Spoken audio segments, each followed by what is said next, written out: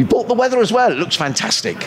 Yeah, it really does, doesn't it? It's pretty much perfect, I think. We can say that. It's pretty much perfect. Barely a cloud in the sky, which is wonderful. Now, the first thing we do every time here at Hove, Ed, is to make sure, because the commentary goes out on the Sussex Cricket Club live stream, which I know is all working well, but also around the ground to people who've got headsets on. I have to say there's a lovely buzz around the ground this morning. And let's just make sure we are going out around on the headsets. Let's see if we can get someone waving to us from the top deck of the Spen Karma Pavilion. Is there anybody waving to us this morning? I can't see anyone waving. Generally, we get my good friend Julian up there who gives us a wave, so maybe he's not got the headset on. I think he might be just coming back to his seat. I don't think I've ever seen interaction quite like this before. Yeah, well, we try to make sure that everything is going out around the ground, so because no one's waving, I'm a little bit worried now that everything is working okay. I think we're going out on the live stream, which is good news.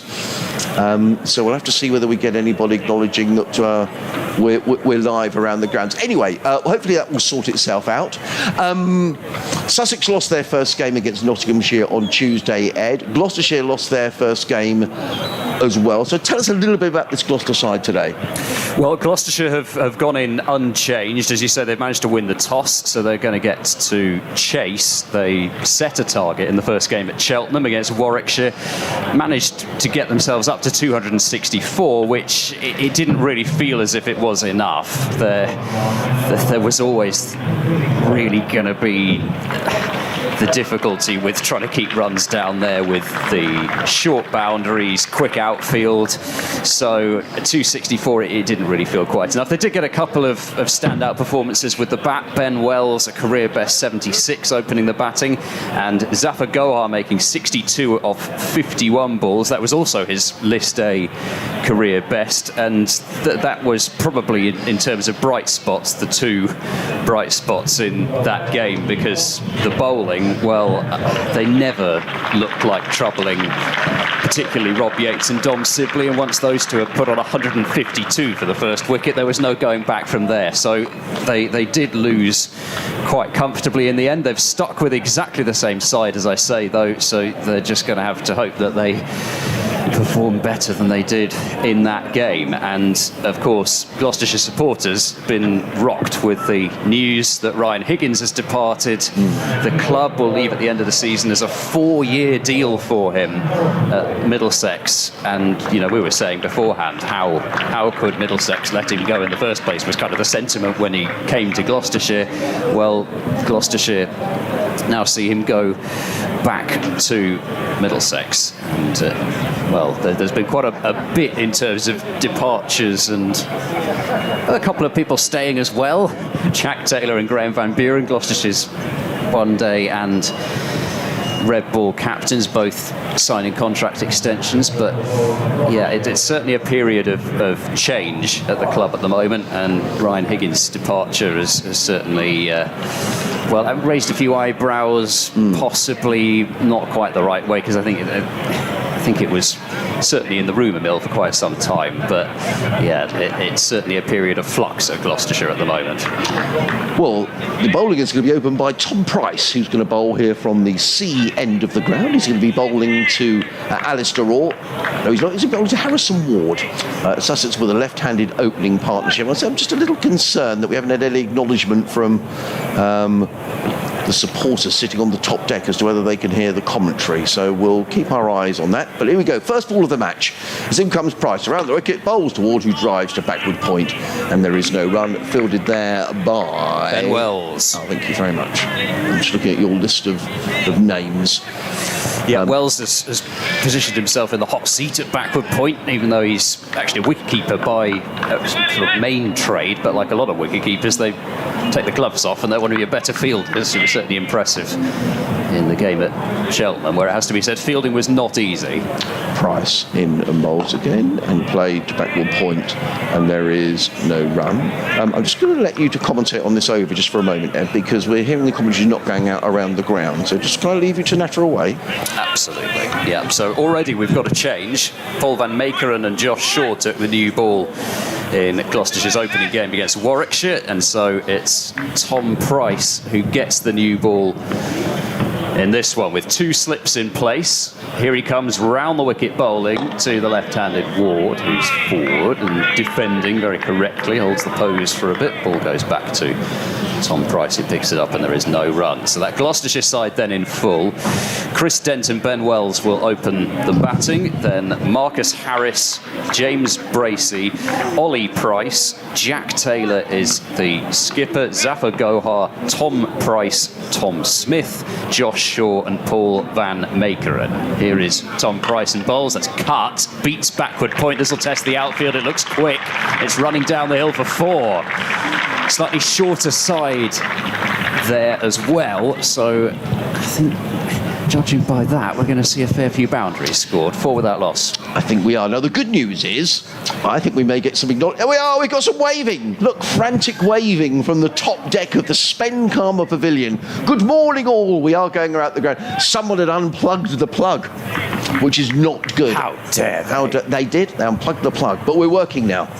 Here's Tom Price in and bowling full and straight, and another forward defence from Harrison Ward, and that's the 5th ball of the over. 4 without loss, so 1 to come from Tom Price. And I said it in the first game, he had taken the new ball a fair bit in the Championship, but didn't get the new ball at Cheltenham, and I think it's possibly as a result of how that new ball spell went, that he is taking the new ball today and drawing a play and a miss out of Ward to complete the over, looking to drive through the covers and missed it, and James Bracey with the take behind the stumps. So a boundary off the first over and 5 dots, and Gloucestershire, having won the toss, decided to bowl 4 without loss, are Sussex. Yes, and a very good morning for those around the ground who missed our introduction. Ed Seaborn from BBC Radio Bristol, BBC Radio Gloucester, alongside myself, Adrian Harms, here in the commentary box on the most beautiful day at Hove. There's barely a cloud in the sky, just a couple of literally look like lumps of cotton wool away to our left-hand side, just sort of away to the northwest of the ground. That's no way to talk about the people in the top of the stand. Yes. there. No. Lumps of cotton wool. Yeah, they'll be enjoying what a wonderful view it is. And actually, the crowd has filled up a little. When we arrived here, I was thinking, what's the crowd going to be like? But actually, it's filled up. What a lovely day to watch cricket. Hello, coming to bowl the next over from the Cromwell Road end is going to be Josh Shaw, who's going to run him down the hill. He's got 2 slips in place. There's a bit of a breeze across the ground. You can see the players' shirts ruffling in the wind. As in comes Shaw, bowls to Alistair Orr, who lets that go outside the off stump, and there is no run. You were saying before we sorted out the technicals around the ground that Gloucester lost their first game, so something that is going to change, Ed, is that someone's going to win here today. Well, exactly, yeah. And I think in terms of Gloucestershire's season, without wishing to sound disrespectful to Sussex, because that's not meant that way, but I think this is a game they've probably got to win, given who they've got left to play. In comes Shaw over the wicket, bowls, or again lets a ball of good length pass by outside on the off stump, taken by keeper Bracey, and there is no run. And in terms of Gloucestershire, I guess much like Sussex, a disappointing county championship season. I guess disappointing T20. There was an amazing win that Gloucester had here earlier on in the summer, but they didn't qualify for the quarterfinals. So this, as with Sussex, the last chance really to get any silver. Well, not really. Definitely the last chance, as it is with Sussex. Exactly. I think that win in the T20 here was probably the high point of the season. In comes Shaw, bowls, or stretches and hammers that one away through backward point. That's a lovely shot by Ali Orr, overpitched by Josh Shaw. And Alistair Orr absolutely belted that away through backward point for 4 runs. And Ed made the observation that the outfield is quick, and it is lightning quick. It looks magnificent, though, I have to say. Even up at Trent Bridge, where I was on Tuesday, we wandered out to the middle for the toss, etc. The outfield at Trent Bridge is not as good as the outfield here at Hove. I'm amazed how green it is as well, because this is by far the greenest outfield I've seen since probably the start of the season. Yeah, it looks magnificent. Shaw again, bowls, and Orr thought about playing there, but at the last minute decided to leave. The ball goes through to the keeper and there is no run. Of course, there's a lot of talk in this part of the world, Ed, about hosepipe bans. I never quite know how that affects cricket grounds. I mean, I don't know whether that's just domestic users or whether it affects not just Sussex Cricket Club but other sports cricket clubs around the county. You've got to think of golf as well. Yeah, absolutely. Of water that needs to be used in order to get the greens in the state that they're supposed to be in. Absolutely. Shaw in and bowls, and Orr is forward to a good length delivery that Shaw fields off his own bowling, and there is no run. So this is power play 1. There are 3 power plays in the 50 over competition. They're split the first 10 overs 10 to 40 and overs 40 to 50. And as the overs progress, you can have more men outside of the 30-yard circle. So for these opening 10 overs, Gloucestershire are only allowed 2 fielders outside of the 30-yard circle. As in comes Shaw and bowls, and Orr is forward to a good length delivery, plays to mid-on. There is no run. Tidy over from Josh Shaw. He just conceded the 1 boundary after 2 overs. The Sussex Sharks are 8 without loss, with Ward and Orr both on 4. The Sussex Sharks, is it the Gloucester anything or? No, they ditched the Gladiators quite a long time ago now. I'm trying to think when it was. I mean, it's got to be about 10 years, something like that, maybe even longer than that. I forget exactly when they got rid of it, but yes, when things first came in, they were the Gloucestershire Gladiators, but I think they were among the first to rid themselves of the nickname. And I think I'm right in saying that nearly all the teams in the North group of the T20 do have nicknames, but the majority in the South don't. Price, Tom, that is, bowling the 3rd over, and Ward drives to wide mid-off. Good stop by Jack Taylor at mid-off. And it's just the single, 9 for no wicket, so we have the first change of strike of the innings. Ward up to 5. So yeah, like you say, this competition, Gloucestershire's last chance for success this season, and they did make the knockout stages of this competition last year, albeit via a slightly circuitous route in terms of points per game, because they had one of their matches cancelled against Middlesex due to COVID. Here's Tom Price continuing round the wicket and bowling, and a drive from Orr, which goes down towards a wide 3rd man, and another single can be added. So 10 without loss, and both batters on 5. So Gloucestershire last year managed to qualify despite losing their first 2 games, but I don't think that you can really afford to do that this year. I mean, again, actually, both those games were at home as well. So you thought, lose your opening 2 games at Bristol, there's no chance of qualifying. Price bowls, a drive from Ward, bat face just shut a little bit there. You can see rehearsing. Well, you can't see, but anyway, some people can see. He rehearsed the shot through extra cover, but the bat face just shut on him, and it went straight back to the bowler. So there is no run. And actually, this game last year, Gloucestershire did win. It was a really good game. Extraordinary game, wasn't it? Interrupted by rain. We just played 42 overs aside. Tom Price is in and bowling. That one just hints to come back a little bit towards Ward, but Ward manages to negotiate it, defends it to Marcus Harris at mid-on, and there is no run. Gloucestershire made 218 for 8, and Sussex were about up for 214, and very nearly got over the line. But Archie Lenham, I remember, made 15, and then came back for a second run. And had he not done that, I mean, he's very young, Archie, and it wasn't his fault. He batted beautifully, but Sussex very nearly got over. They were 141 for 8 at one stage. In comes Price, ball short. That's been pulled mightily over wide mid-on. 2 bounces and over the rope for 4 in no time at all. So Tom Price trying, I suppose, the surprise bumper, but certainly Harrison Ward was not surprised by it, and it's 14 without loss. Yeah, Sussex 141 for 8, then a partnership of 62 between Ollie Carter, who made 59, and Archie Lenham. Very nearly got Sussex over the line. It was a super game, it really was. Sussex eventually losing by 4 runs.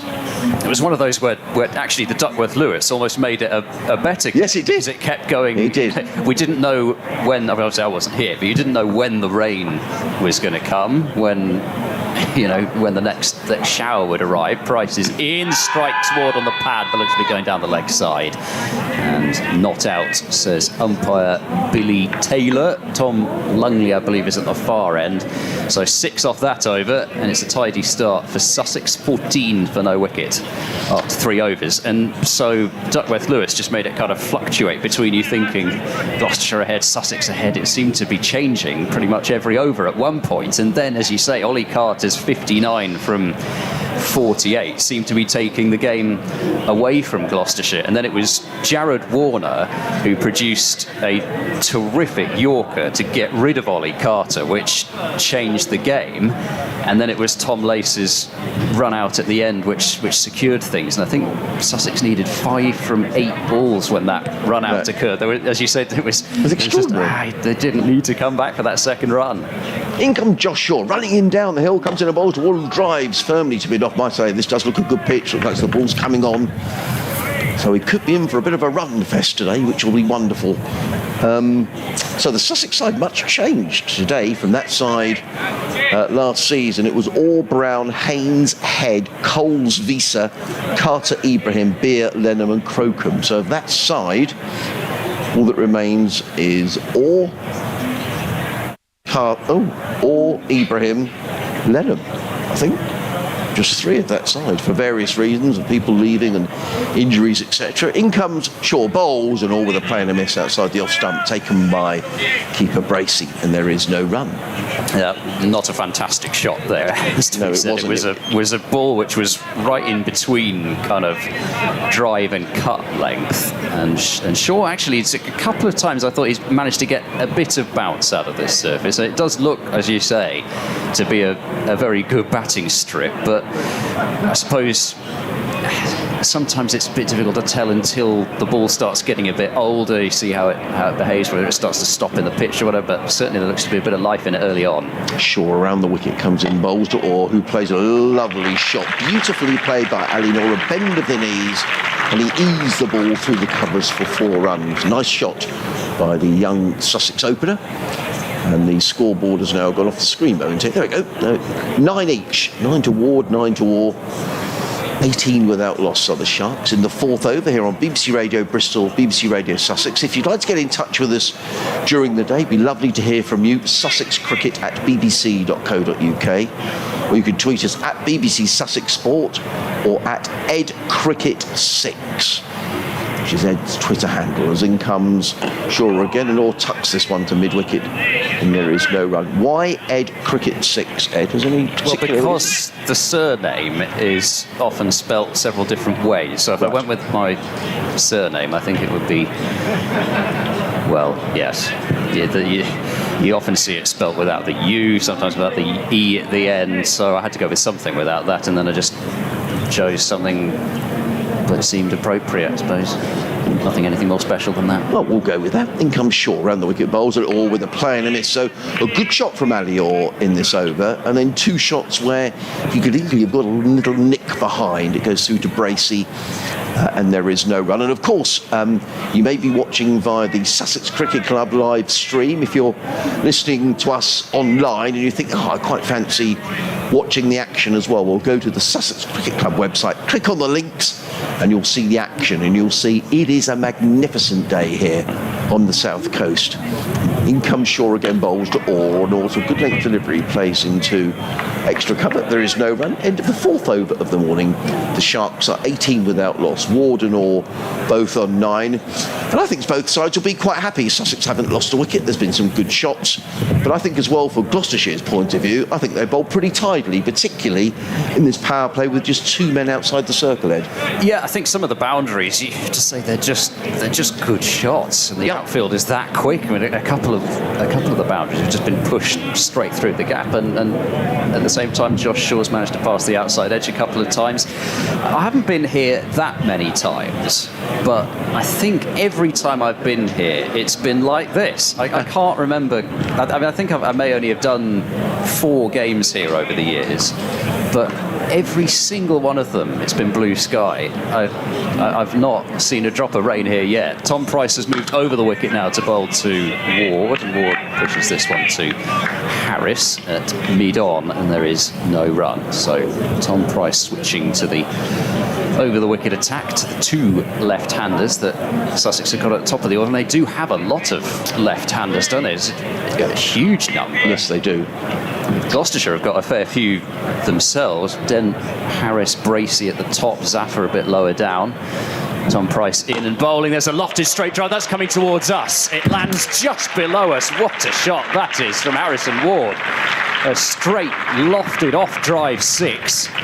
And Jack Taylor's having to do a slightly awkward manoeuvre over the boundary boards to go and pick it up. 24 without loss. Yeah, lovely shot. And you'll hear Jack Taylor. He's down below us, retrieving the ball for some sort of stones and stuff down below us, but he's retrieved now. Harrison Ward got off to a good start at Nottinghamshire. He hit 16 off the first over from Zach Chappell.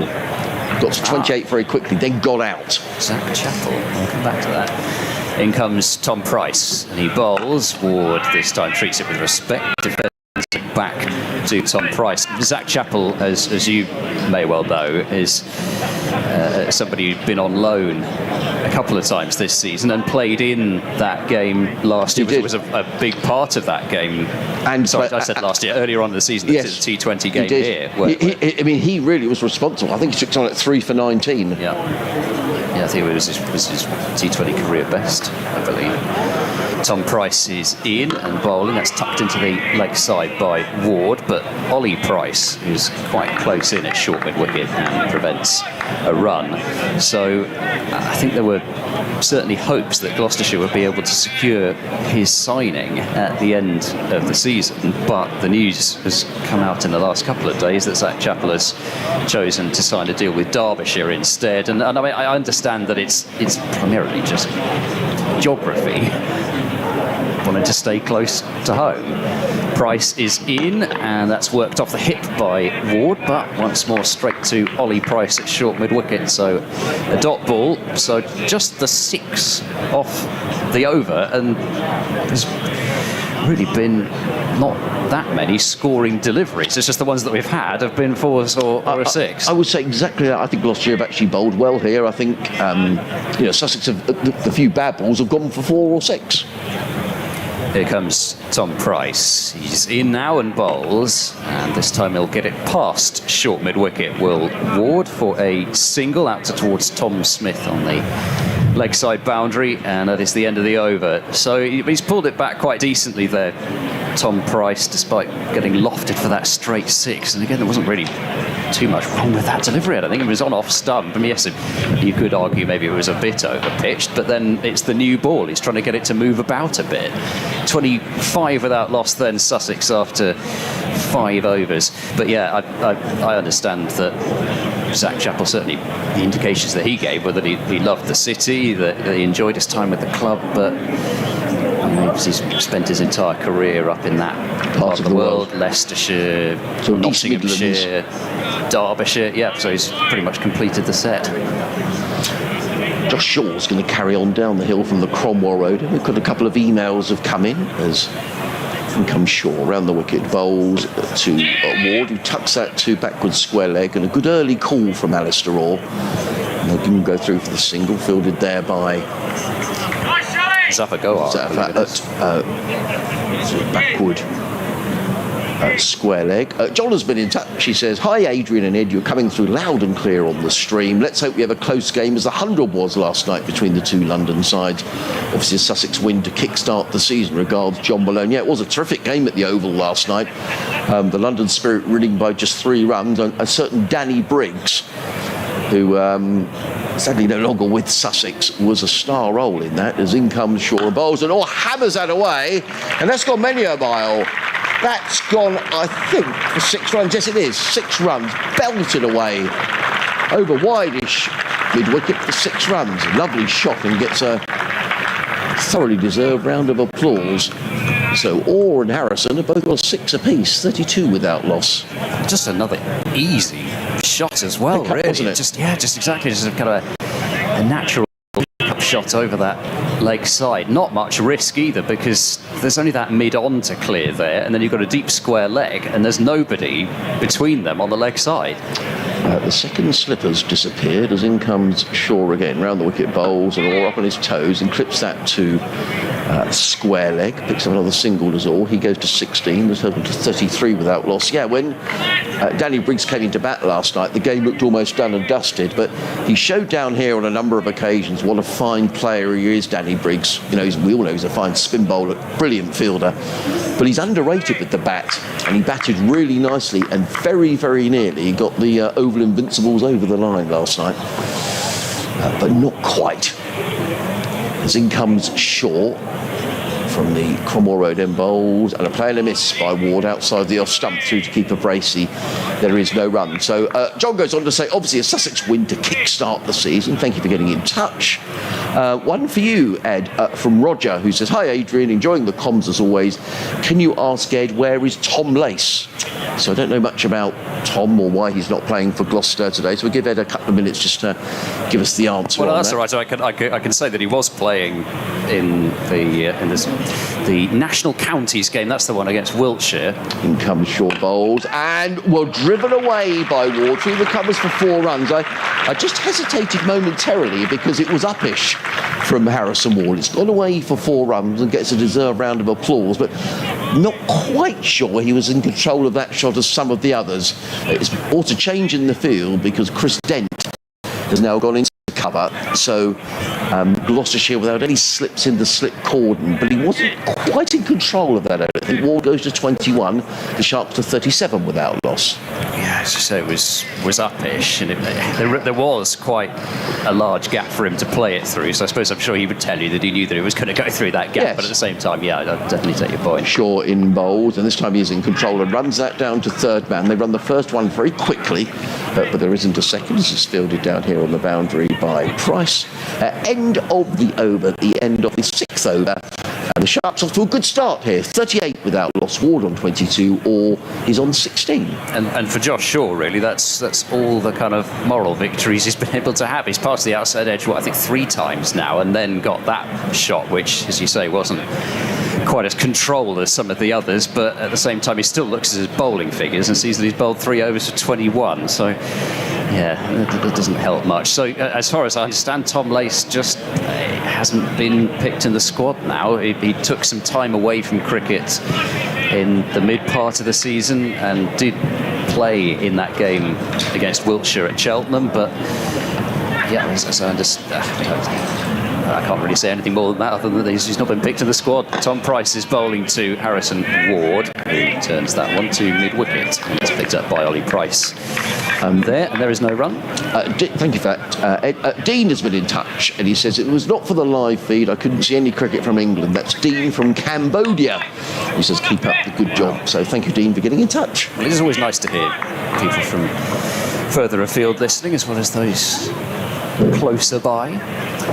In comes Tom Price. He's there now and bowls, and that's a flashing drive and a miss from Harrison Ward. We've certainly seen our fair share of playing and missing, as well as beautiful shots. So I still don't know exactly what to make of this so far. It looks to be a great pitch when they play their shots and execute them, but at the same time there just seems to be the odd bit out there that's causing him to miss a few of these. In comes Tom Price. He's in and bowls. That one maybe stays down a touch. It kept a bit low, didn't it? Ward pushed it into the cover. So if that starts happening, then you'd think we're definitely not looking at the sort of 320 plus type score that it looks as if we're probably getting at this point. And that's actually what happened in the T20 match here as well, isn't it? I can remember quite a few deliveries staying down a bit like that on that night. Here is Price. He's there, bowls a bit wider of the crease. It's hit in the air over the top of mid. Off 1 bounce and 4. Look out in the hospitality area away to our right. And off the bat, I didn't think he quite got that, but got plenty enough to get it over the head of Jack Taylor. And then it fizzed on the bounce into the punters away to our right, who've actually it's not T20 night, so they haven't all got beers, but there's a fair few that have. Beverages are in danger. There, 42 for no wicket. Harrison Ward is up to 26. Tom Price bowls. That's hit way up here. That's a huge hit. That's over us. Wow. Huge 6 over long off. And that'd be in danger of landing in somebody's balcony behind us. Extraordinary strike from Ward. A monstrous 6.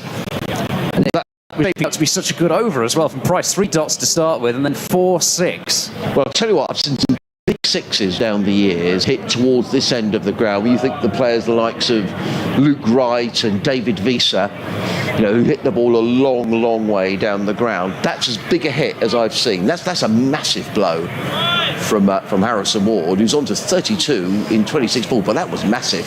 Tom Price actually said to Harrison Ward after the previous ball, or effectively by bowling the next delivery, it was, well, you can't do that again. And he did. Not only did he do it again, but he hit it about twice as far.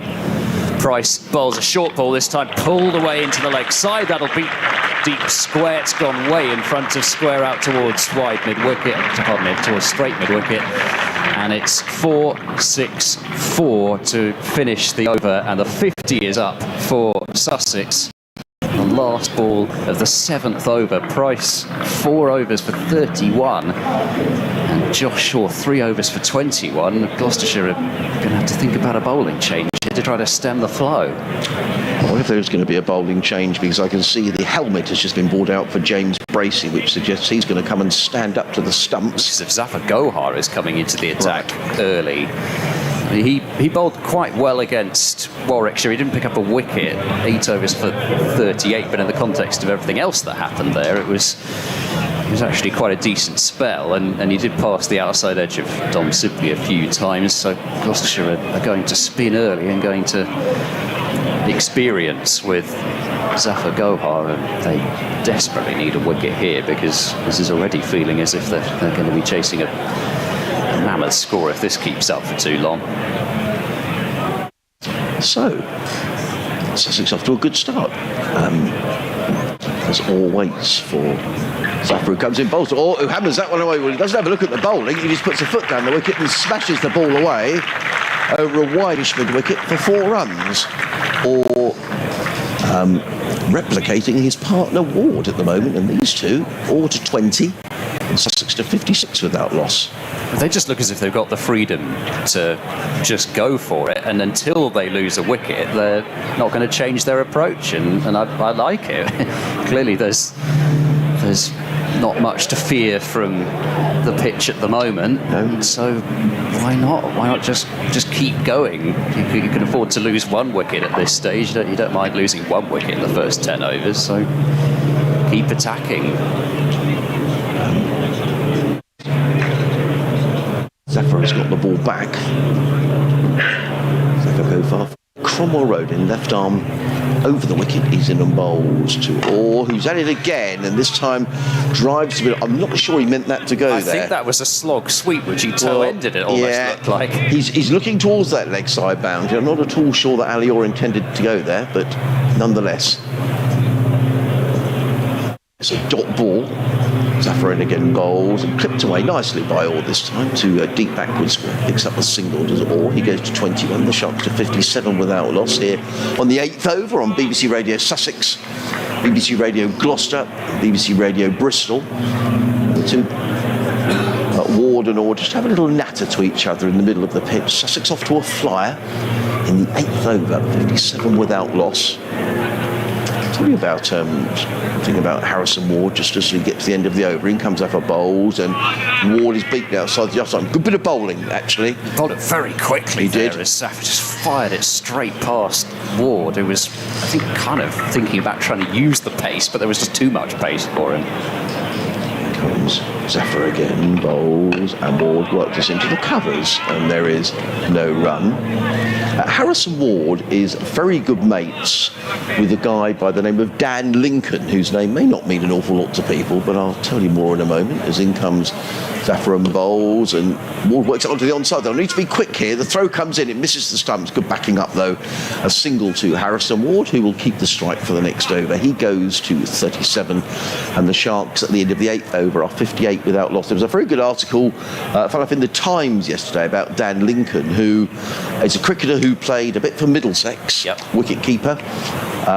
Very good bat. He made 130 odd for one of the minor counties. Yes, it was in a win over Middlesex. I think it was Berkshire. Yes, but I think it was. And Dan Lincoln is a great mate of Harrison Ward. They played last season, at the end of the season, in this European T10. Out in Spain. Yes, right. And they're going again this year.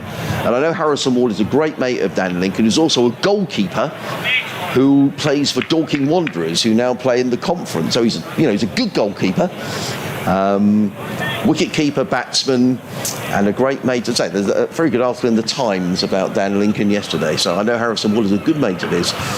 Anyway, 58 without loss. And we've got a double change with Van Meekeren into the attack. That's pulled up in the air. Should be a wicket first ball if they can decide who's going to take the catch. And Ollie Price takes it in the end right in front of Marcus Harris. So Van Meekeren, who bowled 4.4 overs for 55 against Warwickshire, has come on and taken a wicket first ball.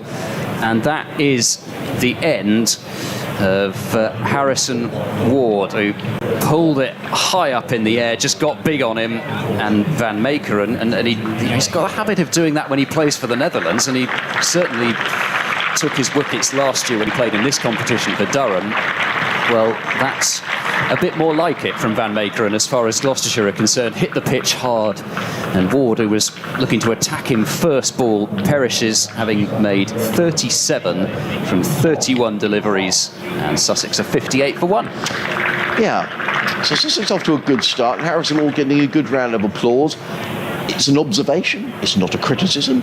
I just thought, having got himself in, wonder whether you just have a little look at the new bowler. Do you think, well, just have a couple of balls, have a little look? I mean, I don't know. Sussex off to a good start. That would be my only thought. He's played beautifully well. He's a couple of massive sixes. He looks in great touch. I think he'll be annoyed with himself getting out.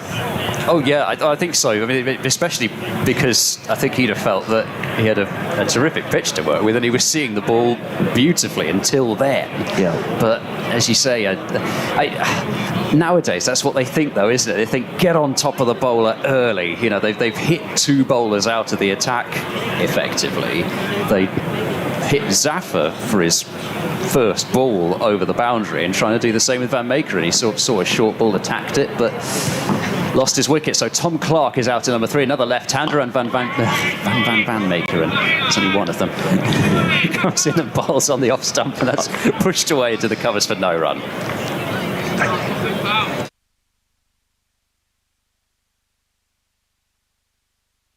It is glorious here at Hove, Sarah. Sussex are batting first. Actually, they lost the toss, and Gloucestershire elected to bowl. They may wish they hadn't, because Sussex off to an absolute flyer. They're 58 for 1. We're in the 9th over. Alistair Orr is on 21. Tom Clark yet to score, but Harrison Ward was in terrific touch, belting the ball all around the ground. However, he's just been caught for 38. So the Sharks are 58 for 1 in the 9th over. In fact, he made 37, not 38. Oh well, Freudian slip. They don't know. No, they don't. No, they don't. Unfortunately, I also didn't hear that coming. So you're going to have to give me a punch or something when there's a. It's only once an hour. There's an update coming. Here comes Van Meekeren over the wicket and bowling, and that's an inside edge into the leg side from Clark. It'll be fielded at mid-wicket for no run. The only danger with that wicket, as I say, was that the two fielders were going to fall over each other trying to take the catch, because it was obviously one of those where both called for it, maybe even at the same time. And Ollie Price ended up taking it because he's much taller than Marcus Harris, but Harris wasn't best pleased with the fact that Ollie Price took that catch, because it very much in terms of the position on the field, it probably was Marcus Harris's catch at mid-on. Van Meekeren bowls a short ball. It's been not particularly well timed. It's past short mid-wicket, and they're going to get 2 runs for this. But I mean, he tried to keep it down, Tom Clark, and that is certainly to his advantage versus Harrison Ward trying to hit it in the air and just beat the dive of Dent at short mid-wicket. And so he's off the mark for the 2, and it's 60 for 1. In terms of the Sussex batting order, 5 of the top 6 will be left-handers. Cheshire Pujara will be the only right-hander, yeah.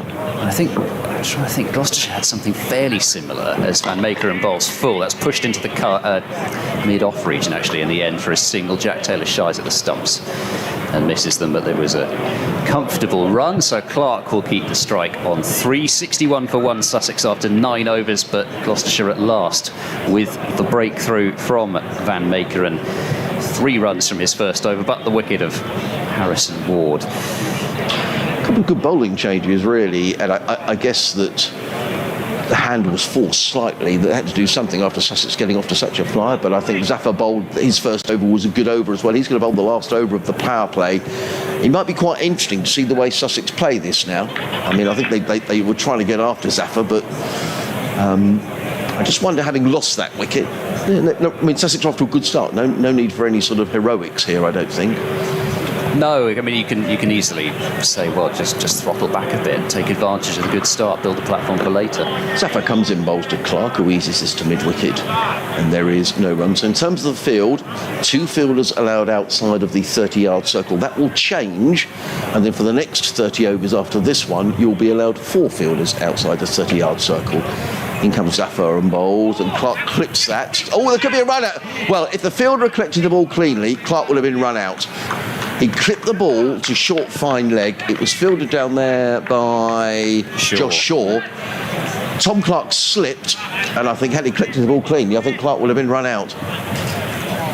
Zafar in again, bowls to Clark, who drives to backward point. This time they do go through for a single.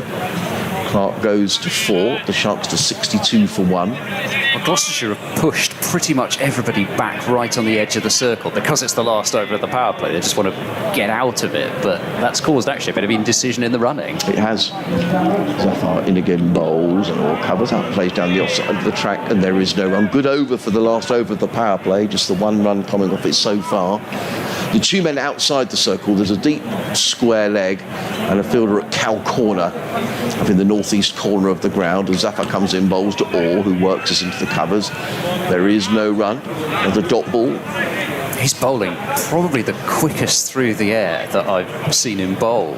Zafar is absolute darts these he's sending down.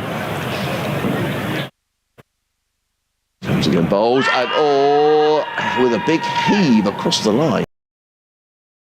The pad.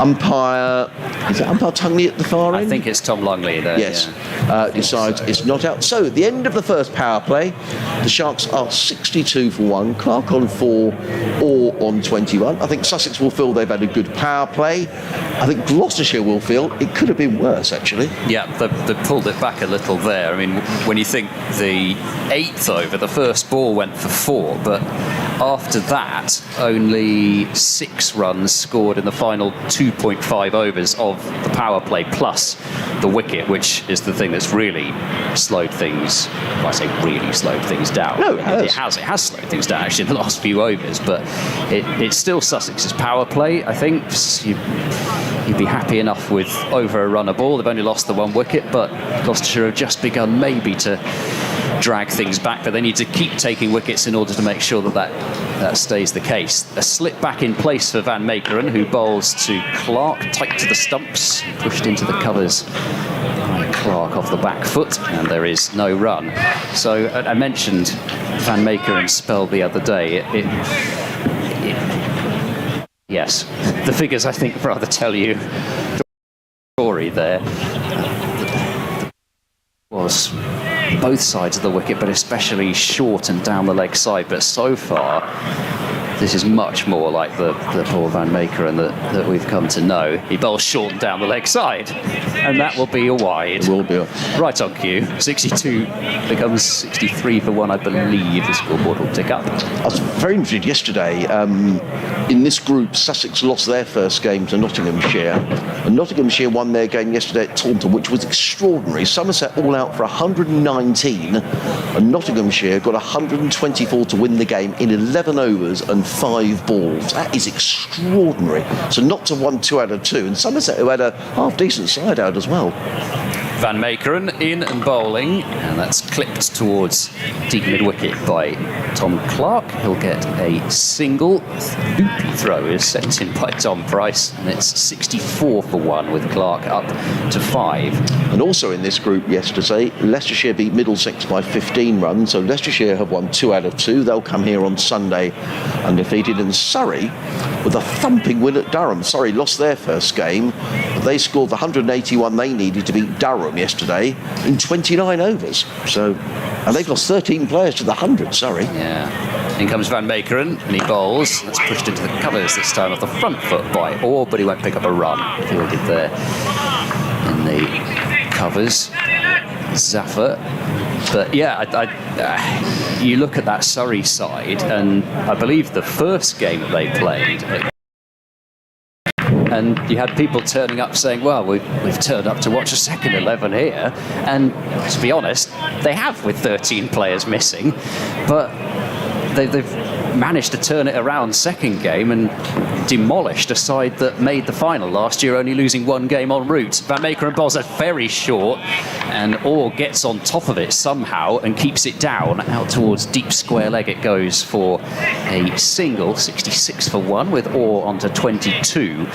But that ball was head height. So got to be careful going after that, and he's got the field set for it now, Van Meekeren, because they can have extra fielders outside the circle. You've got to have 5 inside for the next 30 overs after the 10 over mark. But Gloucestershire at the moment have got 6 with a slip as well, as Van Meekeren bowls inside edge onto pad from Clark. The ball doesn't go very far at all for a moment. I thought that may have been just dribbling backwards, but actually it stayed still after hitting the pad. But he's got the deep square leg and a long leg out for that short ball, and he's already picked up 1 wicket with it, so really feeling as if he can test the middle of that surface out. But I suppose now he probably can't, because he's used up his 1 for the over with that rising bouncer earlier on. Last ball of the 11th over, Van Meekeren bowls. It's back of a length and cut to Zaffer at cover, and that's the end of another tidy over despite the wide. Just 3 runs from it, and 65 for 1 Sussex after 11 overs.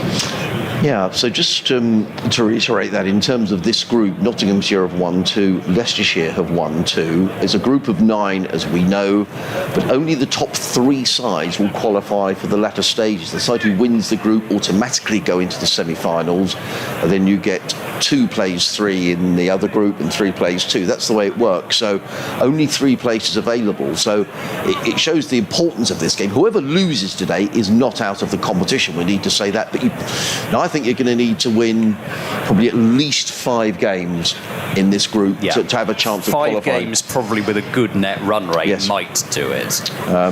Because the weather looks like it's set fair everywhere pretty much for the next week or so. So whereas last year we had a lot of rain interruptions, this year not the case, thankfully. These sides, of course, both lost their opening game. In comes Zaffer and bowls, and Orr tucked to mid-wicket, and there is no run. Clark was looking for a single, but it really wasn't there. And you were saying, Ed, about players moving around. You were talking about Ryan Higgins going back to Middlesex, that Benny Howell is going to Hampshire, as in comes Zaffer bowls, and this time Moore finds the gap on the leg side and picks up a single. So it's that time of year. The total goes to 66 for 1. And I noticed as well last week up at Notts that Joey Everson, who is a fine young player for Nottinghamshire, he made 100 here, batting at number 9 in the opening game of the season. Zafar is in, bowls to Clark, who plays this along the floor to long on, picks up his 6th run. The Sharks go to 67 for 1.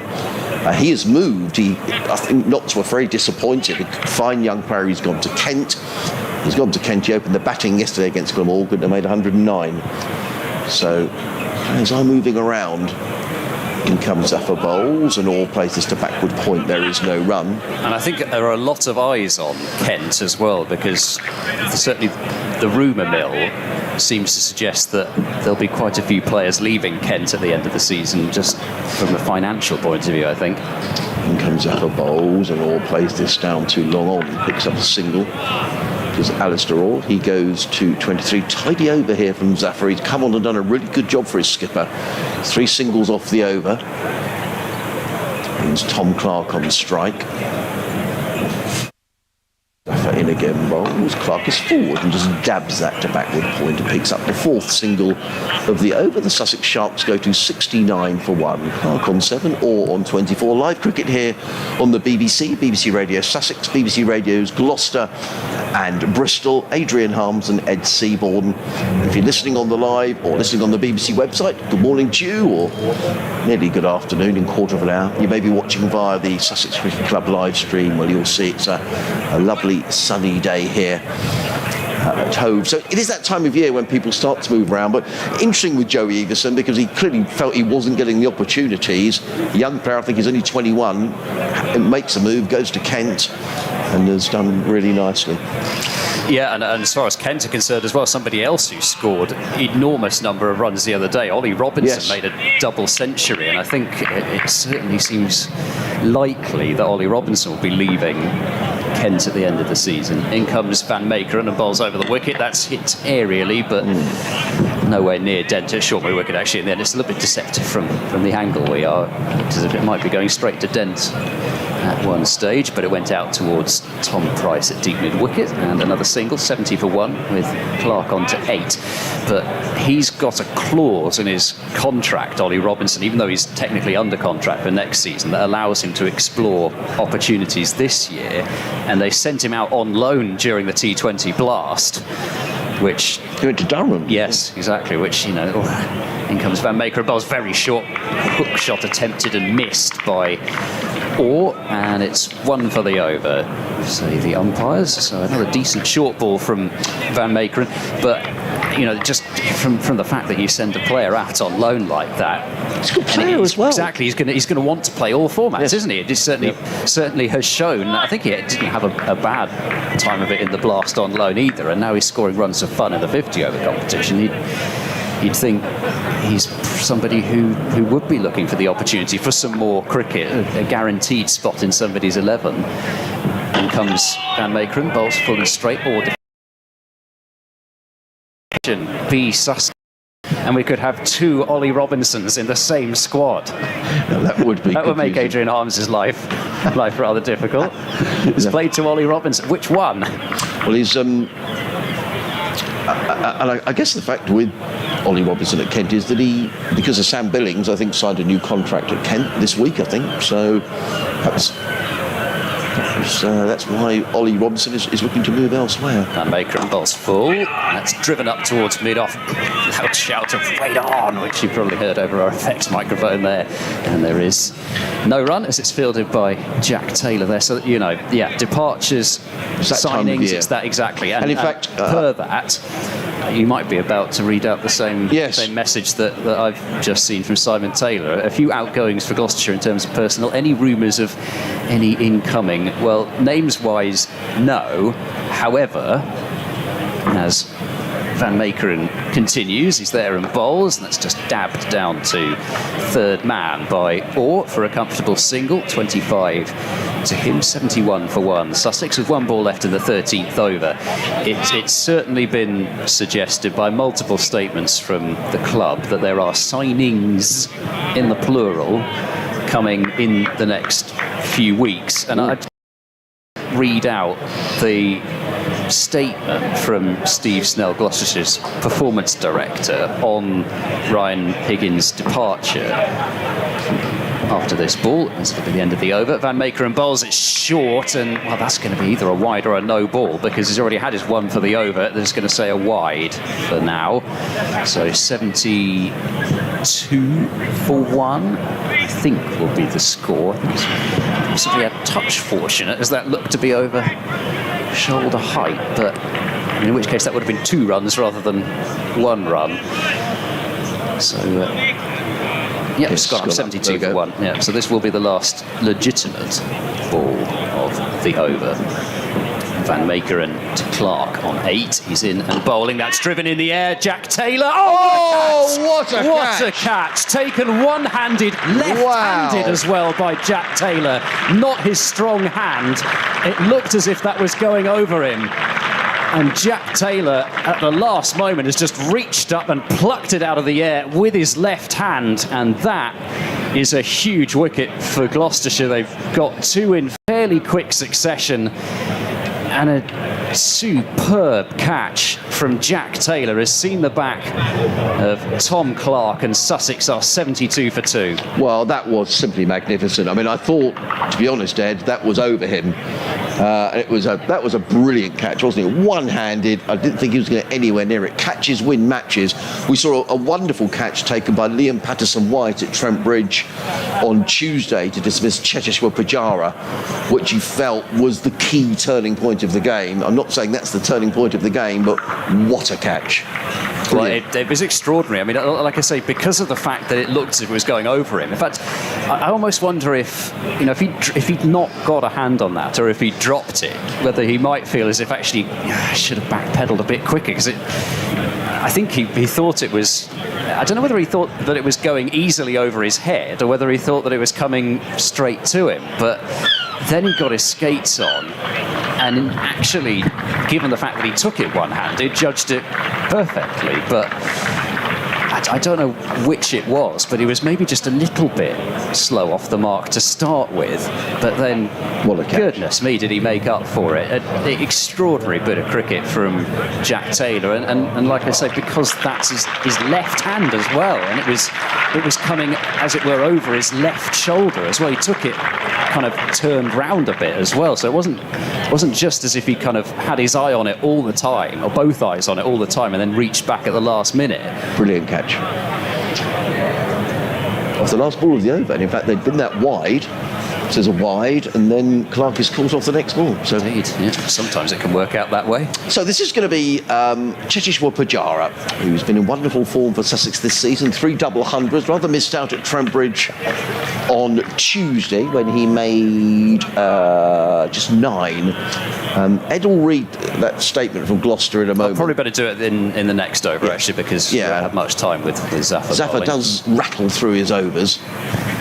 Comes in over the wicket and bowls to Orr, who's forward and plays that down the ground and picks up a single down to long on. Orr goes to 26 and Sussex to 73 for 2. Orr's wicket now becomes quite important as the set batter, and they don't want to have 2 new ones out there at the same time, even if one of them is of the quality of Pujara and experience as well, which is something that's so often missing in this competition. 105 List A matches and an average of 53 2/3. He might not be a stereotypical white ball player these days, but he scores his runs. He does. And they put a slip in place, which is interesting. Just they brought the fielder up from long off. In fact, Gloucestershire with 7 men inside the circle.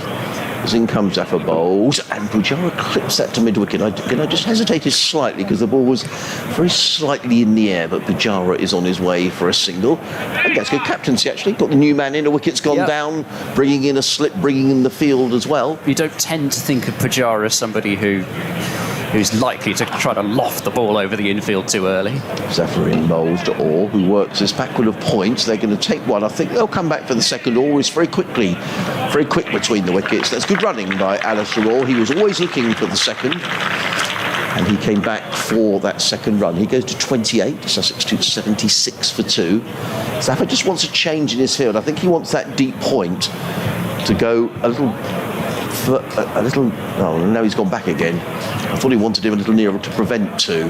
Zaffa in again, and all works this again through the covers. Now, on this occasion, I don't think there will be two. Who's that fielding out there? Tom Price. Right, good bit of fielding. Round quickly, prevented the second, or to 29. Sussex to 77 for two in the 14th of the 50 overs. I wondered if he was moving it a bit finer, and then he bowled a slower ball, actually went in front of square. Zaffa bowls to Bajara, who lets that go outside the off stump, and there is no run. He's done a good job here as Zaffa coming into the attack when Gloucestershire needed somebody to stem the runs, and he's done exactly that.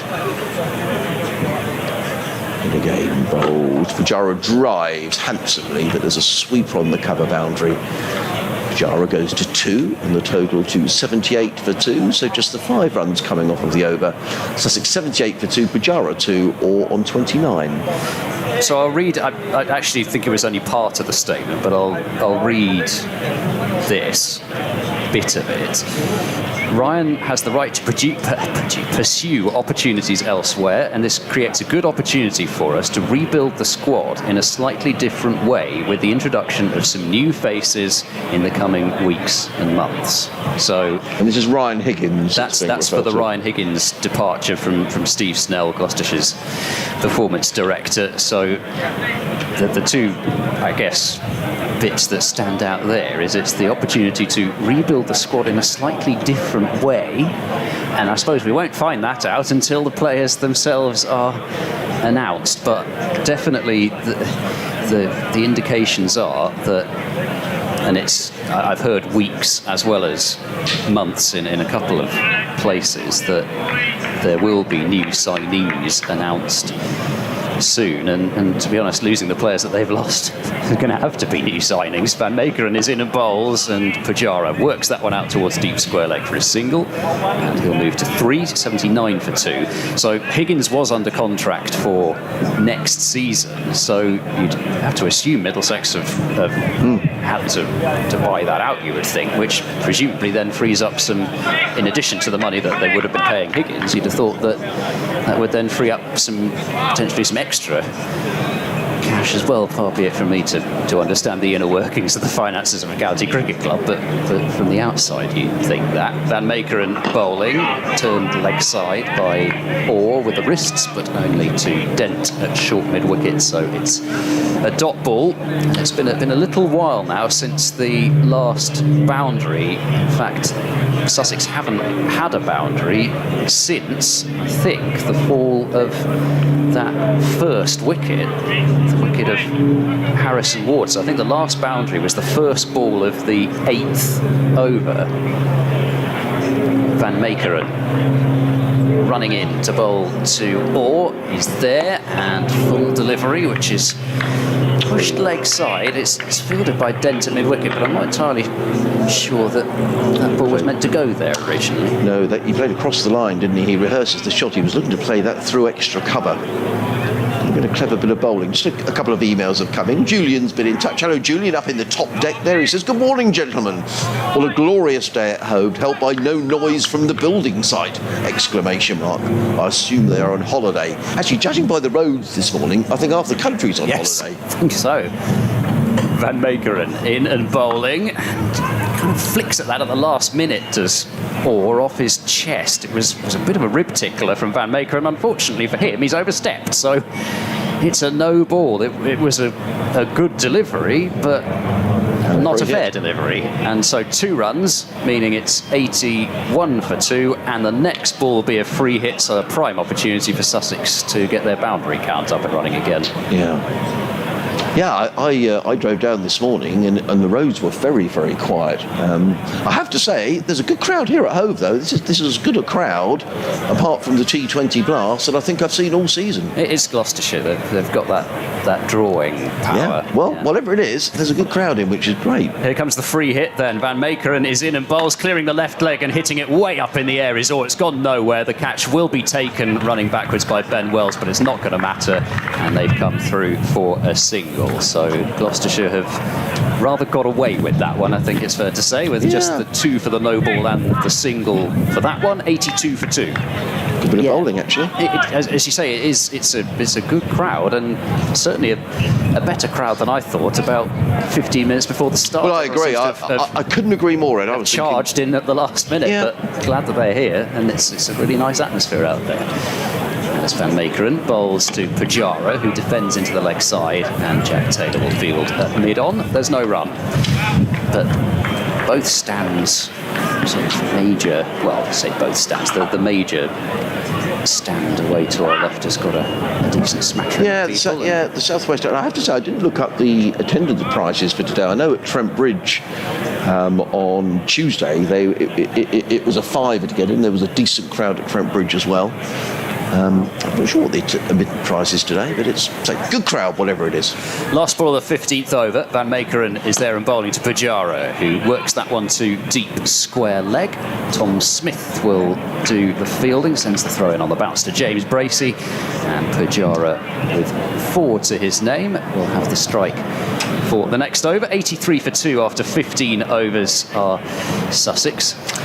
Talk of Nottinghamshire, Andy Easom has been in touch. Hello, Andy. He says, hiya from Long Eaton near Nottingham. The England Lions squad has been announced. I'm very pleased to see Liam Patterson-White get the call for the first time. Now, fine cricketer Liam Patterson-White, who scored 60-odd at Trent Bridge on Tuesday.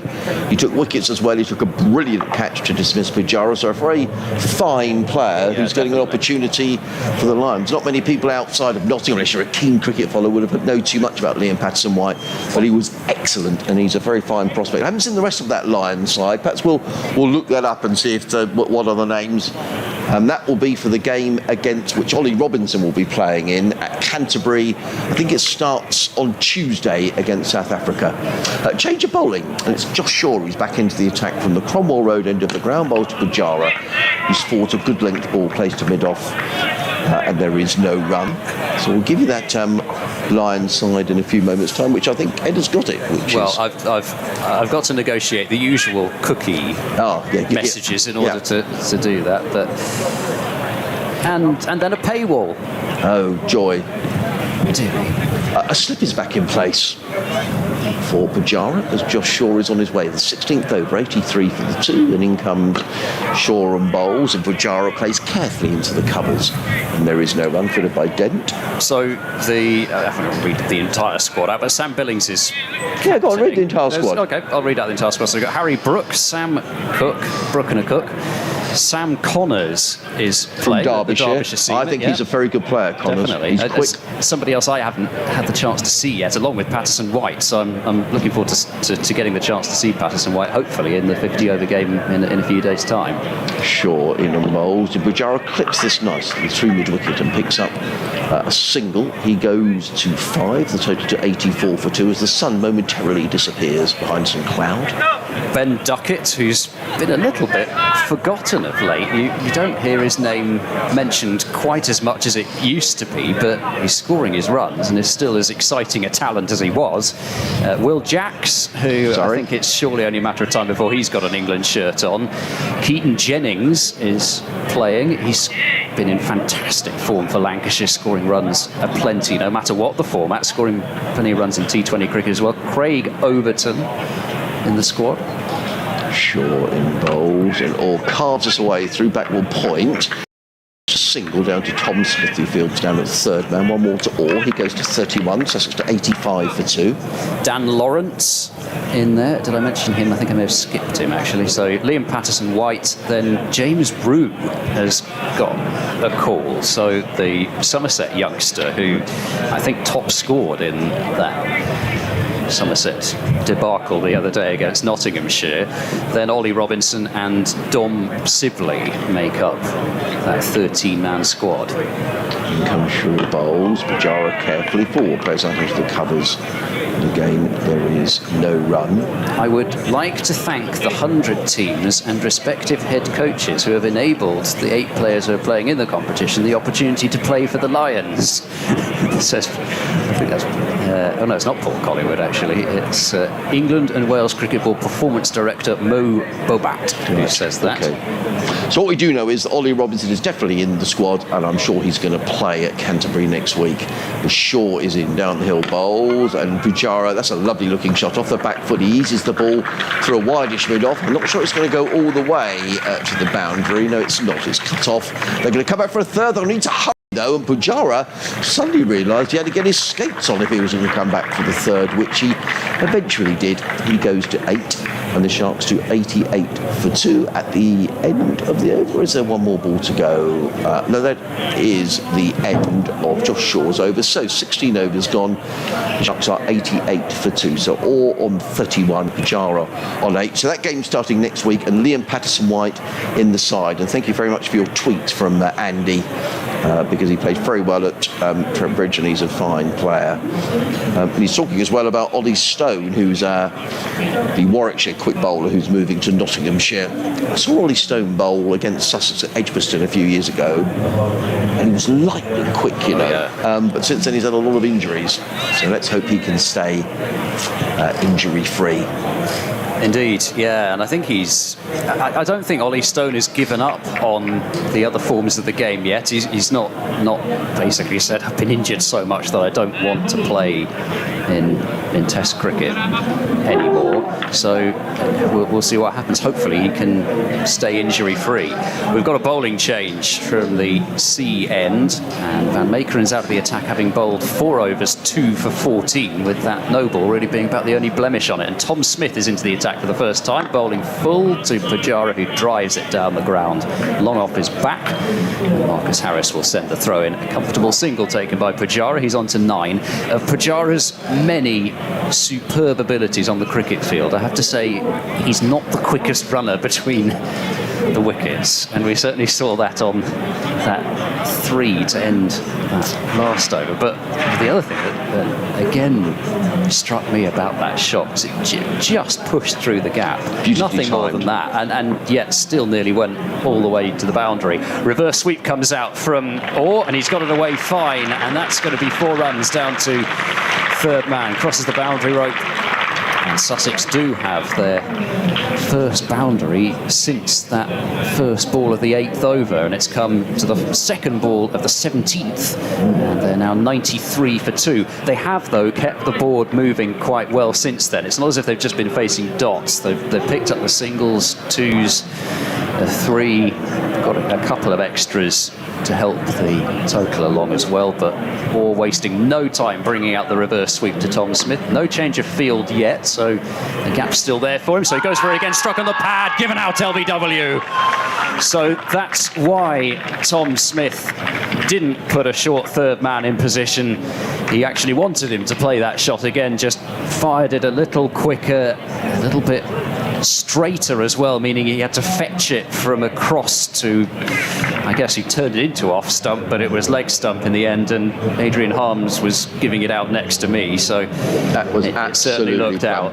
It was he's so disappointed, Ali Orr. He was a very likeable young man, is Ali Orr, whose batting has come on tremendously this season, but he will be furious with himself because he's hit the first ball for 4.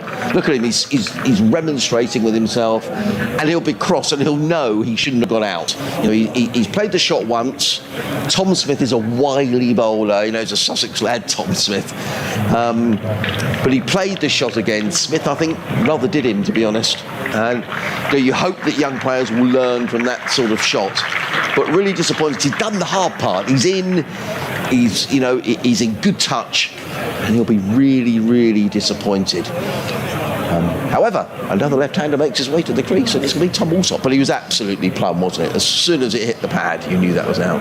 Yeah, and I think, as you say, he's kind of been outdone by experience there, because, you know, I said that the field hadn't been changed, which, you know, Tom Smith is going to know after that first shot what the plan's going to be. He's quite happy to leave really only a backward point behind square on the offside and say, go on, you try doing that again. But he knows exactly where to bowl it and how to bowl it to make that reverse sweep as tricky as possible. And the trap was set really for Orr, and he fell right into it. So Alsop to the crease, and Alsop, who scored runs against Gloucestershire in the T20 and looked to be taking the game away from them. There were 118 for 2 in that game were Sussex after 13 and a half overs. They did 28 from 39 balls as Smith bowls to Alsop, used to the feet, clipped to short mid-wicket. It's half stopped by Dent. They're going to come through on the misfield, and now the ball gets away from Bracey, but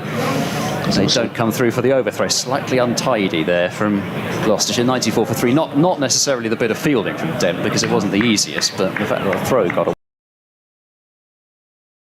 come through. The old adage is never run on a misfield, is it? And I thought for a minute there was a bit of yes-knowing as well between Alsop and Pujara, and then Pujara wanted another single because Bracey didn't collect the ball cleanly, so calm down, everyone. 94 for 3. Alsop off the mark for that single. Pujara facing up to Smith, and Pujara just pushes that one back to the bowler. Smith, who fields and then rubs his left hand in the dust at the end of the pitch. Bit of grip. And last ball of the over, 17th over. Smith in, and Pujara calmly, as you suggested, just defends into the covers, and it's picked up by Chris Dent. 17 gone then, and Sussex 94 for 3 with Pujara on 9, Alsop on 1. The run rate's still good. It's still well over 5.5 and over. That's not too much of a concern at this point, but Sussex can't really afford to lose another wicket quickly now. Well, I would say this partnership is absolutely key for Sussex now, because still batting to come in the shape of Delray Rawlins and Daniel Ibrahim. But then you're down to the bowlers. I mean, Robinson can bat, Lennon can bat, Carvelis can bat. Sean Hunt doesn't get much opportunity to bat, to be honest. But I would just say, in terms of building a big score, this is absolutely crucial for Sussex. And Tom Alsop batted beautifully at Trent Bridge. He made 75. And for me, so far this season, Tom Alsop has been Sussex's player of the season. Came here on loan initially. It's now a permanent signing, and he has been excellent for Sussex. He kept wicket as well at Trent Bridge. He'll keep wicket here as well in this game. But he's played well in all formats of the game, and he's been a really, really very good signing for Sussex. So, but a really important partnership between these two. Just a couple of other emails that have come in. Martin Mahoney from sunny High Wycombe. Currently listening surreptitiously, he says, in the office, and feeling very jealous of the crowd at Hove on a glorious day. I'm old enough to remember the summer of '76, and some of the pictures are beginning to resemble those of that summer. As always, loving the commentary, good wishes for the rest of the season, and just think the FA Cup starts tonight. Does it? Crumbs, I know the Premier League does. In comes Shaw, bowls to Alsop, who drives through backward point, picks up a single, and that's all they'll pick up as Alsop goes to 2, with a total to 95 for 3. Thank you, Martin. Which division of the FA Cup are Sussex in? Now. I think, that must be sort of qualifying rounds or something, I'd imagine, Martin. I don't know. But actually, you talk about 76, and so when you drive around, the county now, you see all these cricket grounds, and there's just this oasis of green in the middle, and all the outfields are completely, bare and brown. And I do remember 76 miles, and I'm old enough to remember that. In comes Shaw down the hill, bowls to Pujara. Pujara covers up, plays into the offside, and there is no run.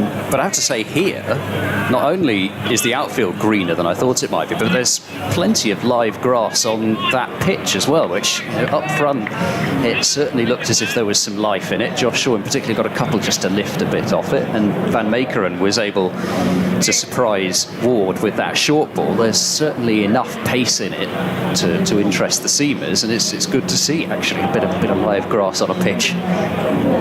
Shaw in bowls. Pujara, I thought for a moment had been bowled. He went slightly across the line to mid-on, and there is no run. And a huge amount of credit to Ben Gibson and his team here at Hove, because the outfield looks magnificent, and particularly because since I was here last, there was a concert here, a Michael Bublé concert. And they'll be delighted that ruiner of outfields around the ground. And they'll be delighted that it stayed dry. A couple of years ago, I forget who the concert was, and it was very muddy and wet, but they've done a wonderful job. As in comes Shaw, bowls pulled by Pujara in front of square. He had to reach for that a little. They've taken the single. Pujara picks up a single. He goes to 10. two aeroplanes way to our right-hand side. I thought they were quite close to each other for a moment's time. Either way. Yeah. Really close. Well, perhaps the eyes deceived us slightly, but anyway. Perhaps the ICAS kicked in. I think that's what it's called. No, TCAS. Really? Traffic Collision Avoidance System. I just suddenly caught my eye away to my right-hand side. There seem to be two planes. They seem to be heading towards each other, but from this distance, you'll probably find that they're a mile apart or something. Either way, we might read about that. You never know. Slip in place for Allsop. Shaw is racing down the hill from the Cromwell Road in Bowls, and Allsop drives he's just a lovely player to watch back, Tom Allsop. It's just a beautiful cover drive. He picks up a single and goes to 3 in the total to 97 for 3. So I do have other hobbies other than aviation. Right. Yeah. Was it just me, or did they look close? They certainly did look close. After I missed the near miss, as it were, but yes, they certainly seem to be on similar lines after they passed each other. 3-1 off the over so far. In comes Shaw, bowls, Pujara leans forward, plays it into the offside. End of the over. 97 for 3 at the end of the 18th over. Pujara on 10, Allsop is on 3. I know you've got your computer up in front of you, Ed. So 18 overs gone. What was Sussex after? When Ward was out, it was 58, and that was in the eighth over. I thought the 9th over, actually. I think. Right. So it just goes to show. I think Gloucestershire have done well here. I think Gloucestershire will be the happier of the two sides at the moment, having picked up those 3 wickets, because Sussex were off to an absolute flyer. I think that 3rd wicket is the one that makes the difference, isn't it? If it were 2 down, you'd say, well, run rate's still good, honours fairly even, but I think the 3rd wicket, it just means these two are going to, you'd think, have to play it more cautiously than they'd like. Smith starting a new over, down the pitch comes Allsop, just a couple of steps, works this one to long on for a single, 73. Uses his feet, Tom Allsop, to the spinners. He's very keen to get down the track, not let the spinners dominate him, and he's played spin really well. I've just been immensely impressed by Tom Allsop. Smith round the wicket to Pujara. Pujara just dabs that and runs into the covers. Nothing that Ben Wells could do about that from backward point. Just a well-judged shot from Pujara. He barely hit it, but knew exactly where he was pushing it. Yeah, 99 for 3 then, with Pujara onto 11. Spent a lovely 4 days at Cheltenham with Andrew Rout as a fellow aviation geek, as Smith bowls on the pads of Allsop, who works that one to mid-wicket. And that's the 100 up for Sussex with that single. Allsop moves on to 5. Halfway through the 19th over, a ripple of applause goes up around Hove for that milestone for Sussex. So singles off every ball this over so far. The breeze just getting up a bit. Look at the flags. Yeah. Shirts and trousers flapping out there as Pujara cuts this one out towards deep extra cover. They should be thinking about 2 here. It should be pretty comfortable, actually. Tom Price very much at deep cover rather than deep extra.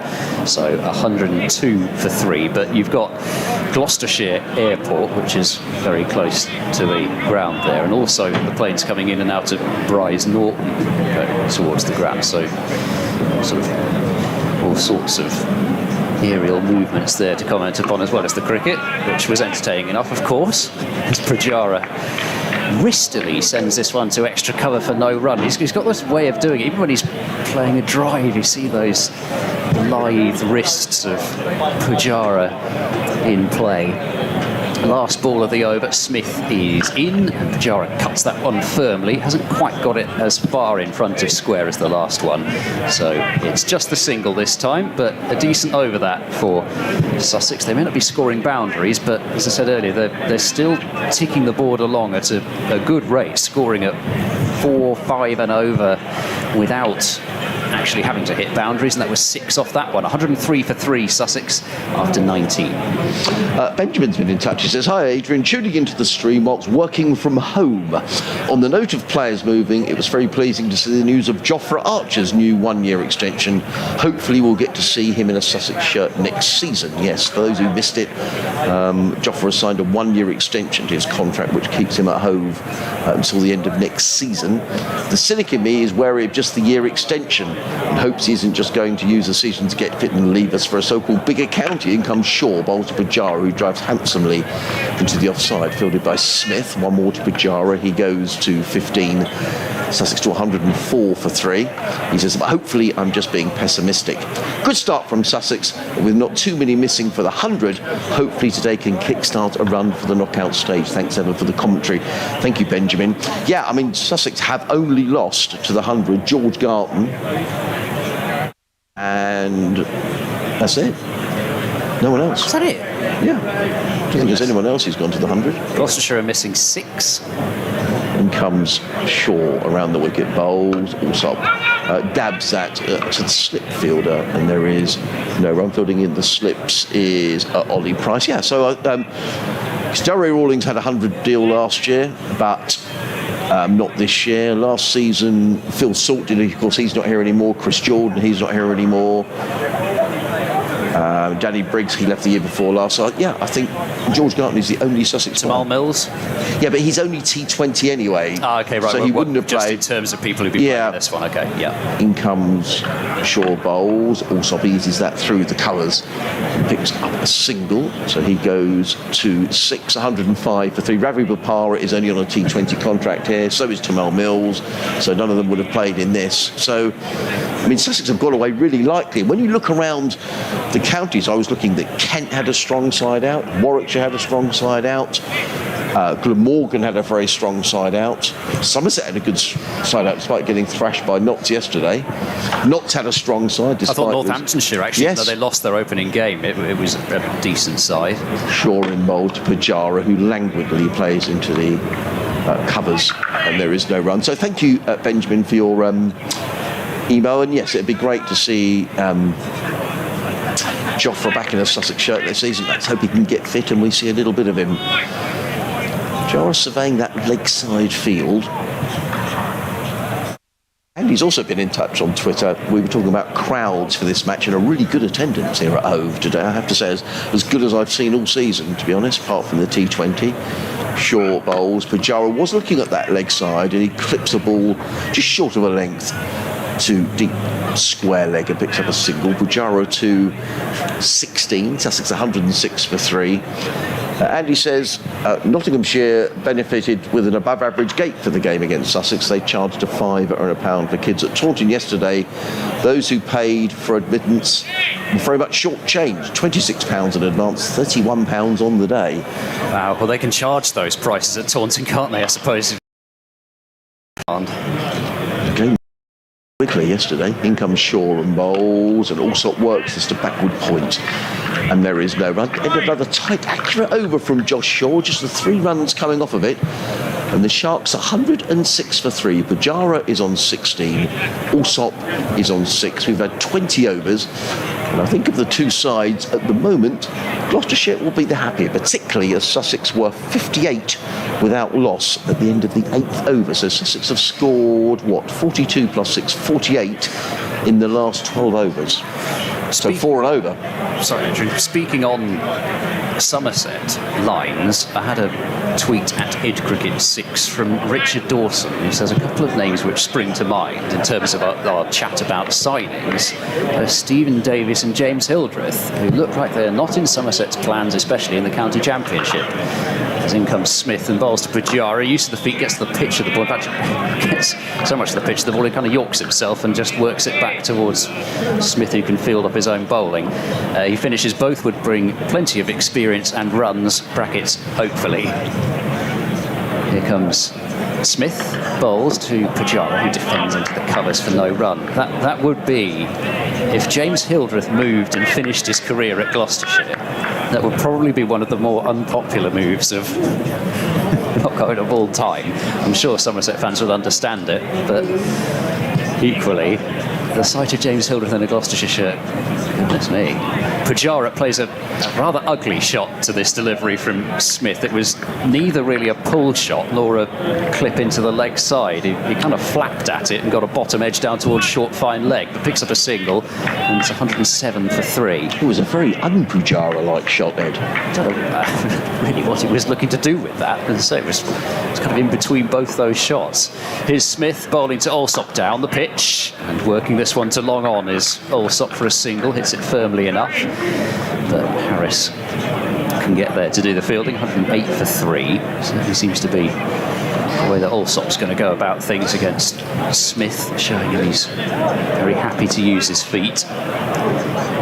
So we wait for that drag down and stay back on one delivery. Once Smith's used to what he's doing. Pujara this time pretty much from the crease works this one to Ollie Price at long on for the right-hander, and it's 109 for 3. But yeah, certainly in terms of a couple of experienced names who aren't getting into Somerset's side, and of course there is the Steve Snell connection with him having moved over from Somerset as performance director. Smith bowls to Allsop, who hits this one quite straight past the dive of Smith, and I think Pujara, whether intentionally or not, just didn't really make way for Tom Smith. He doesn't have to. So Smith was sort of looking around slightly confused, and they can get a single. That's all. 110 for 3. We've had 21 overs now, but it feels as if there's going to be a lot of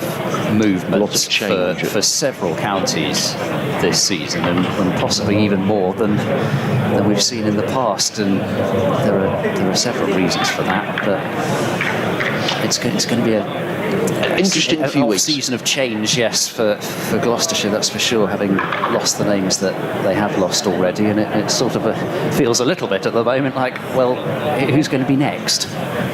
Well, Zafar Gofar is back into the attack from the Cromwell Road end of the ground, having bowled his opening 4 overs for just 17 runs. Tom Allsop picks up for a run off the first ball of the over, playing that to backward point. Allsop goes to 9. Sussex 111 for 3. Gloucestershire winning the toss this morning, deciding to bowl first on what looks a good pitch, lightning fast outfield, beautiful blue sky with a few cotton wool clouds above the ground as Zafar comes in and bowls to Pujara, who eases that. That was far more a Pujara type shot, just drilling the ball down the ground to long off, picks up a single. He goes to 19, Sussex to 112 for 3. The man out Ward for a quick fire 37, Orr for 35, and Clark for 8. Zafar again bowls. That's a full toss, and Allsop clips that one down to long on. Rather got away with that, maybe did Zafar. Nonetheless, Allsop goes into double figures. He's on 10 off 12. It was kind of symptomatic of the fact that these two know that they can't afford to lose their wickets. I would agree. On, that would have been carted somewhere. Round the wicket comes Zafar, played into the offside, picks up another single, does. Pujara eluding the dive of Chris Dent in there at cover. 4 singles off the first ball of the over. 21 in just over 5 overs these two have put on. Zafar in bowls, and Allsop again works that one to backward point. There's a lot of noise in our effects microphone for some unknown reason. It could be a seagull or something down by our effects mic. Nonetheless, I think he's disappeared now. 5 singles off the over, 115 for 3. Zafar in again bowls, and Pujara works that down the ground. So, an over that probably suited both parties to a certain extent. Sussex picking up 6 singles. Zafar has now bowled 5 overs for 23, I think that makes it now. And the Sharks 116 for 3, Pujara 21, Allsop on 11. We've had 22 overs here on BBC Radio Sussex, BBC Radio Bristol and Gloucester. Adrian Harms and Ed Seaborn. If you'd like to get in touch with us, Sussex Cricket at bbc.co.uk. You can tweet us at edcricket6 or at BBC Sussex Sport. Be lovely to hear from you. Yeah, I have to say, along the lines of bird life and effects microphones, just hopefully it's not a hawk. I've seen a video, and I think it was from the PGA Tour golf, of a hawk landing on one of those kind of microphones with the fluffy dead cap stuff around it, and actually mistaking it for a dead animal and trying to fly off with it. Very, very comical as it tries to tug away at the effects microphone, which is tethered down. Smith continuing bowling to Pujara, who works that one out towards deep mid-wicket for a single. 117 now for 3, and it tugs. Eventually manages to get some of it loose, but manages to, therefore, having got some of it loose, take off with it far enough, and then it gets pulled from its grasp as it's halfway up towards the heavens. There's Allsop, use of the feet again, trying to work this one leg side, but this time he's found Chris Dent at short mid-wicket, who's the only fielder on the leg side, saving the single in front of square. In comes Smith and bowls to Allsop, who cuts this time out towards deep cover. And fielded by Zafar Gohar out on the boundary, 118 for 3. Zafar, who's scored a lot of useful runs this year, not least in the opening game of the season, coming off a 10-wicket haul in the match against Northamptonshire. Smith bowls rounder arm delivery, that one, fired in. Pujara will get one more run as he sends it down to long on, 119 for 3.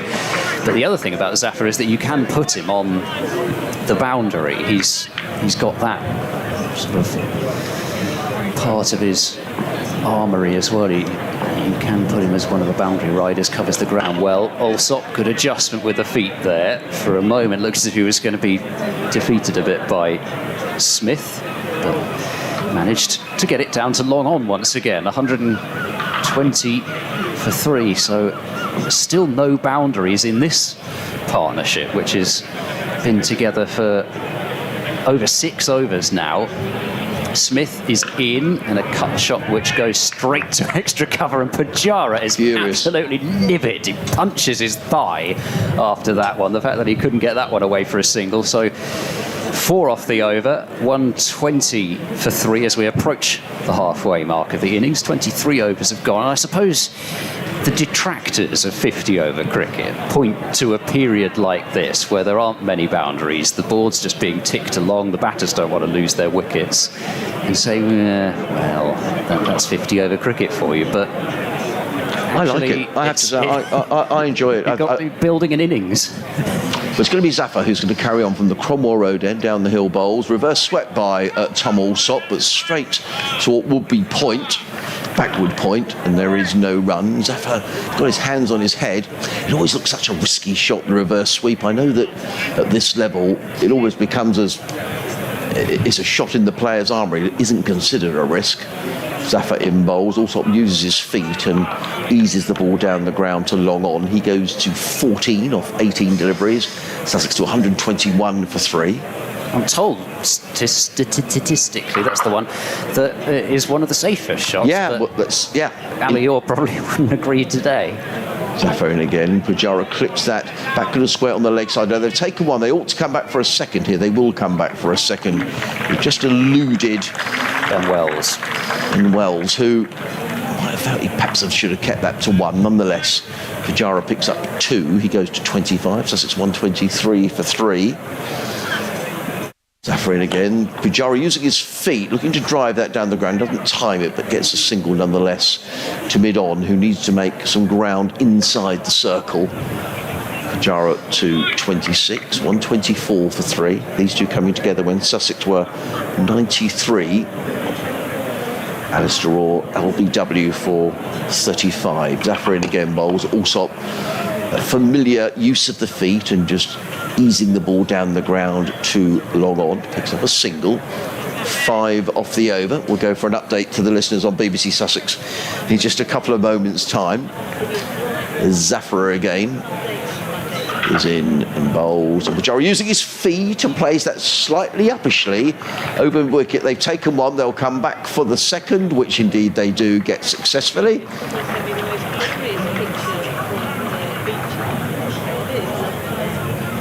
It's absolutely glorious here at the cricket, and I have to say, Sarah, there's a really good crowd here as well. Apart from the T20 cricket this summer, this is the best crowd at Hove I've seen, and it's very much shirt sleeve order and shorts as well, and some very lucky people enjoying a drink or two as well in the corporate hospitality area. It really is idyllic here today, and a good game of cricket to boot.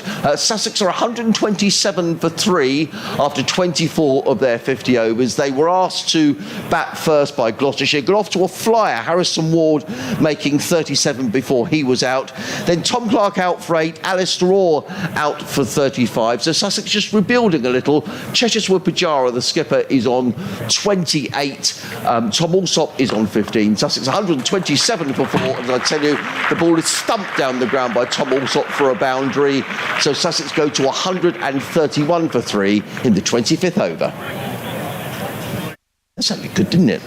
Lovely thump down the ground by a thud into the advertising boards. Always one of the more satisfying sounds in cricket, I think. Alsop to 19, Smith in. Alsop drives. He looks in good touch, doesn't he? Tom Alsop clips the ball down too long on. He's a lovely player to watch, fielded down in front of us by Wells. One more to Alsop. 20 off 21 to Tom Alsop. He'd been using his feet confidently, and it was only a matter of time until he did that and actually tried to hit a boundary rather than just work the single. He's really got his feet moving well. Smith in again bowls to Pujara, who drives firmly to long off. So you get the feeling Sussex just picking up the tempo here a little bit. Pujara to 29. One other interesting thing about this 50 over, I know we've got 2 spinners on, but Gloucestershire are absolutely rattling through their overs here. I mean, the cut-off time for this innings is 2:30. There's no way they're going to take the 2:30 to bowl these overs. In comes Smith again, bowls. Alsop takes a step down the wicket. He's looking for 2. That's really good running by Tom Alsop. Actually, he wanted the second. It was Pujara who didn't want the second, which might have been a good call because he was running to the danger end, or would have been. But Tom Alsop is like a hair between the wickets. He really is. 134 for 3. We'll be exactly halfway through the innings after this over. Smith in bowls. Pujara leans back and cuts that through the covers. Picks up a single to the sweeper on the cover boundary, who is Tom Price. Tom Price, yeah. You can see his number on the back of his shirt. Pujara to 30 of 40 deliveries, 135 for 3.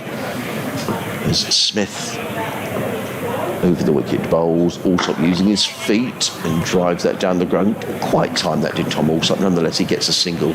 He goes to 22. It's the end of Tom Smith's over, an over which yielded 9 runs, a boundary and 5 singles. 136 for 3 at the halfway stage. Pujara on 30, Alsop on 22. An email which is a message for you, Ed, which I'm going to read, and then I'm going to go and put the kettle on so we can have a cup of tea. Good morning from sunny Moreton in Marsh, which is down in the Cotswolds. I've been there. Lovely place. Would Ed expect to see Ryan Higgins back for the final championship games of the season? With Higgins off to Middlesex and nothing to play for in the 4-day game, I would rather give a youngster 3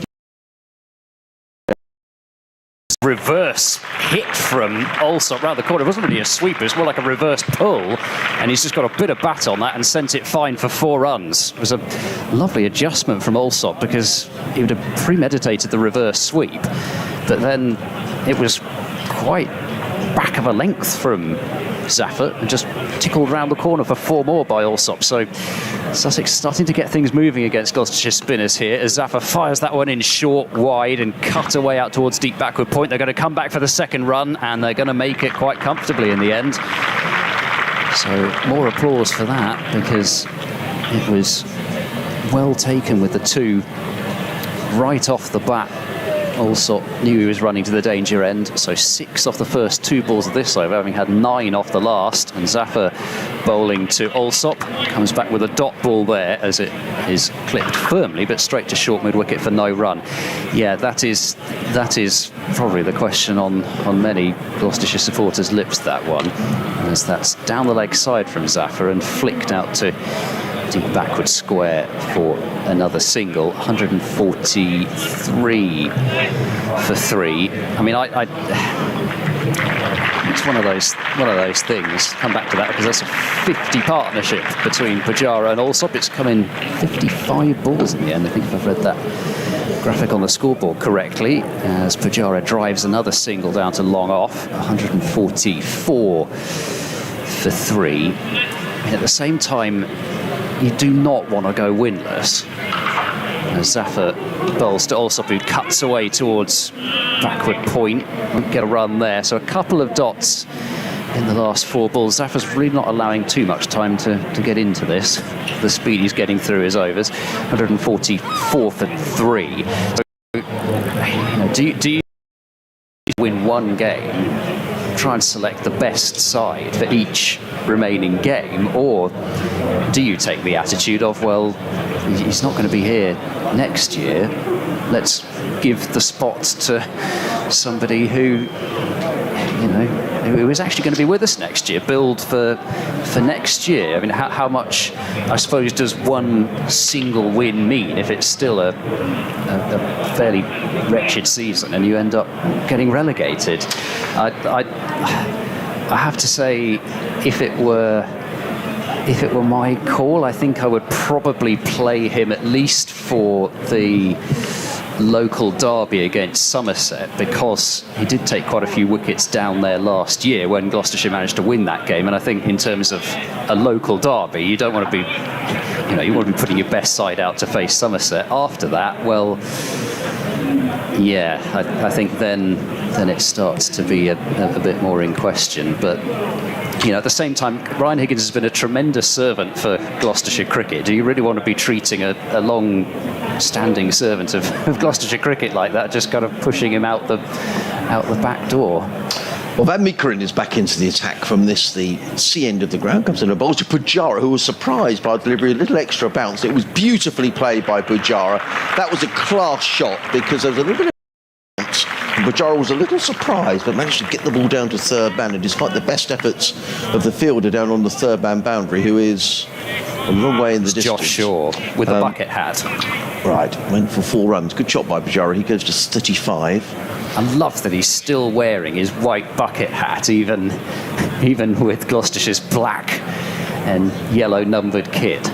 We need a sun hat today because it is a glorious day. As in comes Van Meekeren and bowls, and Pujara is beaten outside the some good delivery by Van Meekeren, taken by Bracey, and there is no run. I know a lot of Sussex cricket supporters are also supporters of the Albion. I've just had a note through to say that the Cucurella deal is now official. So that's the Brighton Player of the Year last season, who is leaving after a season and going to Chelsea, and Levi Colwill, who is going in the other direction from Chelsea to Brighton. So there's a bit of football news for Albion cricket and football fans, as in comes Van Meekeren, played to mid-on. Good bit of running by Pujara. The key there was he played the ball to mid-on and very quickly went through for the single before Jack Taylor, who has taken a quite magnificent catch. I'm sure that's going to be shown somewhere on social media across the day. If you get a chance to see the dismissal of Tom Clark, it was a brilliant catch by Taylor right on the edge of the 30-yard circle, one-handed, sort of running backwards.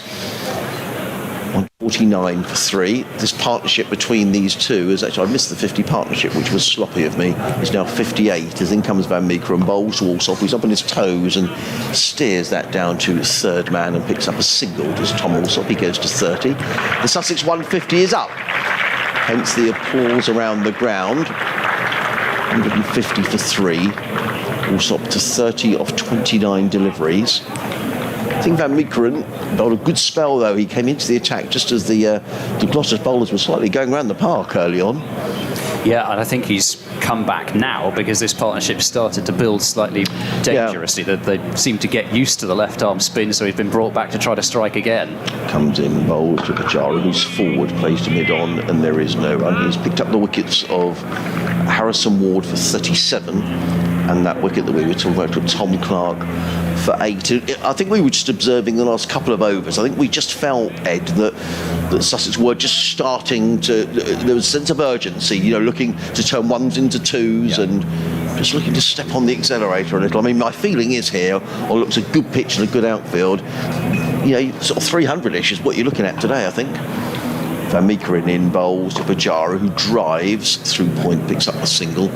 He goes to 37, 151 for 3 at the end of Van Meekeren's over, an over that cost 7 runs. Pujara 37, also on 30. The big plus Sussex do have today is they have Ollie Robinson in their ranks, and the Sussex bowling attack just looks at an entirely different proposition when Robinson is in there. So that's a big plus for Sussex. However, I still think they're going to need, my feeling would be this this track, this outfield, 300-ish.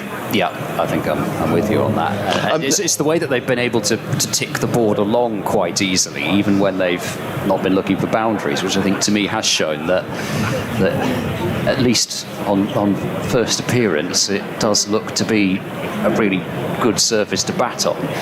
Gloucestershire are going to make another change from the Cromwell Road end, and Ollie Price is going to come into the attack for the first time. Ollie Price picked up the wicket of Rob Yates in the opening game, just bowled the 3 overs, but 1 for 12, so he has the opportunity to have an extended bowl here, and just elaborate a bit on that in the course of this over as Ollie Price is in. That's turned slightly aerially, but nowhere near a fielder, out towards forward square leg for a single by Pujara. He's under 38, 152 for 3. So in terms of the bowling that's been used so far, Tom Price 4 overs, Shaw 6, Zaffer 7, and Van Meekeren and Smith both 5 each. But in terms of thinking about who's going to bowl at the death, that's going to be the key period. If Gloucestershire cannot take a couple of wickets before that, Ollie Price in bowls, cut firmly, beats backward point, 4 runs. Lovely shot. Tom Alsop just rocking back and piercing the gap between short third man and backward point. Zafar Gohar diving away but couldn't stop it, and 156 for 3 now. Alsop onto 34, boundary starting to come. I was a little surprised. We're talking about players who could have gone to the 100. I was quite surprised that Tom Alsop didn't get picked up, because he's been in brilliant form. Price in, driven firmly out towards extra cover. Think about 2, but not there. Tom Price in off the boundary, so already 6 off the first 3 balls of this over, 157 for 3. You'd think Van Meekeren would be kind of number 1 option at the death, as Pujara just pulls out there. I'm not sure whether he wasn't quite ready. I think it must have been that, because I didn't see any movement towards the sight screen. Ollie Price in with his off breaks, bowling to Pujara, who flicks that one leg side but won't be a run. Fielded at short mid wicket by Jack Taylor. So you've got to save some overs of Van Meekeren for the death. You'd think Josh Shaw will probably bowl some overs there. Ollie Price in, down the pitch comes Pujara. It's a beautiful shot. He's got it through wide mid-off, between extra cover and mid-off. Another one of those shots which most batters would play without really using the wrists, but Pujara still uses the wrists to kind of work a extra cover off drive, well, right in between the two, because it was right in the gap. And he's on to 42, just his second boundary, but his 42's only come off 49 deliveries. Ollie Price is in, down the pitch comes Pujara, works this one wide of long on. This is going to be a comfortable 2. I should think throw has to come in off balance, and that's another big over for Sussex. 163 for 3, so that is 12 runs off that over, I think, from Ollie Price. So they had to change things up with the slow left armers having bowled quite a lot of overs in a row. So they brought back Van Meekeren, but then also the other issue is that they've got to get 6 more overs out of Tom Price. So they could have brought him back, but I guess they didn't want to bring Seam back from both ends. So Ollie Price or Jack Taylor was going to have to bowl, which potentially could present opportunities. Van Meekeren in bowls to Alsop. He doesn't time that to backward point. There is no run. 163 for 3. Pujara 44, Alsop 35. 2 other games in the Royal London Cup today. Just along the coast at Southampton. Hampshire 104 for 3 against Worcestershire. That in the other group. And that in 27 overs. The other game is also in the other group, Essex against Derbyshire, which starts at 2 o'clock in Chelmsford. Van Meekeren runs away from us, uphill bowls, short, and Alsop changed his mind. I think Tom Alsop was thinking about cutting that one away down to third man, and then at the last minute just pulled out of the shot and the ball whistled through to keeper Bracey. Good delivery by Van Meekeren and good pace as well. Yeah, he's looked seriously impressive today, Van Meekeren. This is today the bowler that Gloucestershire would have hoped for when he was signed. Just I can't put it into words enough, the difference between what we've seen today from Van Meekeren and what we saw in the opening game against Warwickshire. Running away from us. Getting bowls, and also again looking to run that one down to third man. The ball goes on the bounce to Bracey, who fields, and there is no run. I didn't make a note, Ed, of the score at 20 overs, which I like to do every 10 overs. I shall find out for you. Oh, you're a top man, yeah. After 10 overs, it was 62 for 1. We're coming up to the 30th over. It was 106 for 3. Thank you. They were at one stage 93 for 2, then Ali Orr was out, so these two coming together when the total was on 93, so they've had 70 as in comes Maker and Bowles. Allsop, who's played on. Well, it's always unfortunate when you play on, and Tom Allsop looks disappointed. But I think that's a pretty good bit of bowling by Van Meekeren. He's been just bowling it just a little short. Tom Allsop on a couple of occasions there was just a little unsure exactly to play the shot. But he's ended up playing it on. Good innings from Tom Allsop comes to an end. He'll be disappointed. And so will Sussex. That's a big wicket as far as Gloucestershire are concerned. These two adding 70 runs, but it's come to an end. Sussex now 163 for 4.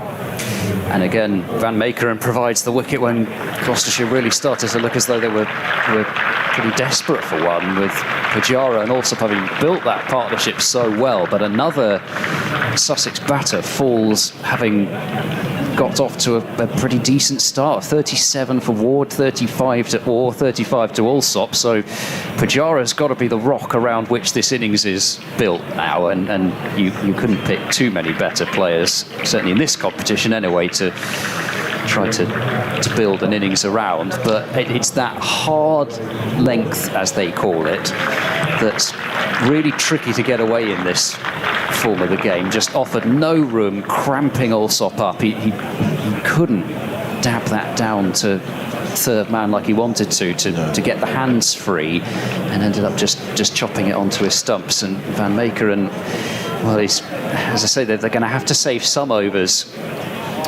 of him at the death, but now he's got the wicket, they may feel that they can do that in sort of an odd way. Now that he's got the wicket, he might get whipped out of the attack. Interesting. So Delroy Rawlings is coming in at number 6. Sussex supporters who listen regularly to the commentary probably get me fed up with saying, you know, such a talented cricketer, Delroy Rawlings. He really is, but he needs to start to prove that he is. That's the point. And what an opportunity. Good pitch, quick outfield, batting with Pujara. A real opportunity here as in comes Van Meekeren over the wicket bowls, and Rawlings that's on sail by. That was quick, taken by Bracey above his head. Good bounce as well from Van Meekeren. I like this pitch.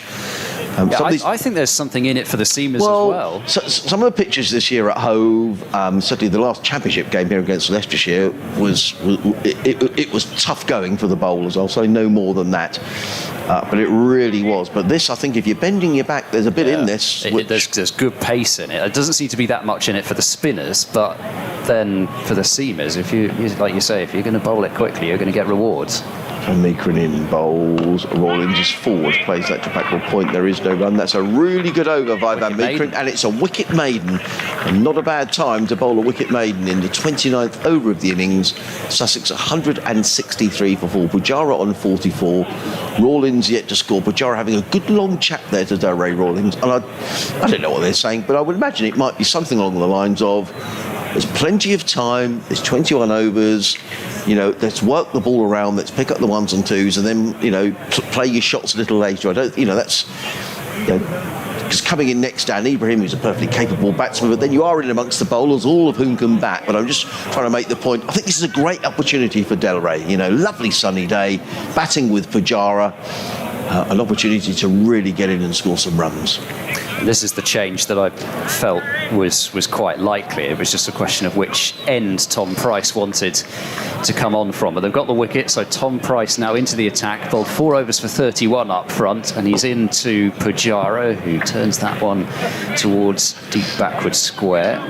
Picks up a single, 45 doing that. I didn't. I put the kettle on, Ed, but it didn't make it. Did you want tea or coffee or nothing? No, thanks. I'm fine with my still water out of a beautiful bit of packaging, which I'm not sure what it's made from, but I'm sure it's highly sustainable. It says it's 100% plant-based cap, so made from sugarcane. Ah, there it is, made from sugarcane. Hopefully it doesn't dissolve into the water. Rawlins then to face Tom Price, and Chris Dent has come in to slip.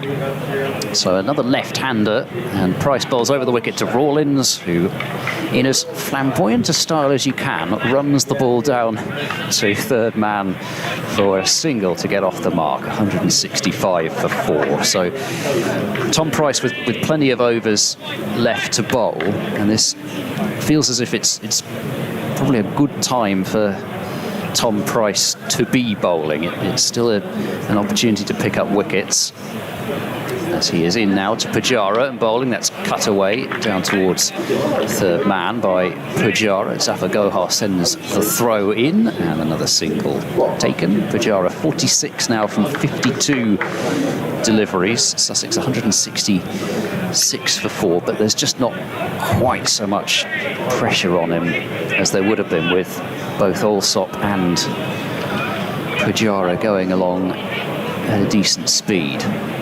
Here comes Tom Price and bowls to Rawlins, who drives towards mid-off. There's a shout of run him out, but I'm not sure how quick they think Josh Shaw is, but certainly an awful lot quicker than is natural for a human being. So it's another single, and Rawlins is on to 2, 167 for 4. There's still a bit of a breeze out there, which is, as we look at it, it's blowing from left to right, so would potentially be aiding Tom Price shaping the ball away from the right-hander, but I'm not sure it's really strong enough to do that, as Pujara sends another single out towards deep mid-wicket, and fielded there by Ollie Price, who's swapped places with his brother out on that mid-wicket boundary. 168 for 4 in front of that really well-populated area over there. There's not many spare seats there. There are a few more in the southwest stand, but there's still at least half full. In comes Tom Price and bowls. That's dabbed towards backward point by Rawlins. There's no run, so a dot ball to end the over. Zafar Gohar jogging in from long leg with the applause over his head for that finish to the over from Price. 168 for 4. That's the 30 over mark. So Sussex have really stayed at around about that sort of 5.5, 5.6 mark for a decent number of overs now. You'd be highly disappointed if they fell short of at least, you'd think, 270, 280 from here.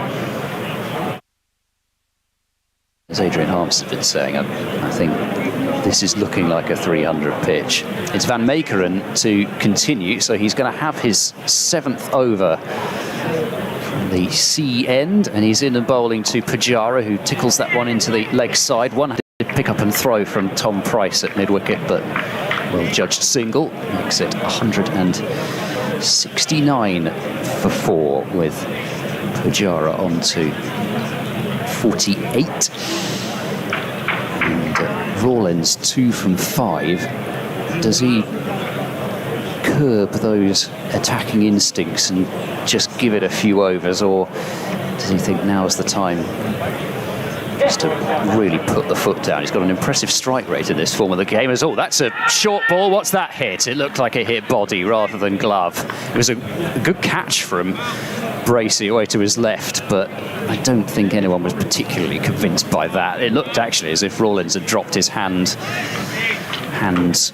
considerably underneath that one. Gloucestershire inquired, but it was another delivery which actually didn't seemed to be the quickest delivery, but another one which Van Meekeren's banged into the pitch, and he's just got something out of it. Comes Van Meekeren, bowls, leave from Rawlins, and he had to get his hands and bat out of the way of that one pretty sharply. So at the moment, they're going the other way and thinking Van Meekeren is clearly the main threat here, and he can't keep on bowling forever because, as I say, in terms of bowlers for that death period, Van Meekeren is, I would think, the number one option in this Gloucestershire side. So this may well be his last over for a little while. He's in now bowling. Oh, that one's struck Rawlins on the helmet, I think. And we're going to need a head check now because that was really nasty. And Rawlins did not pick that up at all, just fended at it. And it went off his helmet into backward point. So this is a nasty over from Van Meekeren, but it's, at the same time, it's, whilst of course absolutely first thing is really hope Rawlins is okay, and he does seem to be. He's walking about looking quite nonchalant out there, dabbing away at the pitch, but it's not something that we see that much of, especially in the Championship with these tired surfaces, these dead pitches. You can't really do that on them. If you bang it into that kind of a length on those pitches, then you don't get anything out of them. You just get ballooning tennis ball bounce, quick bounce, and it's making for a really entertaining game of cricket so far. Well, the usual Sussex physio, John Morelli, is away actually with the Southern Brave for the period of the 100. So the Sussex physio today is Rachel. I forget Rachel's surname. I do apologise. Perhaps one of the lads listening on the stream could let me know Rachel's surname. But she's out talking to Delray Rawlings, and there will be extensive tests here in terms of the protocol. He's wiping himself down with the towel, is Delray. So we hope he's okay. So there will be the questions that need to be asked and answered. The umpire's just having a chat away to Delray as well. That was a pretty. He's putting his helmet back on, which suggests that he is going to resume his innings. But the physios will want to make sure that he's absolutely okay. And Chiteshwar Pujara is just standing nattering away there as well. So there was a little bit of concern. If you're just joining us, we've got a break in play here at Hove on BBC Radio Sussex, BBC Radio Gloucester and Bristol. Adrian Harms and Ed Seaborn on commentary duty. Thanks for your messages this morning. sussexcricket@bbc.co.uk, or you can tweet us at BBC Sussex Sport or at EdCricket6. And the good news is that Delray Rawlings looks okay. And he's putting back on his gloves, and the physio is running off the field. The umpires seem pretty happy with things. And Delray Rawlings is going to resume his innings on 2 not out. But interesting you say about the pitch. I mean, certainly the pitch here against Leicestershire was a pitch that offered very little to the bowlers. This is a different kettle of fish. It seems to be pretty quick. It's got good carry through to the keeper. It looks to me to be a very good one-day pitch. Well, a good pitch. It'd be a good county championship pitch. Oh yeah, definitely. It's not easy paced, that's for sure. It's quick by the looks of things. Van Meekeren is in bowl. Sorry, I took Ed's delivery there, and Rawlins plays onto the onside. There is no run. It would have been your over anyway. Sorry, I took your ball. But it's been a lively spell, and he's bent his back, hasn't he, Van Meekeren? He has, and there were a few injury concerns about Van Meekeren coming into this, because it hadn't exactly been the picture of health during the T20 campaign. Went off to the Netherlands, of course, and played in that series against England. But even coming back from there, I think there were a couple of concerns about his fitness. As Van Meekeren completes the over, it's just pushed into the covers by Rawlins off the front foot, and that is the end of another superb over from Van Meekeren. So despite bowling a front foot no ball, his figures read 7 overs, 1 maiden, 3 for 22, and he's only gone for 1 boundary in his 7 overs, which is quite terrific stuff as far as Gloucestershire are concerned, and very much needed given the fact that the other bowlers have only managed 1 wicket between them so far. I mean, several of them have done a good job keeping the runs down, but Van Meekeren has been very much the threat for Gloucestershire, but I suspect he may well have to have a breather now, as he's only got 3 overs left and they'll be needed for later on. As down the hill comes Tom Price. Clipped away by Pujara. Just wait to see if that's... Yes, they are runs off the bat. Pujara goes to 49. Sussex to 174. 174 I should say. Price. Coming down the hill from the Cromwell Road end of the ground. He's in and bowls for Rawlings. He works his way. Oh, that was a suicide single by Delray Rawlings. Absolutely no. Pujara would have been a run out by a country mile. He played it to backward point. There was never ever a run there, fielded there by Wells, and that would have been a suicidal single had that been taken. Remains on 2. Sussex 170 for 4. Price in bowls and eased away by Rawlings through the covers. Picks up a single, does Delray Rawlings. He goes to 3. Let's hope he's okay after that blow to the head, which was a nasty blow struck by Van Meekeren.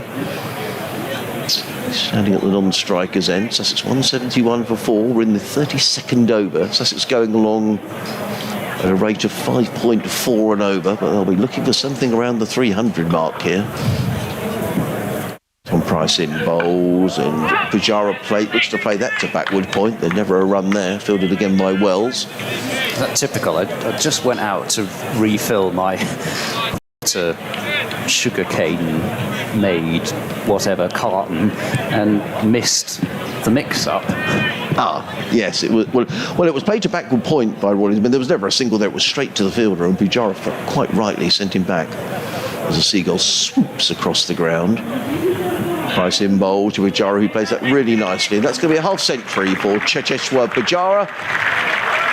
Beautifully played down to third man, and he gets a really good round of applause from a really good crowd here at Hove today. 50 or 57 balls in 74 minutes with 2 boundaries. Classy innings, but he will know that the job is not even half done. Yeah, well, he's still the man who's got to bat through to, well, you know, sort of mid-40s in terms of overs. He's still got to stay there. Price in again, bowls to Rawlings, who pulls onto the next side. That's 4 runs. That's a good shot by Delray Rawlings. That was too short from Price, and Rawlings rocked back and hammered the ball away through backward square leg for 4 runs. Lovely shot from Rawlings. He goes to 7, and Sussex to 176 for 4. And there's the difference with a bit of extra height and a bit of extra pace. If Van Meekeren had bowled that length, I suspect he would have got a lot more response from the surface. And Tom Price, seeing that from Van Meekeren, thought he might test Rawlings out with a short ball, but it just didn't have quite the same firepower. And so Rawlings played it quite comfortably and knew exactly where he was hitting it. And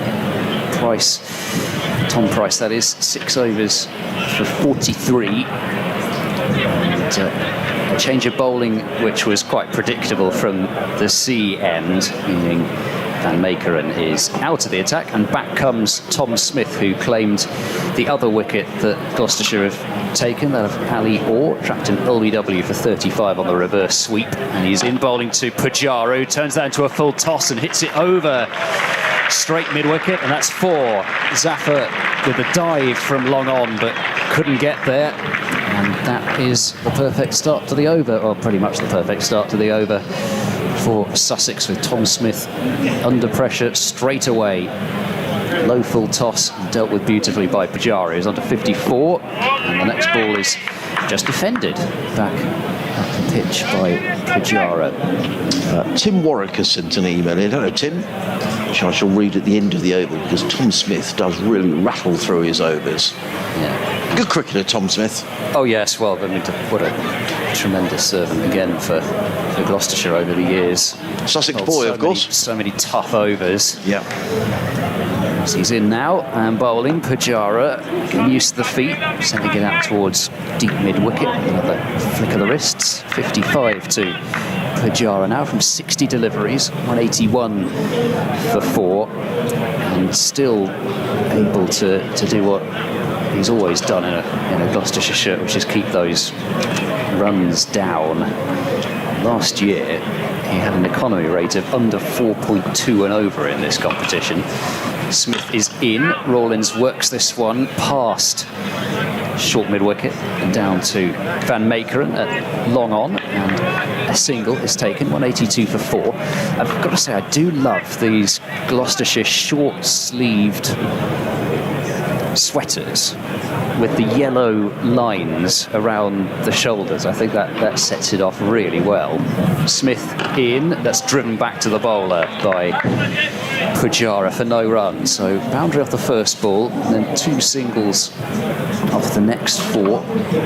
Key to finish this over well for Tom Smith, who is in and bowling, and Pujara dabs that one into the offside but straight to backward point. So 6 off the over, pulled back nicely by Tom Smith. 6 overs for 35 with the wicket of Ali Orr. So perhaps not quite as cheap as he sometimes is, Tom Smith, but then that, as I said, there's really not been very much for the spinners on this pitch. It's not turned, it's coming through at a decent pace, and 182 for 4 is the Sussex score after 33 overs.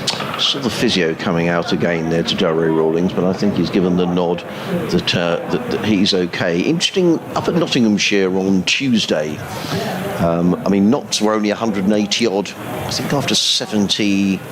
after 40 overs. But what I'm trying to make is they had 104 off the last 10 overs up at Trent Bridge on Tuesday.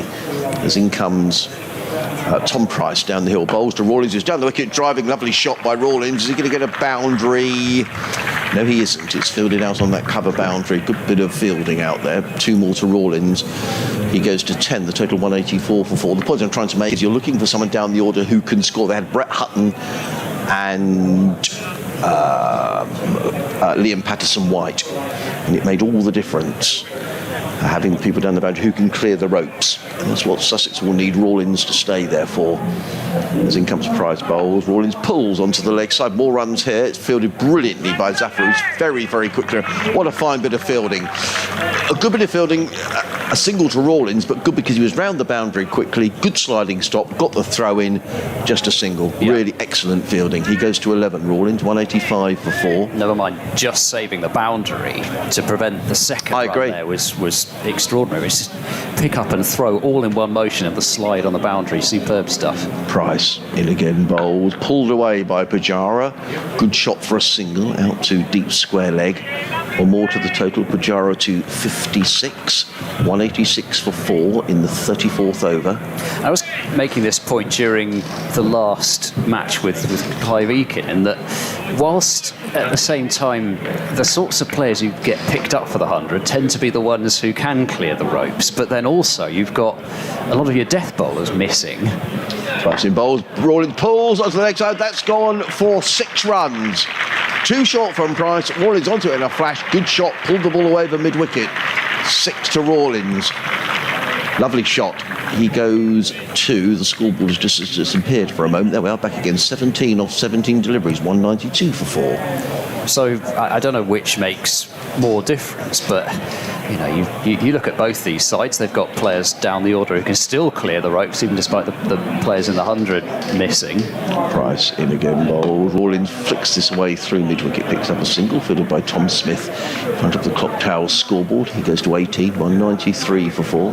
But then, in terms of death bowling, as I say, beyond Van Meekeren, Josh Shaw has bowled at the death in the T20 Blast, but he doesn't tend to be Gloucestershire's first choice. He's more a power play kind of specialist, and then maybe an over or 2 in the middle. So the death is a little bit of a concern for Gloucestershire. 11 off the over so far. Price bowls to Pajaro, who just drops that in front of him and goes through for a single. End of the over. Sussex 194 for 4. Pajaro 57. Rawlins on 18. We like to get your emails in. sussexcricket@bbc.co.uk. Now, Tim has sent one in. Tim Warwick. And I stress these are Tim's views. They're not my views, but we like to read out all the emails that come in. So that's my little precursor to the email. It says, "Good afternoon, Adrian. Following up to your comments regarding Delray Rawlings, I feel he's very lucky to be playing so regularly. Personally, I don't think he should be anywhere near the first 11. He goes on to say, in terms of application, he feels is lacking. Ability alone gets you nowhere. Perhaps today he will prove me wrong," says Tim. So thank you, Tim, for your email. So he's making the point that he thinks Delray's had a lot of opportunity and hasn't taken it, and maybe today's the day when he will take that opportunity. So big 6 in that over from Delray. He goes to 18. Now, by just having a word with him, I just wonder if there's still a few concerns about that blow to the helmet, because the physio came out in the previous over and had a little natter to Delray Rawlins, who's now taken his gloves off. I'm not convinced he's completely okay. She also came down the steps again there, thinking that she might be called upon. Yeah. So Smith to continue then. Down the pitch comes Pajara, and then Rawlins was also coming down the pitch at the non-striker zone for a single that was never there. Fielded at mid-wicket by Jack Taylor. So, yeah, he's taken one of his gloves off as Rawlins. I think I've taken both his gloves off. As down the pitch comes Pajara, but straight to short mid-wicket it goes. Again, looking to work it towards long on. So 2 dots to start this over from Tom Smith. Yes, it's clearly something he's just not feeling quite right at the moment. Smith down the pitch, in the air, over mid-wicket. That's 4 runs. So hit it straight to Jack Taylor twice, and then right over him for 4 runs. It's terrific innings this from Pajara. He's scoring very close to a run a ball, but he's only hit 4 boundaries in his 61. In comes Smith and bowls, and there's a drive towards long on by Pajara, and another single taken, fielded by Zafar down at long on. And Gloucestershire had an innings played against them last match by Dom Sibley, who did hit a lot more boundaries, but finished 106 not out off 107. But, you know, these 4-day players, just because they're boxed in as 4-day players, as red ball cricketers. Smith fires that one in, that's pulled in the air down towards long on, could be a catch, and it's put down by Van Meekeren. That's a howler. It really is, I'm afraid. It was hit straight at him, it was hit quickly, and I thought he caught it because he got his hands up in position, and then he almost dropped it forward. So he picked up 2 runs, Rawlins, but he should have been caught. They came back for a second, didn't they? Did they? I must admit, I was too busy focusing on. I don't think they ran at all. Really? By the looks of things, it's gone up on the board as a dot, and Rawlins is still on strike. So I think he thought it was so hard and flat that and straight at the field, he was going to be caught and didn't run. Smith in, and that's cut by Rawlins towards deep backward point. They should think about 2, and they're going to come for it. The throw comes in, but not in time, and Rawlins gets through for the 2. So that brings the 200 up for Sussex. 15 overs in. Van Meekeren still staring down at those hands, wondering how that ball popped out. It really was right at him, and I was wondering if it was the case that he had to move so little that they almost couldn't believe that it was coming straight at him. But he got plenty of hand on it. As I say, it really looked as if it had gone in, and then all of a sudden it was popping out in front of him. I always believe nobody does mean to put a catch down, quite honestly, but I think at this level, that was, it was going quickly, but that should have been caught. He's looking at his hand, he probably can't believe he's dropped it. A life for Rawlins, though. Gofar is coming back into attack. Thank you very much to the lads over who are operating the Sussex stream. They're doing a great job as ever.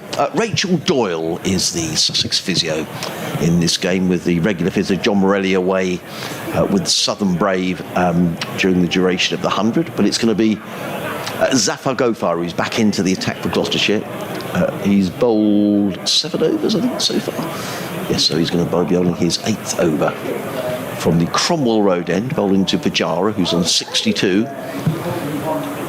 is coming around the wicket to bowl to Pujara, who's down the wicket, drives to short extra. There is no run. The noise you can hear on our effects microphone is from the corporate hospitality area. There's a lunch going on there, and clearly some sort of announcer going on down there, if you're picking some of that up. As in comes Zafar again, bowls, and Pujara pulls it onto the leg side. They can go through for a quick single. A little lucky to get away with that, actually, with just a single. It was short and down the leg side. There's just the one man backward of square on the leg side, and it was straight to him. Although Pujara did go through for the single, he goes to 63. Zafar wanders back to the far end of the ground, having a natter away to skipper Taylor. And Rawlins takes strike. He's hit a big 6 over the leg side in the previous over, and again he's eyeing up that leg side boundary. He's had a life as Rawlins, dropped on 18. Can he make the most of it? Zafar in, bowls, and Rawlins plays a lovely shot. Now, that's delightful. Beautifully played, and that's just Delrady's best. You know, he's got so much talent.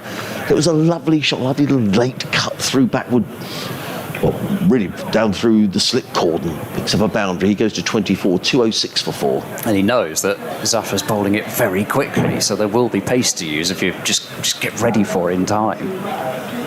Comes Zafar again, he's in and bowls, and Rawlins hammers this one away. That's going to be 4 more. Too short from Zafar, and Rawlins on the back foot. He rocked back and smashed that away through extra cover for 4 runs. Back-to-back boundaries for Delray Rawlins, who's going along nicely. He's been given a life, and maybe he's going to make the most of it. He's on 28 off just 22, and just the acceleration that Sussex need. We were talking about players who can come in, late on and clear the ropes and score runs quickly. Zafar in again, bowls, and Rawlins with a play and a miss outside the off stump. He was looking to cut that one away through backward point, taken well by keeper Bracey. Rawlins remains on 28, 210 for 4. Zafar again. Over the wicket, bowls, and Rawlins takes his hand off the bat, plays it straight back down the track, gets out of the over well. They talk about getting out of overs, and Zafar did that with 2 dot balls. 210 for 4. Pujara 63, Rawlins on 28. We've had an email from Phil Woolett, who says, "Hi chaps, as a Kent supporter, and Kent not playing today, I'm tuning in and thoroughly enjoying the commentary." Well, thank you, Phil. It's a pleasure to welcome you. With regard to Kent's Ollie Robinson's likely departure, I can offer a perspective shared by a number of fellow Kent fans. We feel very disappointed we're going to lose a talented young player, especially in favour of Sam Billings, who never seems to be available due to the IPL, the 100 and England commitments. Billings' contract extension essentially forces Kent to choose between Robinson or Jordan Cox, who both want to keep when Billings is not there, and certainly don't want to be dropped when he occasionally returns. Many would favour releasing Billings and retaining our young and available talent. If Kent's loss becomes Sussex's gains, then you'll have 2 Ollie Robinsons, who also share the very same birthday, different year, but same date. They do. Yes. Here's Smith then to Pujara, and Pujara is out, stumped. He came down the pitch, didn't get to the pitch of the ball, just tried his best to use his hands and get some sort of bat on it to tickle it into the offside. But he's charged past it, and James Bracey with the easiest of stumpings. So it's not Rawlins who has dropped, but Gloucestershire have broken this partnership, which was just shy of the 50 mark. And Pujara goes for a really well-made 63. It's just 71 balls, 4 fours, no sixes, but he's just rotated the strike and kept the pressure off the rest of his colleagues. He probably would have liked to have stayed for a few more overs, but he's done a terrific job for Sussex with that innings. 210 for 5 is the score. I think that's a big wicket. A big wicket in terms of the match. I mean, Daniel Ibrahim's a fine young player who is 18 on the 9th of August. Is Daniel made a very good 40 at Trent Bridge, so he's in good nick. And you'd have thought, from a Sussex perspective now, I mean, Delray's gone very quickly to his 28 or 29, whatever he is at the moment. Yeah, 28 of 24. Just may need to rein himself in a little bit now. It's an important wicket for Gloucester. What an interesting email, though, from Phil. Phil, thank you so much for getting in touch. It's great to hear from you. I can see that Phil is a freelance musician, instrumental tutor and guitar technician. So lovely to hear from you, Phil. An interesting point as well. And you're quite right. The 2 Ollie Robinsons do share the same birthday, which I believe, before I look it up, I think is the 1st of December. But I'm going to double check Now, Ollie Robinson's birthday is the 1st of December. I thought I was right. 1993 for the Sussex Ollie Robinson. And the Kent Ollie Robinson is younger. I'll tell you how much younger in a minute. 1993 is Ollie... Kent Ollie Robinson is 1998, so 5 years difference between them. Dan Ibrahim then, right-hander to face his first ball from Smith. Flight to delivery. It's driven away out towards deep cover for a single by Ibrahim to get him off the mark in pleasing fashion. 211 for 5. And it's always particularly nice when you get contacted by people who support other counties. That's lovely. Like that as well. It's really nice. The fact that there's only 3 games today. We've only got a choice of 2. It's nice that there are people who still... county cricket even when their team isn't playing. Smith is in and bowls to Rawlins, who's forward in defence, just about forward to a ball which wasn't actually that far away from sneaking through, I didn't think, but managed to get enough bat on it and defended into the leg side, picked up by Wells at short mid-wicket. There's no run. Smith is in and bowling. That's tickled fine by Rawlins, but not fine enough that it will be any more than a single as Josh Shaw gets the throw in from short fine leg. Jared Warner is out on the field as a substitute at the moment, and Jared Warner was, we mentioned earlier on, it was Warner's Yorker last year that got rid of Ollie Carter, who seemed to be winning the game for Sussex quite easily, as Ibrahim defends that ball quietly into the offside for no run. And he also took another couple of key wickets in that game. I think it was his list A career best, but no place for him in the side today. Played for Sussex on a couple of occasions as well, when Jason Gillespie was here. Yeah, from Yorkshire, I think. Yeah, that's right. He's gone down to long on now, as Smith comes in round the wicket, bowling to Ibrahim, dabs that one away into the covers, but there's no run there. And so Tom Smith, another terrific over. Van Meekeren had a wicket maiden. Well, that's not quite that, but it's still only gone for 2 runs, I think, plus that key wicket of Pujara, and Sussex 212 for 5. And it's felt as though Sussex were... they've kind of been ahead for a lot of this innings, but every time they get really ahead and it starts to get kind of as if Gloucestershire are starting to get a little bit worried about a partnership out there, they just managed to break it. So we'll see how it goes from here. Yeah, you think Pujara 63, Ward 37, Orr and Allsop both 35. No one's gone on to play the really big innings, which that's what Sussex needs. Zafar is in, bowls to Rawlins, who clips this to shortish fine leg. And there is no run fielded there by Josh Shaw. Gets the throw back. There is no run. Zafar again. Over the wicket, that's a full toss, and Rawlins hammers that down the ground. Perhaps rather got away with that, did Zafar. But he gets a single, does Rawlins. He goes to 30, the total 213 for 5. And I think he probably wouldn't have got away with that if Pujara was still at the other end. I agree. No, I completely agree. He's going to have to rein himself in here slightly as Delray Rawlins. Sussex were bowled out in just 44 overs at Trent Bridge. I don't think they were going to win the game for the position they were in, but you certainly want to back your 50 overs. But thank you very much, Phil, for getting in touch from Kent, who I'll come back to in a moment as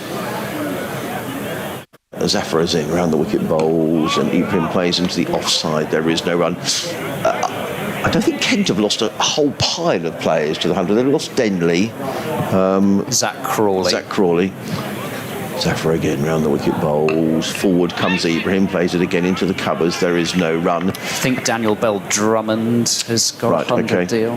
But I did see someone who came here on Matt loan. Milnes. Right, so they've lost a few. So you're proving me wrong.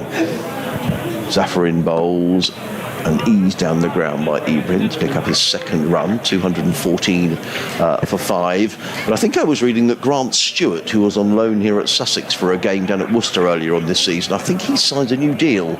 I think Phil may correct me, and I think he's a very fine cricketer. Really good all-round cricketer, someone who can, bat. Well, I think he could bat 7 in the Championship. 8, he scored good runs, I think, against Lancashire. In comes Zaffa again. Rawlins wristily turns this to deep mid-wicket. Picks up a single. My word, Zaffa zips through his overs. 3 singles off the over. Good time to bowl because Sussex with a bit of consolidation here. 2:15 for 5. 38 overs gone. Rawlins 31.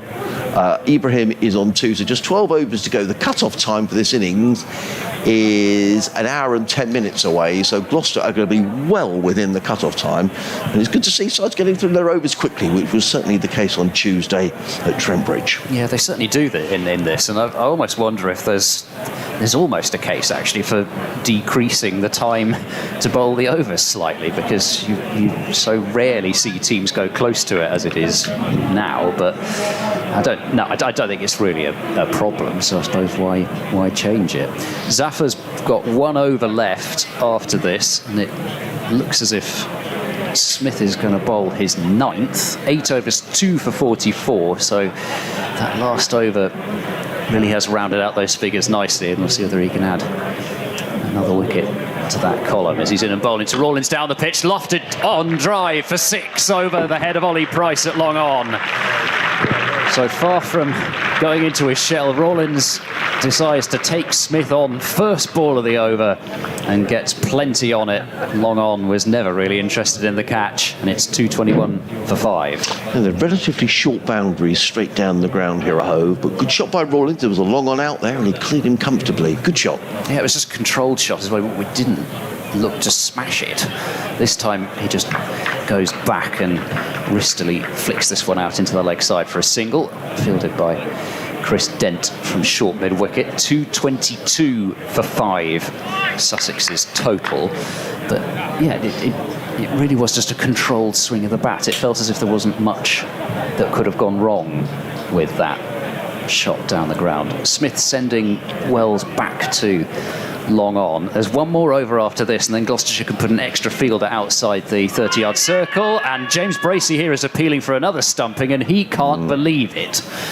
He's standing mid-pitch, hands on head, and looking towards umpire Lungley. It was another lovely bit of bowling from Tom Smith, with Ibrahim just looking to try to run the ball fine, I think, on the offside. Missed it. Certainly from here, we can say absolutely nothing at all as to whether it was out or not, but Bracey certainly liked it. Comes Smith, bowls to Ibrahim, and Ibrahim will turn this one down to long on for a single, fielded by Ben Wells there, and Ibrahim on to 3 from 8 deliveries, but that's 6 from Rawlins. You'd think we'd just have taken the pressure off Ibrahim as far as scoring runs this over, and now Rawlins is back on strike. Smith bowls, bit short, pulled past short mid-wicket. There's a chase on for Ollie Price. Not sure he's going to get there. He goes into the tumble and then does really well to manage to keep his feet within the boundary, and it's 2 runs, but could easily have been 4. I didn't think he was going to get there at one stage. Rawlins on to 40 from 32 deliveries, 2:25 for 5. I thought those toes might just flick the rope for a moment there, but he did superbly to keep them in. Smith bowling the last ball of the over. It's driven straight back to him, so there's no run there. So 9 runs off that over, and Sussex 2:25 for 5 from 39 overs. And you could tell that there was no suspicion at all of Ollie Price's toes having touched the boundary, because he's right in front of that. Did you say it's the southwest stand there? And they were all pretty much unanimous in their applause for that bit of fielding, so he did very well. Just looking at Delray Rawlins, he's played 75 T20 matches. This is his 12th List A game. Top score of 53, averages 24. I think he's a better player, and this is what I think the email we had earlier on was saying. It's not many games, though, is it? But he's played a lot of one-day cricket, well, a lot of T20 cricket. In comes Zaffa, bowls to Ibrahim, whose job here is to push the 1s and the 2s, which he's doing so far, and give the strike to Rawlins. 2:25 for 5. Comes Zaffa again, bowled. Ibrahim drives nicely down the ground to long off. Picks up his 4th run, 2:26 for 5. I just wonder, Phil, if you're still listening, whether you're happy for me to forward your email on to my colleagues at BBC Radio Kent. I'm sure they'd be very interested to hear your views. If you're still listening, you can just drop me a line and I'll forward it on to the guys. get a Kent perspective on Ollie Robinson. Zaffa just reorganising his leg side field slightly, comes in and bowls, and Rawlins drives, this time without timing, to mid-off. There is no run. And I don't know if Rawlins has been coming in higher up the order on other circumstances, but batting at 6 in a 50-over game as well, it's not easy to build a high average. Zaffa bowls, pulled onto the leg side, and it was just pitching short of the fielder there at deep mid-wicket, who for a moment would have thought the ball was coming to him on the full. Nonetheless, Rawlins picks up another single. He goes to 41, 227 for 5. 4 balls gone in the over. Oh, we're going for an update to our listeners on BBC Radio Sussex. Zaffa comes in, bowls. Ibrahim is forward and eases the ball down the ground. Picks up another single, does Daniel Ibrahim. He goes to 5, 228 for 5. I can see Josh Shaw warming up down below us. Final ball of the 40th over, after which 10 overs left, and Gloucestershire will be allowed another fielder outside the circle. As Rawlins pulls onto the leg side, too short. Lovely shot by Rawlins. He goes to 45. And Sussex to 232 for 5. Yes, thank you, Sarah. Well, they're going okay. They're 232 for 5 at the end of the 40th over. A cameo innings here from Delray Rawlins. He's on 45 of just 36 deliveries, making the most of being dropped when he was just 18. The rest of the Sussex players have all got themselves in and got themselves out again, really. Pujara top scoring with 37. Harrison Ward made 37. Alistair Orr and Tom Alsop both making 35. So 10 overs to go here for Sussex, and they're decently placed, Sarah, but much hinging on these final 10 overs. They're 232 for 5.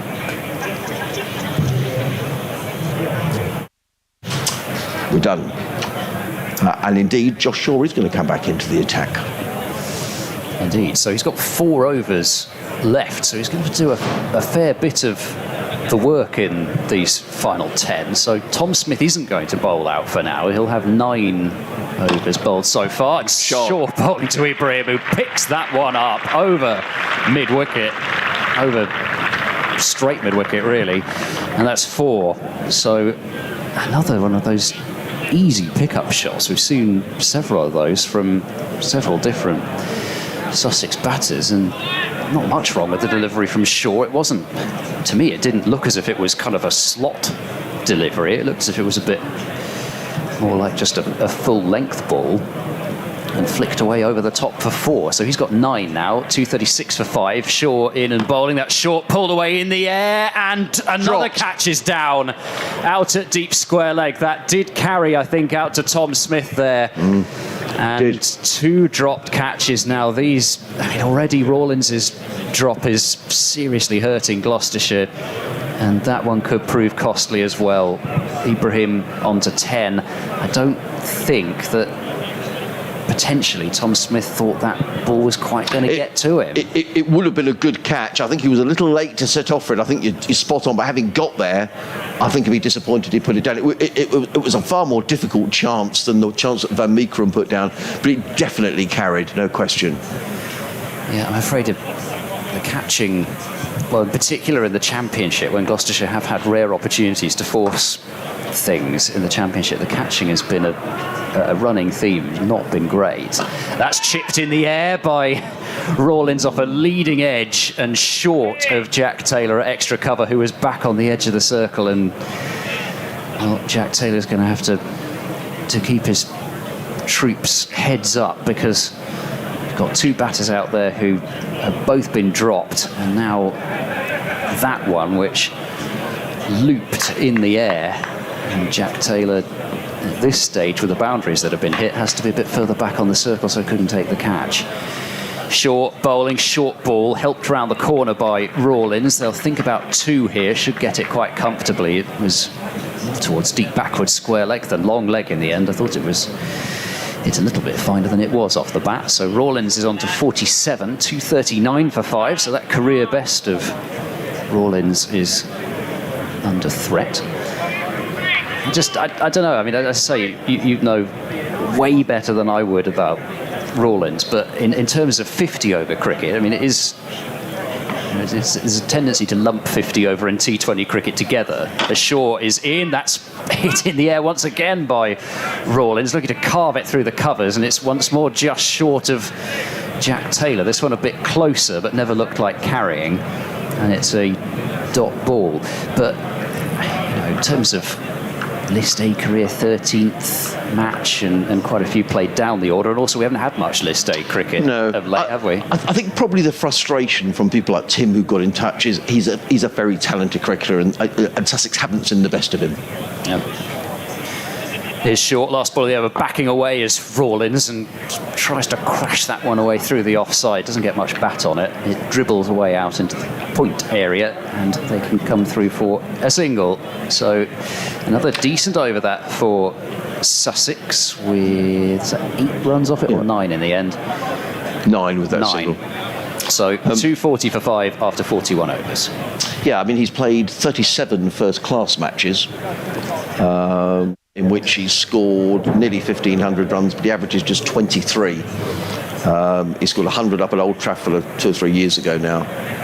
But I think everyone here at Hove who's seen him play a lot of cricket, and we have seen him play a lot of cricket, he's just incredibly talented. And I think the frustration is that you don't see that talent. He'll get a quick 20, 30, then get out playing a shot. You think you didn't need to play that. But, there is so much talent in there. I think that it's more a frustration, I think, than anything else.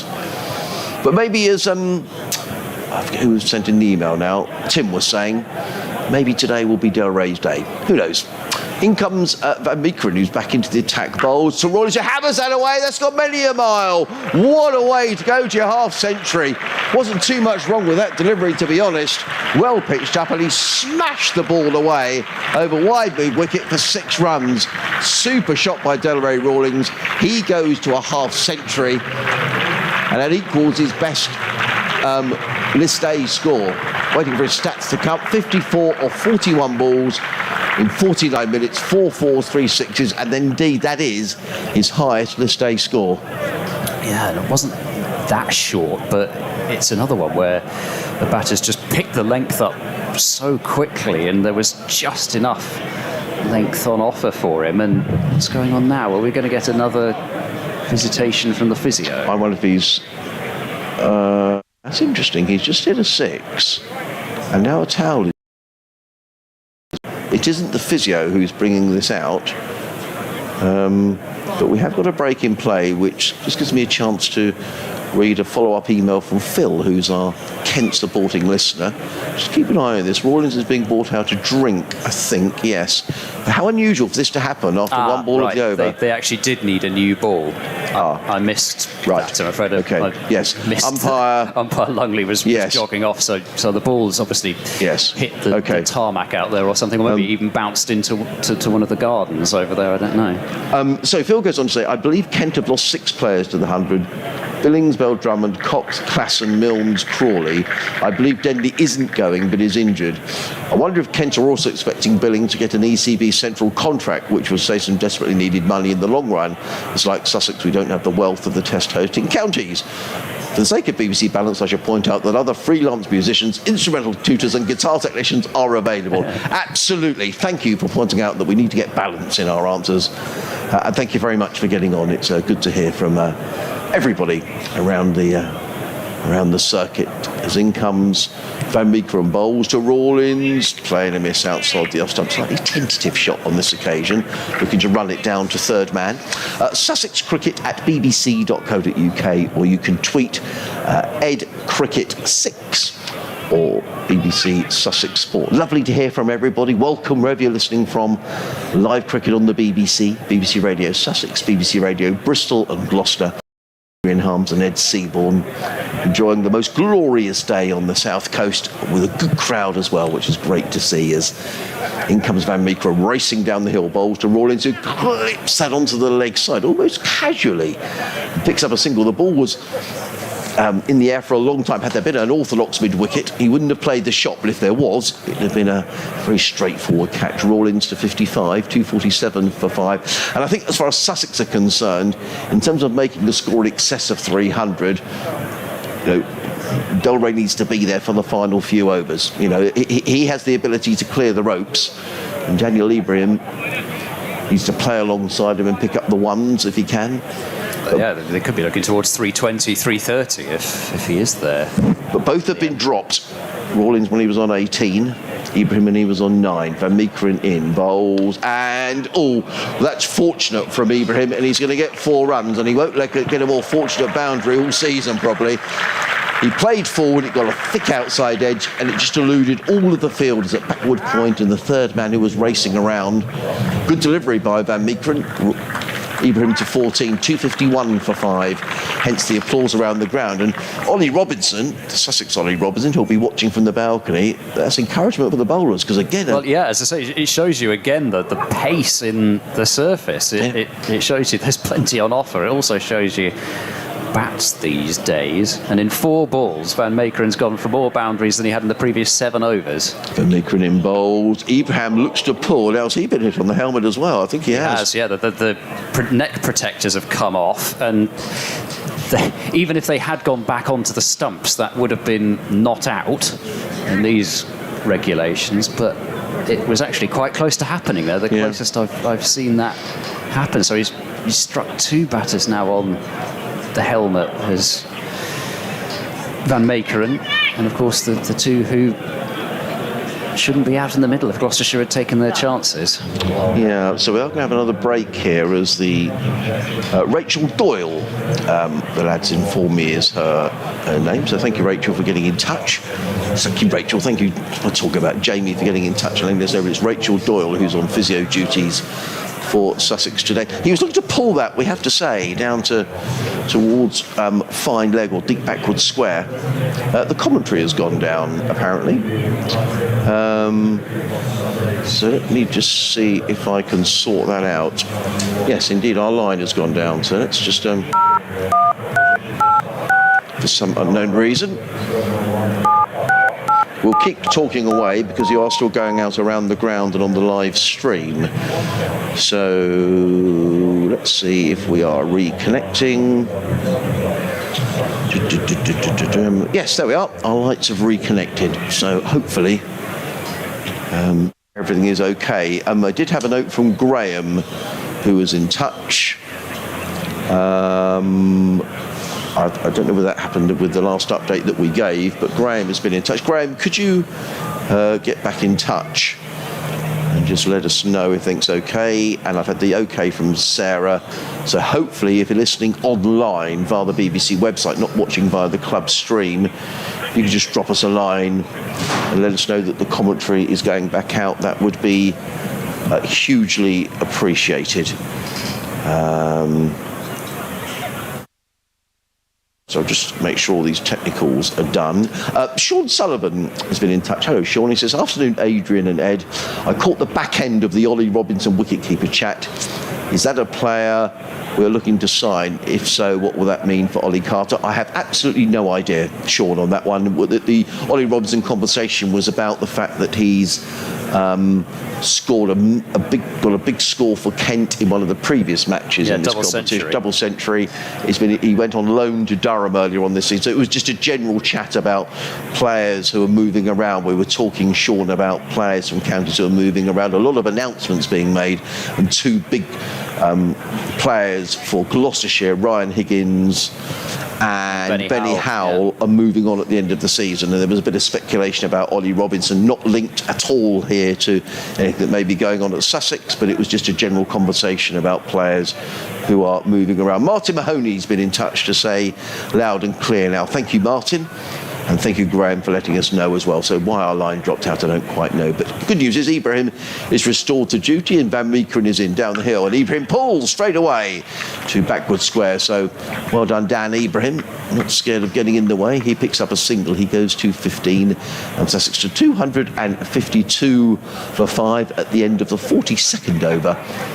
Rawlins on 55, Ibrahim on 15. And even on the rare occasions where Van Meekeren has gone for runs, he's actually bowled pretty well, even in that over. I don't think, particularly that 4 that flew off the outside edge, there was really very little that he could be blamed in terms of doing something wrong for that one, and even the 6. So that was a really good shot. I didn't really see too much wrong with that. It wasn't right up there in the slot. It wasn't a full toss. It wasn't a half tracker. It was just a decent delivery that got walloped.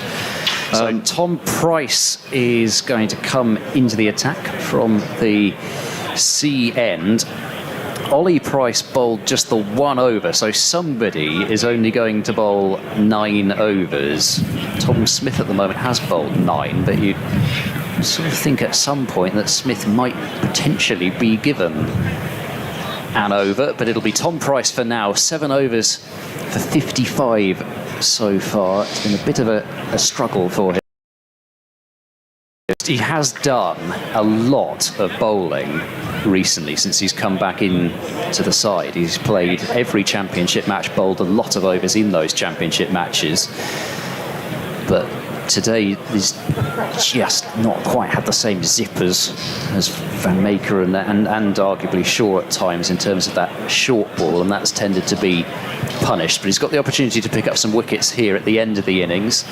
And Ibrahim on strike on 15 as Tom Price bowls to him. That's dabbed away into the offside, but backward point can do the fielding, and there's no run to be had there. Jackie's been in touch, Jackie Pelling. She says, hearing you loud and clear. So thank you, everybody. It sounds like we're going back out, so apologies for the brief interruption to our commentary. In the game between Hampshire and Worcestershire, Hampshire are 178 for 7 after 43 overs. In comes Tom Price. He bowls, and that's hit way up in the air by Ibrahim. Fielder on the boundary is going to go for 6. Only just, but it has gone. And 6 more to Sussex. Dan Ibrahim clears the rope for the first time. And it's 258 for 5. Short side there, and it just got over into, well, I say into the first row. There's a gentleman in a maroon hat there who I think might have got quite close to taking the catch. I think the ball actually hit the top of the advertising board and then bounced over they got the ball back. They have got the ball back now. And I was saying actually how quickly Gloucestershire have bowled their overs, but actually the over rate has slowed a bit because we've had the helmet hit on 2 occasions, and now I'm thinking, I mean, they're still going to be well within the cut-off time, but not. They've moved it back by 9 minutes since the start. They have changed it, haven't they? Yeah. We would have been 2:30 when we started, and now it's 2:39. So they have a lot of time to bowl these overs. So it looks as if they are happy with this ball. Well, I mean, I suppose at Bristol it would have been out, but not here, because targeted the short boundary and cleared it. In comes Tom Price. He's there now and bowling a slower ball, which is toe-ended down towards third man for a single by Ibrahim, and he is on to 21, 259 for 5. Sorry, and I was only laughing because Daniel Ibrahim was sprinting the first run, almost as if his life depended on it, and Darragh Rawlins was almost walking down to the other end. I think Darragh decided that it was only a single. So had Ibrahim turned and said, let's come back for the second, he'd have been virtually standing next to Rawlins, I think. Well, it has to be said, always rather a comfortable single, but it's good to see that level of aggression in terms of running between the wickets, and certainly on the outfield at Cheltenham for Gloucestershire's first game, it would have been absolutely justified because he forced the fumble there. It was going to be 2 every time. Tom Price bowls on the hip of Rawlins, who sort of fends it off behind square on the leg side for a single. 56 now to Rawlins, 260 for 5, and with every passing over that contains multiple boundaries, Sussex start to look closer even towards 350 than 320, 330. Gloucestershire have got to break this partnership. It's reached that point again where they've got to break it, and it's next delivery from Tom Price in the block hole, stabbed away out into the covers where Harris can do the fielding, but another run. It's 261 for 5. I just noticed there, 51 partnership, isn't it, between these two? Yes, it is indeed. Apologies for that. I must have. I suddenly looked at my book and I thought, oh, crumbs, it didn't come up. 9 off this over so far. Last ball of it. Tom Price bowls round the wicket, short to Rawlins down the leg side, and not called a wide by umpire Billy Taylor. I guess he's felt that Rawlins has moved across his stumps a bit there, and that would have hit him in his original stance. So 261 for 5 at the end of that over. 7 more remain. And Gloucestershire, well, as far as their bowling overs remaining, they've got 2 left from Van Maker and 3 from Josh Shaw, so he's probably got to bowl the next over from this end, given that it looks as though Van Makeren's going to bowl his 9th over from the far end, and then they've got to get 1 more over out of either Tom Price or Tom Smith. In fact, pardon me, they've got to get 2 more overs out of Tom Price or Tom Smith, which may well be the critical ones. Another delay in play here. A big debate going on who's going to bowl next, I think, in terms of the Gloucestershire players. Yeah, because I think they're realising that Shaw will have to bowl 3 overs, but pretty much have to bowl 3 overs on the bounce if he doesn't bowl this one. And actually, it looks as if they're maybe thinking might as well save both Van Makeren's overs for maybe the 48th and 50th, you'd think, or something like that. So Shaw has to pretty much bowl now, or he'll have to bowl his overs on the bounce. I'm just looking at that scoreboard. I sort of struggle just to understand. So it's showing Shaw, maidens none, deliveries 22, is that standard? Well, it can't be 22. Runs 40, wickets none. I think it's dots 22. Ah, right, okay. In comes Shaw, bowls, pulled away by Ibrahim onto the leg side. That could bisect both fielders who are back on this leg side. No, it doesn't. It's a couple of runs to Daniel Ibrahim, who goes to 25. Total 268 for 5. It doesn't actually show what over they're in, though, does it? That's the only thing it doesn't show. Is he's bowled no maidens, no, 22 dot balls, so. 42 runs, but it doesn't show what over he's in. Well, I suppose it's because it shows it down below, doesn't it? On that line below, yeah, the list where the bowlers got you. are. Okay, thank you. Yeah, so it's all there somewhere. In fact, yeah, he's in his 8th over. In comes Shaw, bowls. That's down the low side. That will be signalled a wide. Taken by Bracey, there is no run. So in terms of the field, 4 fielders are allowed inside the circle now, and all those 4 fielders. And there are 4 men on the leg side boundary. No one saving one on the leg side at all. So, interesting field set here by Shaw. Very interesting. Yeah, it's almost as if they decided, right, we can't protect this short boundary, so we're just going to try and bowl to the long one. Shaw in and bowls. And Ibrahim pulls onto the leg side. And it's a misfield. It's gone for 4 runs. And that's sloppy fielding. It was pulled onto the leg side by Ibrahim. There's all those men guarding the leg side, 4 of them, and it went through the legs of, who's that out there, Ed? I think it's Tom Price. Well, it was through his legs. I mean, he was getting around quickly, realising they only wanted it to be the single. Ibrahim goes to 29 off 22. Sussex 268 for 5, and that will not please Josh Shaw, the bowler. It really should have only been a single or 2 at most. Bit of pressure, though, on the fielding side. In comes again, bowls, and he's dropped.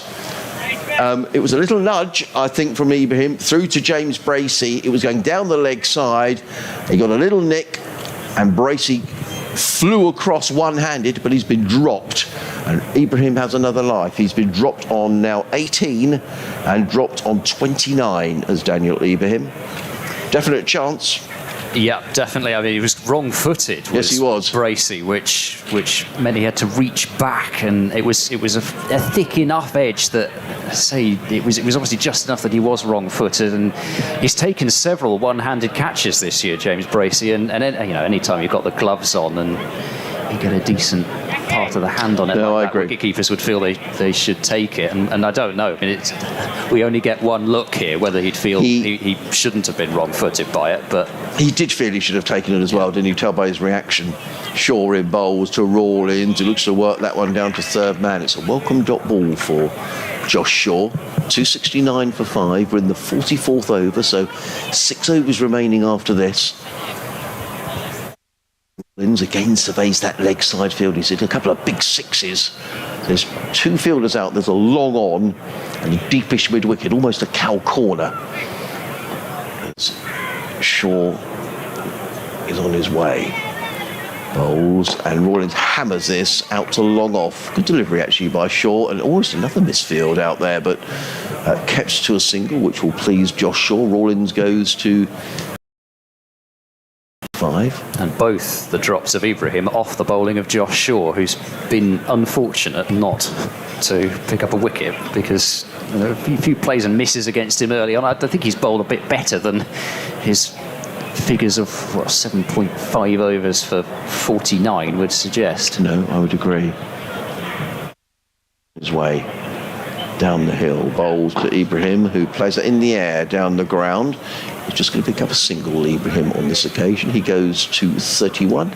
It is the end of the over. Sussex are 271 for 5. Rawlins on 57, Ibrahim on 31. This partnership between these pair now worth 61, and Sussex, with 6 more overs to face, will be, well, looking now in excess of 300, you would think.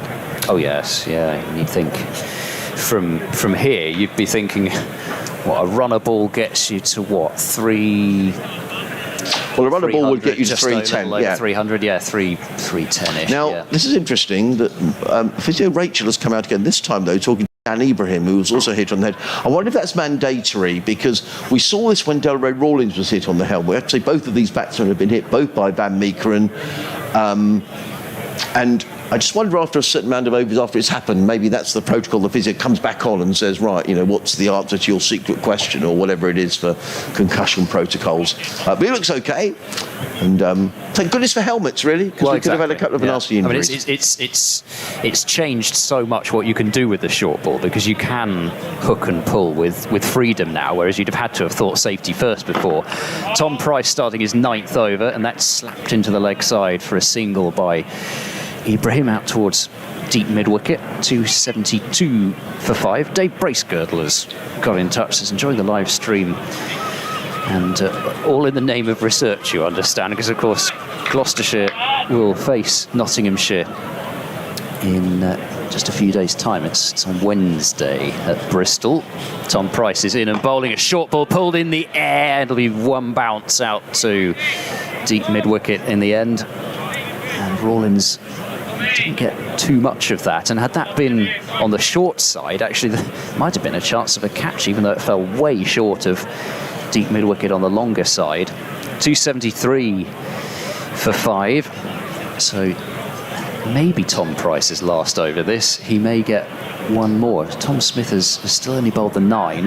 Tom Price is in. That's helped away for 4 runs through mid-wicket by Ibrahim. He got into a nice low position there, and almost, it wasn't quite a sweep shot, but he just shoveled it away into the space between the mid-wicket on the rope, who's quite straight, and then square leg inside the circle. 277 for 5. This is looking like a big chase for Gloucestershire here.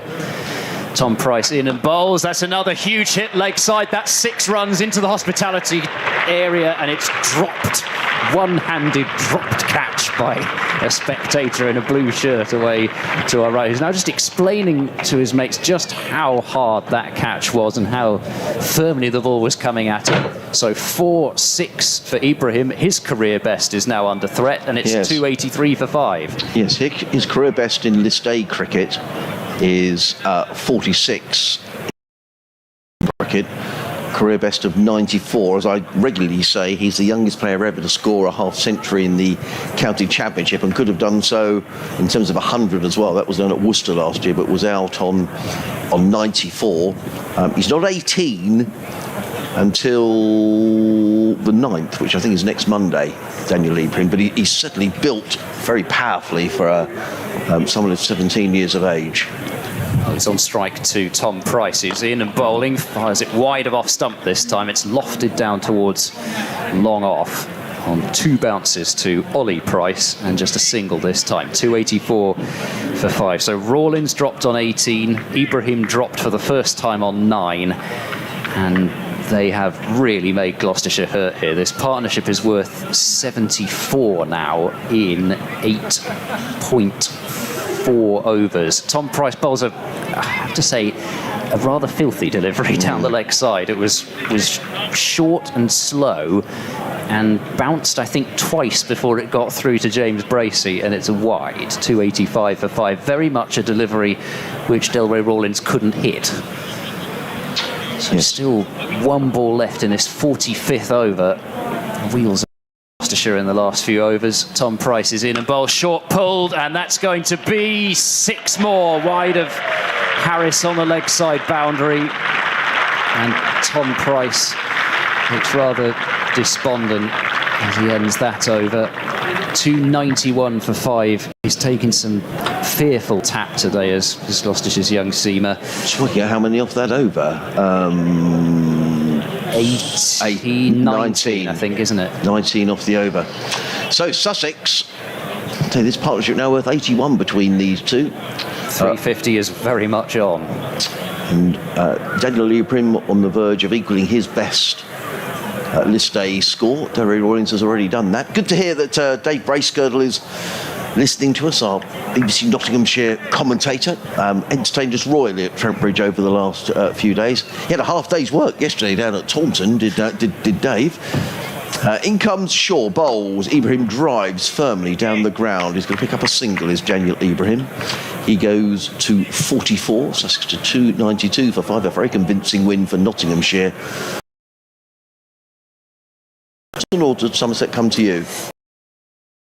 Gloucestershire's next fixture against Somerset at Bristol. That's on Sunday, and then their next fixture also at Bristol against Nottinghamshire on Wednesday. In comes Shaw running down the hill from the Cromwell Road in bowls towards you. Hammers that away. That has gone many a mile. That's 6 more for Delray Rawlings. Belting away. The field route at long on is right on the road. It just clears him. So credit for Rawlings for taking on the man on the long on boundary. We talk about Rawlings. What a knock. 70 off 50 deliveries. And Sussex all of a sudden 298 for 5. And this partnership worth 88. Rawlings, who has dropped a really straightforward chance to Van Meekeren down at long on when he was on just 18. And he's really making Gloucester pay here. Shaw in again, bowls to Rawlings, who's in the mood here, and he crunches that one away through extra cover. That's 4 more. Absolutely belted away. He goes to 74, and the Sussex 300 is up. 302 for 5. And this partnership now worth 92 between these two. That was a sumptuous shot, wasn't it? It was, yeah. I mean, it was just dismissive, really. And Gloucestershire can't land their Yorkers. The short ball with that short boundary is a tricky option, or you've got to bowl it short and wide. So at the moment they're just bowling length balls and they're getting hammered. Sure, in again bowls. That's a full toss, and Rawlings is going to get 4 more. Just hammered away through the covers. We said earlier on in the innings that he's an incredibly talented cricketer that spectators and Sussex members just haven't seen the best of. They've seen glimpses, and Tim said in his email, maybe this is Delray's day. Well, he's made the most of that drop. A lot of hands on hips out there from the Gloucestershire fielders. Most of them are powerless to do anything because either they're bowled out or they're not going to bowl. 15 off the over. Shaw in again. Rawlings again hammers this into extra cover. There's a misfield. Will Rawlings come back for a second? No, he won't. So it doesn't actually cost any runs. Single to Delray Rawlings. 1 more ball to go in the over. So we've had, 10, 14, 15, 16 off the over. Rawlings to 79 off 53 deliveries. And the Sharks 307 for 5. And they get to 400? Yeah, only 4 overs to go. But, we have to say it's a good pitch. There's a bit in it for the bowlers, and I think Ollie Robinson, who will be sitting up there watching proceedings, will be pleased about that. Now, this odd leg side fielders again. No one saving one on the leg side as Ibrahim clips this one onto the leg side and picks up a single, so he will retain the strike. He goes to 45, 1 run short of his best score in list day cricket. And the Sharks 308 for 5, and this partnership between this pair is now worth 98. Yep, and it's been made in less than 10 overs. A couple of balls under 10 overs, which is remarkable. We did say as well, we were talking about Nottinghamshire on Tuesday. Notts had players down the order who could clear the ropes. So Brett Hutton came in and paid a terrific cameo. Liam Patterson-White, who I'm sure everyone at Notts delighted, he's in the Lions squad for the game against South Africa at Canterbury. So players who could clear the rope, and we were saying that Rawlins would be that man, but Daniel Ibrahim has also shown it as well. So Sussex have had players to do that today, which is so important. And Van Meekeren's coming back into the attack. So he's going to bowl his 2 overs, you would assume, from the C end. And then, well, Josh Shaw's kind of got to bowl one of them from the Cromwell Road end. And then you'd assume now it's got to be probably Tom Price rather than Tom Smith. I mean, do you go spin that late? I suppose there's an argument to say, yes, maybe you do, given what we've seen in the last few overs. But it will be Van Meekeren now, and this was, I have to say, it was always my fear about this Gloucestershire side coming into the Royal London Cup, regardless of anything else that may have gone on off the field to provide a distraction or whatever, as Van Meekeren comes in and bowls. There's a huge heave attempted by Ibrahim, which he's got very little of. Tried to send that over mid-wicket, and he's toe-ended it out towards point for a single. 309 for 5. But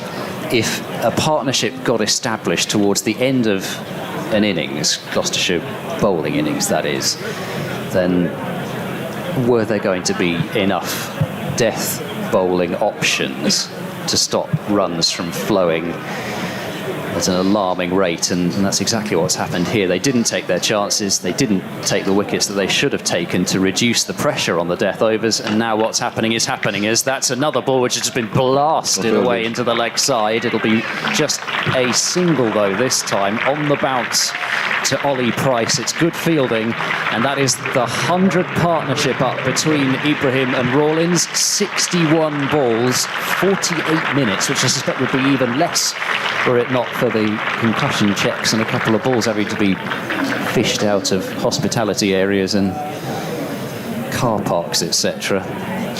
Magnificent partnership between these two, where they've struck 7 sixes between them. 5 to Rawlins and 2 to Ibrahim. It's Van Meekeren bowling to Ibrahim on 46. Low full toss, which is helped away for 4 runs past square leg, and that is 50 for Ibrahim. His maiden list day 50. It's come from 32 deliveries with 4 4s and 2 6s. Yeah, tremendous. 32 deliveries. According to the scoreboard, that's very quick. Wow. 3-14 for 5. Well, he batted nicely at Trent Bridge on Tuesday when he made 40, Dan Ibrahim. And I say it is difficult to believe he is only 17. In comes Van Meekeren, charging past the umpire bowls. That's hoisted high up in the air out towards long on. This surely has to be taken this time, and is. Chris Dent underneath it, makes no mistake. It's a 4th wicket for Van Meekeren, who, in amongst all the carnage, that's 4 for 40 for him now from 8.4 overs, and that's a list day career best for Van Meekeren. The first time he's taken 4 wickets in an innings. It's a 50 and out for Ibrahim, but what an innings it was. So much promise in that. Clean ball striking, 5 4s, 2 6s, and Sussex 3-14 for 6. And people standing and applauding in the Spain Karma Pavilion as Daniel Ibrahim makes his way off. There's a really good crowd here at Hove today. I have to say, you're never quite sure when you get to August with people away on holiday and the like as to how many people will be coming to these games. But it's been really well attended. As I said a couple of times, I don't know about official attendance figures, but this is the best attended game I've seen here this season outside of T20. And I would imagine, applause for Ollie Robinson, listen to this.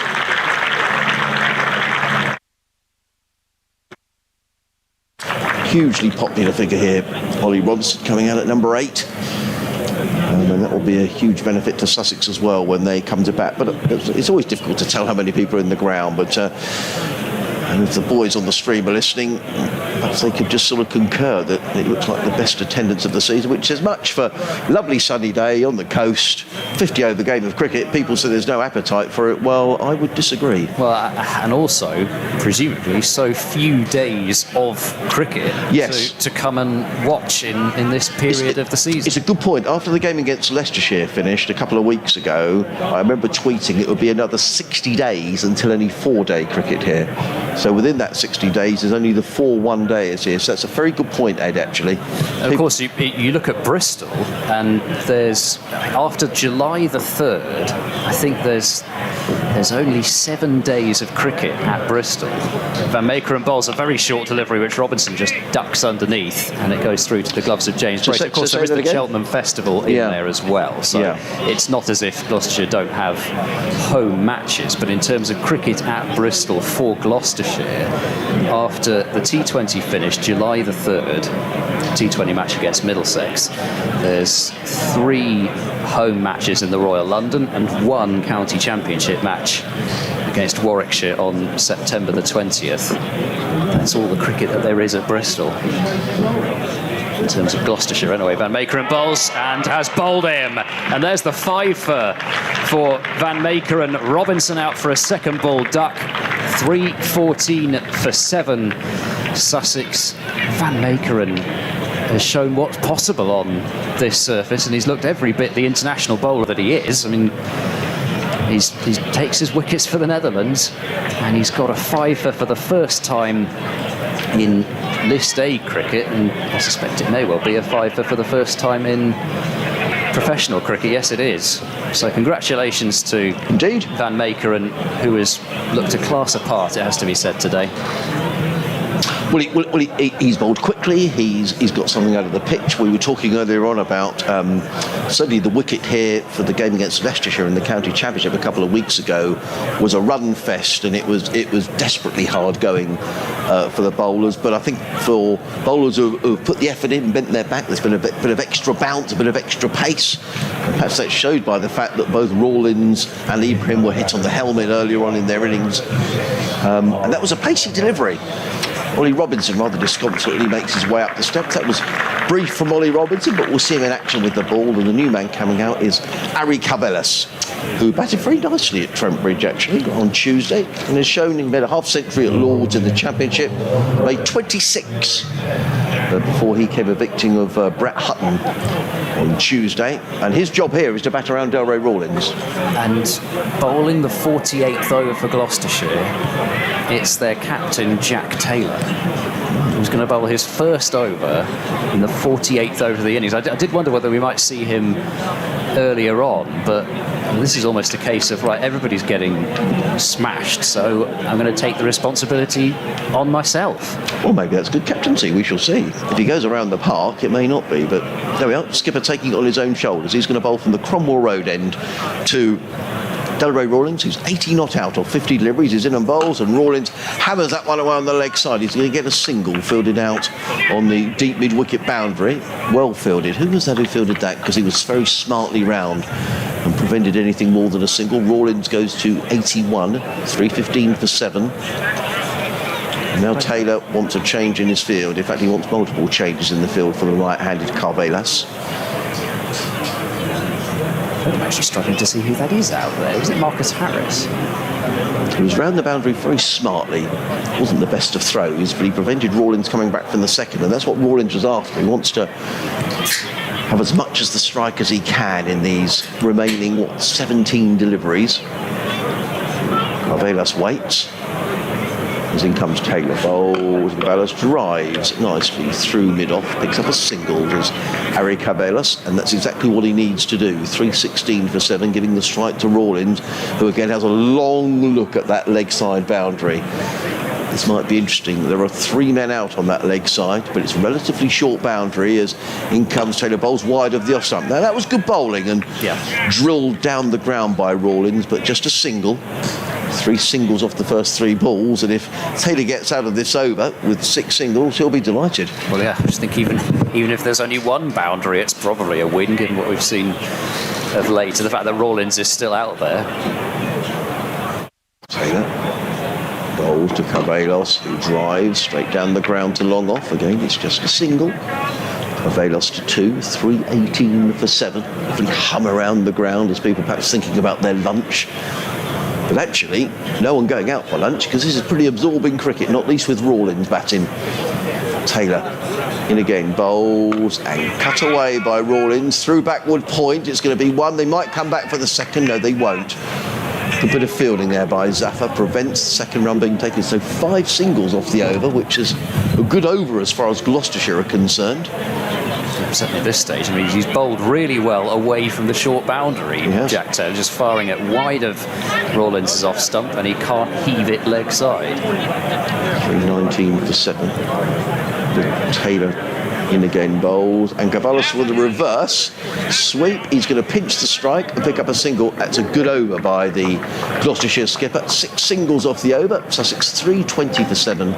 Carvelos on 3, Rawlins on 83. I remember a game at Eastbourne, Ed, a couple of years ago, more than a couple of years ago now, pre-COVID, when Jack Taylor actually for Gloucester won the game. You know, I think he made 60 odd very quickly down at the Saffrons. So I think I'm trying to think. I had a look back at that game. It was 2016. Yeah, might well have been. Like I mean, certainly pre-COVID, maybe 2017, something like that. Yeah. But Jack Taylor came in and made very, very useful runs down the order, and Gloucestershire won relatively comfortably. But that was a good over by the skipper. 2 overs to go. What it has also means is that Carvelos is on strike for the opening ball of this penultimate over.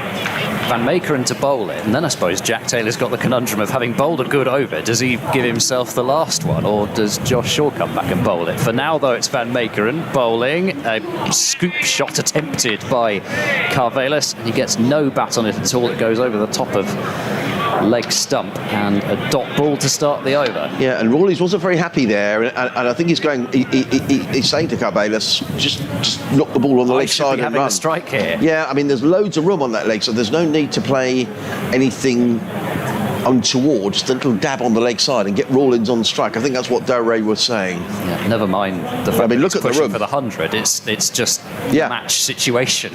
Yeah, I mean, there are 3 fielders on this leg side boundary. No one in front of square, saving 1 on the leg side. In comes Van Meekeren, bowls to Carvelos. It's a short ball which has come off body. I think it'd be giving that a run, so there's been some glove or bat involved, and it was quite difficult to tell exactly what it ricocheted off, but it was another good short ball from Van Meekeren, and he's quick, isn't he? He is, yeah. He really is quick. There. If the top order players are struggling to play the short ball, then the lower order players aren't going to find it easy either. 321 for 7. Yeah, he has bowled quickly. It would be interesting to know how quick he has bowled, because certainly in international cricket I've seen him clocked in the high 80s. He's bowling now to Rawlins on 83. Van Meekeren bowls a very short ball. Oh, has that hit him on the helmet again? It's gone over the head of Bracey and down to the boundary. No, it was top edge this time. Got the bat just up in front of it. And it's 4 more runs. 87 now to Rawlins. Even some of the boundaries that Van Meekeren's gone for have not been his fault. He's calling the physio on, you know. I wonder if that was... I thought it did sound like yes, I thought it sounded... I wonder if it was bat onto helmet. Because it had that clunk. Yes, it wasn't like a crack of the bat or even off the top edge. It sounded sort of... Well, it did. It sounded exactly like that sound of ball on plastic or whatever it is. I wonder if that was bat onto helmet. Yeah, could well have been. Because he's on to 87.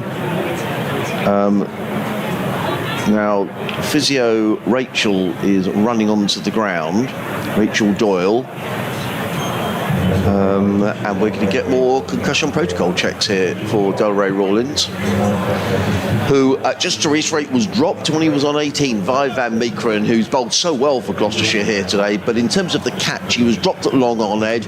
No catches straight forward. It was going like a train, but it was straight to him. And we thought he'd caught it. I must admit, I thought it was out. Yeah, well, exactly. It looked, the ball disappeared, and I thought that he'd got it, and then I guess it must just have sort of popped out the front of the hands, because it was almost as if he kind of half threw it forward the way that it came out. But like you say, he was set, he was in position, he got two hands to it, he got his hands up early enough with, as you say, the ball whistling towards him, and just couldn't take the catch. And then Tom Smith, terrific fielder, of course, he would certainly feel he should have taken that catch, as low down as it was off Ibrahim on line, and Gloucestershire. That's really been in the end, the story of the innings. Kind of thought that it would be a story of Pujara, who made that 63, holding things together with the top order, but potentially only some cameos elsewhere. But it's actually been about that Rawlins-Ibrahim partnership, and Gloucestershire are going to have to chase a massive total here, and it's going to be a chase pretty similar to that one last year, where they knocked off that score against Durham at Scarborough, where they chased 335 for 4. Chased it in the last over with 2 balls to spare, and that again was Jack Taylor providing the heroics at the end of that one. So, well, Rawlins is okay, it's good news. Van Meekeren bowling, good Yorker, and it's stopped by the boot of Van Meekeren, and it ricochets off it towards where a short mid-off would be standing, and it's just a single. 326 for 7. As I said, I said Van Meekeren was a class apart. He has been a class apart, I think, from the other seamers. I mean, and Tom Smith did a tidy job through the middle. 10 overs for 57 from Zafar, 9 overs, 2 for 54 from Tom Smith. But Makeren's figures are just superb in the context of what else has happened. Another short ball's pulled away, mistimed, and one bounce out to Jack Taylor on the deep straight mid-wicket boundary. So Carvelas moves on to 5, 327 for 7, and Van Meekeren may well go for less than 5 and over if he can all a good last delivery. And say, just a reminder, 4.4 overs for 55 in the first game from Van Meekeren. Last ball then of the 49th over, he bowls to Rawlins, very short ball, he swats it down into the ground and then just jogs through for the single as the ball goes to Ollie Price at long on. He's happy to have the strike for the last over. So Rawlins will need 11 runs for his maiden list day century, and Sussex are 328 for 7 with 1 over to go, and it looks as if it will be Jack Taylor to bowl the last over. Yeah, and applause around the ground for Paul Van Meekeren's figures. 10 overs, 1 maiden, 5 for 48 in this very sporting Hove crowd. There's a big crowd here today, giving him a good round of applause, and thoroughly deserved as well. I'm sure he's going to be feeling a little bit disappointed about that catch, because he really should have caught Rawlins. However, that's all in the past. Last over, Jack Taylor running in from the Cromwell Road end. Bowls to Rawlins, who hammers that down the ground. They'll want to here, no question about that. Carvelas is going to come back for the second. That's good running. And I have to say, I think what happened there was the pressure on the field, because Rawlins was always going to come back for second. There was pressure on that fielder. The throw came in. Taylor wasn't very happy, to be honest. Well, that was a very wide throw. I think he thought that if he got the ball away very quickly, he'd dissuade them from coming back for the second. Rawlins to 91. Taylor in again, bowls, and Rawlins hammers that away. Now he should be caught at long off. And he is caught. Delray Rawlins goes. He's caught by Ollie Price at long off. And a very good innings from Delray Rawlins comes to an end. He's really cross because he fancied his maiden list day century, I should say. Let's listen to the applause of Delray Rawlins, because he is such a talented player. There we are. People are standing up for you, Delray.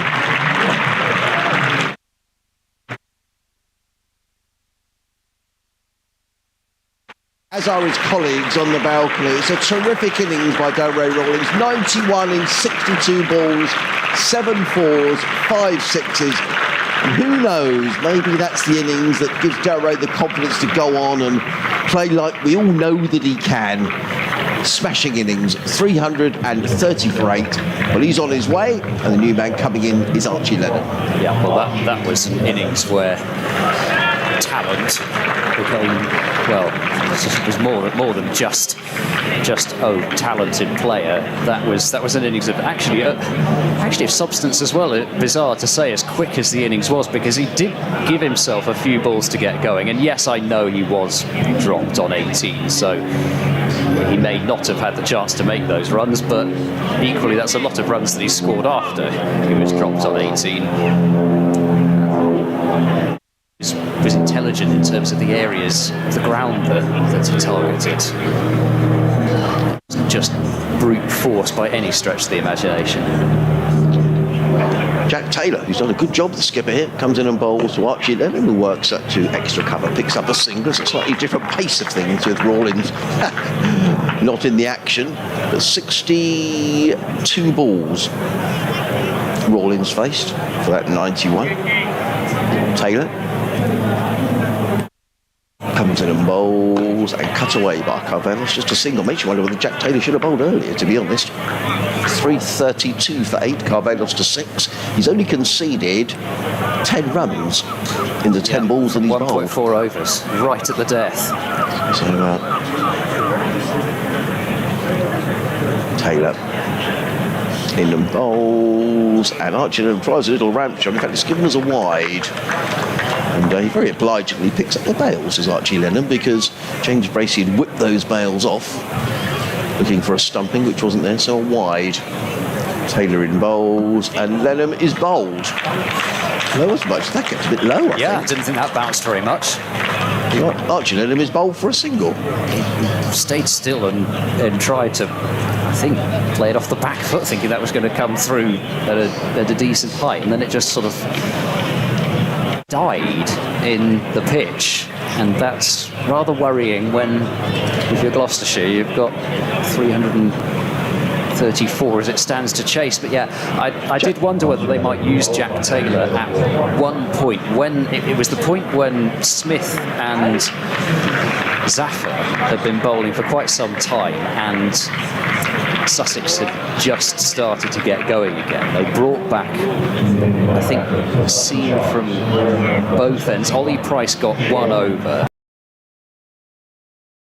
at that stage, whether that might be the time for Jack Taylor. It's a usual ploy, really, to bowl leg spin at the death, but it certainly worked as far as limiting the damage for Gloucestershire, but the damage has been quite considerable before that. Yes, I mean, he got a bit of stick, didn't he? Tom Price, 9 overs for 84. Van Beekeren's figures, as you say, excellent, 5 for 48. You know, if he wanted to go with spin, I suppose he could have thrown the ball to Tom Smith for 1 over, but yes, it really has been taking the responsibility on his shoulders here, Jack Taylor. So in comes Taylor, bowls the new batsman, who's Sean Hunt, who drills this one to mid-off and picks up a single, does Sean Hunt, and that's the end of the Sussex innings. And they have closed on 334 to 9. Harry Carvelos finishing 6 not out. Sean Hunt on 1. And an innings really that was all about Delray Rawlins. Just when Sussex needed some big hitting in the middle order, he really did come to the party. 91 in just 62 balls with 5 sixes, apart from 104 with Daniel Ibrahim, who made 50. So Sussex, I think, will be very pleased with that total, having at one stage been, what were they, 163 for 4 when Tom Alsop was out. Let's talk about Gloucestershire for a moment, because Van Meekeren, I thought, bowled really, really well with pace and hostility as well. Yeah, 5 for 48 for him, and he was worth every bit of that.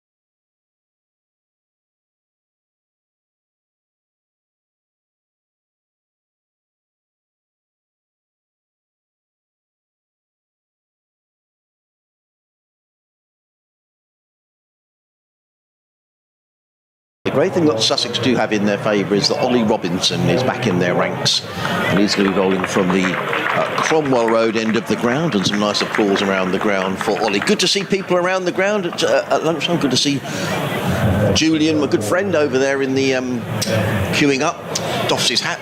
Hello, Julian. But also great to see queues for ice creams and beer and everything else. Anyway, here comes Ollie Robinson coming into bowl to Ben Wells. He's in over the wicket bowls, and Wells drives firmly to mid-off, and Gloucestershire are immediately on their way, pulled by Kajara at mid-off, and there is no run. And it's just, there's a lot of people here. You know, there's a lot of families here, also a lot of children queuing up for ice creams. And, you know, this is what you say, you know, put the game on, sunny weather, big crowd, one-day cricket, going to get a result. What's not to love, really? Exactly. I've just watched a young lad in a Benny Howell shirt walk up the southwest stand there. In comes Ollie Robinson running in down the hill, bowls to Dent, and Dent clips this one on the leg side. They pick up one. They may look for two, but there won't be two there because Alior is very quickly in from the deep mid-wicket boundary to field. Not a very good throw to Tom Alsop, but a single. Both openers are on their way. Now, to let you know, if you're listening and you're thinking around Hove, quite fancy seeing some cricket this afternoon. Well, from now, let's get this right, from now onwards, it's half price. If you want to come down to Hove now, you can get in for half price. It was £20 for adults today. I think a £5 for children from memory. But whatever the price is, it's now half price. As in come Robinson bowls and driven by Wells, and a mistake by Archie Lenham there in the covers, who kicks away at the ground. He gets so annoyed with himself, Archie, when he makes a mistake. One more to the total, 3 without loss. And then after 4 o'clock, my understanding is it's free. So if you come at 3 o'clock, you get in for half price. If you come after 4 o'clock, it's free. So if you're listening in your office and you think it's lovely weather outside, fancy watching some cricket, well, why not come down? And immediately a change in the field. Sussex starting with 2 slips, and now Rawlins is trotting into mid-wicket. So just the 1 slip in place. As Robinson, the sun has gone in momentarily, comes in and bowls, and Dent drives beautifully through extra cover, picks up at least 1 and possibly 2. Yes, they will come back for the second, fielded by Daniel Ibrahim. So 2 off the over. Sorry, when I talk about 2 off the over, 2 off that delivery, 5 without loss. I'm still thinking about my pie that I'm halfway through eating. We didn't get thing with the pizza. I'm 2 slices into my pizza, but we didn't get a lot of time, for did lunch, we? That's probably about right. Yeah.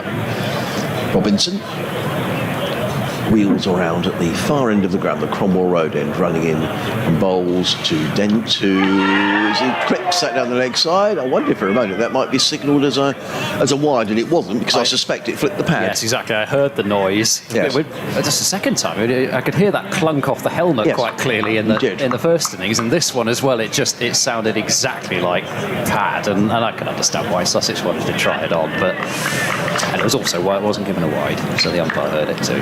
Clive Jacobs has been in touch, sussexcricket@bbc.co.uk. I'll read his email in a moment as it comes Robinson. Final ball of the opening over of this Gloucester replies in and bowls, and Dent runs that to backward point, fielded by Carvelos. No, not fielded by Harrison Ward. And there is no run. So 5 off the over. Gloucestershire on their way to trying to get this 335 to win. Clive says, hello Adrian, so Delray came good for Sussex, and good on him for delivering today. It's good to see the batsmen firing, and to post the total, they should give the Sharks a good chance of defending their total. It sounds lively enough in Hove, and if today is anything to go by, reports of the death of 50 over cricket are greatly exaggerated. Thanks for the commentary. Regards to you, says Clive Jacobs. Thank you, Clive. Well, absolutely. And as we say, sunny day, result in one day, school holidays, 20 quid to get in, £5 for children, whatever it is. Why wouldn't you come today? Well, quite. Yeah, that is the thing about 50 over cricket. It actually does provide you with a day out. And like you said, at the end of it, you see lots of 4s and 6s. If it's like today, I would hate to see 50 over cricket go personally.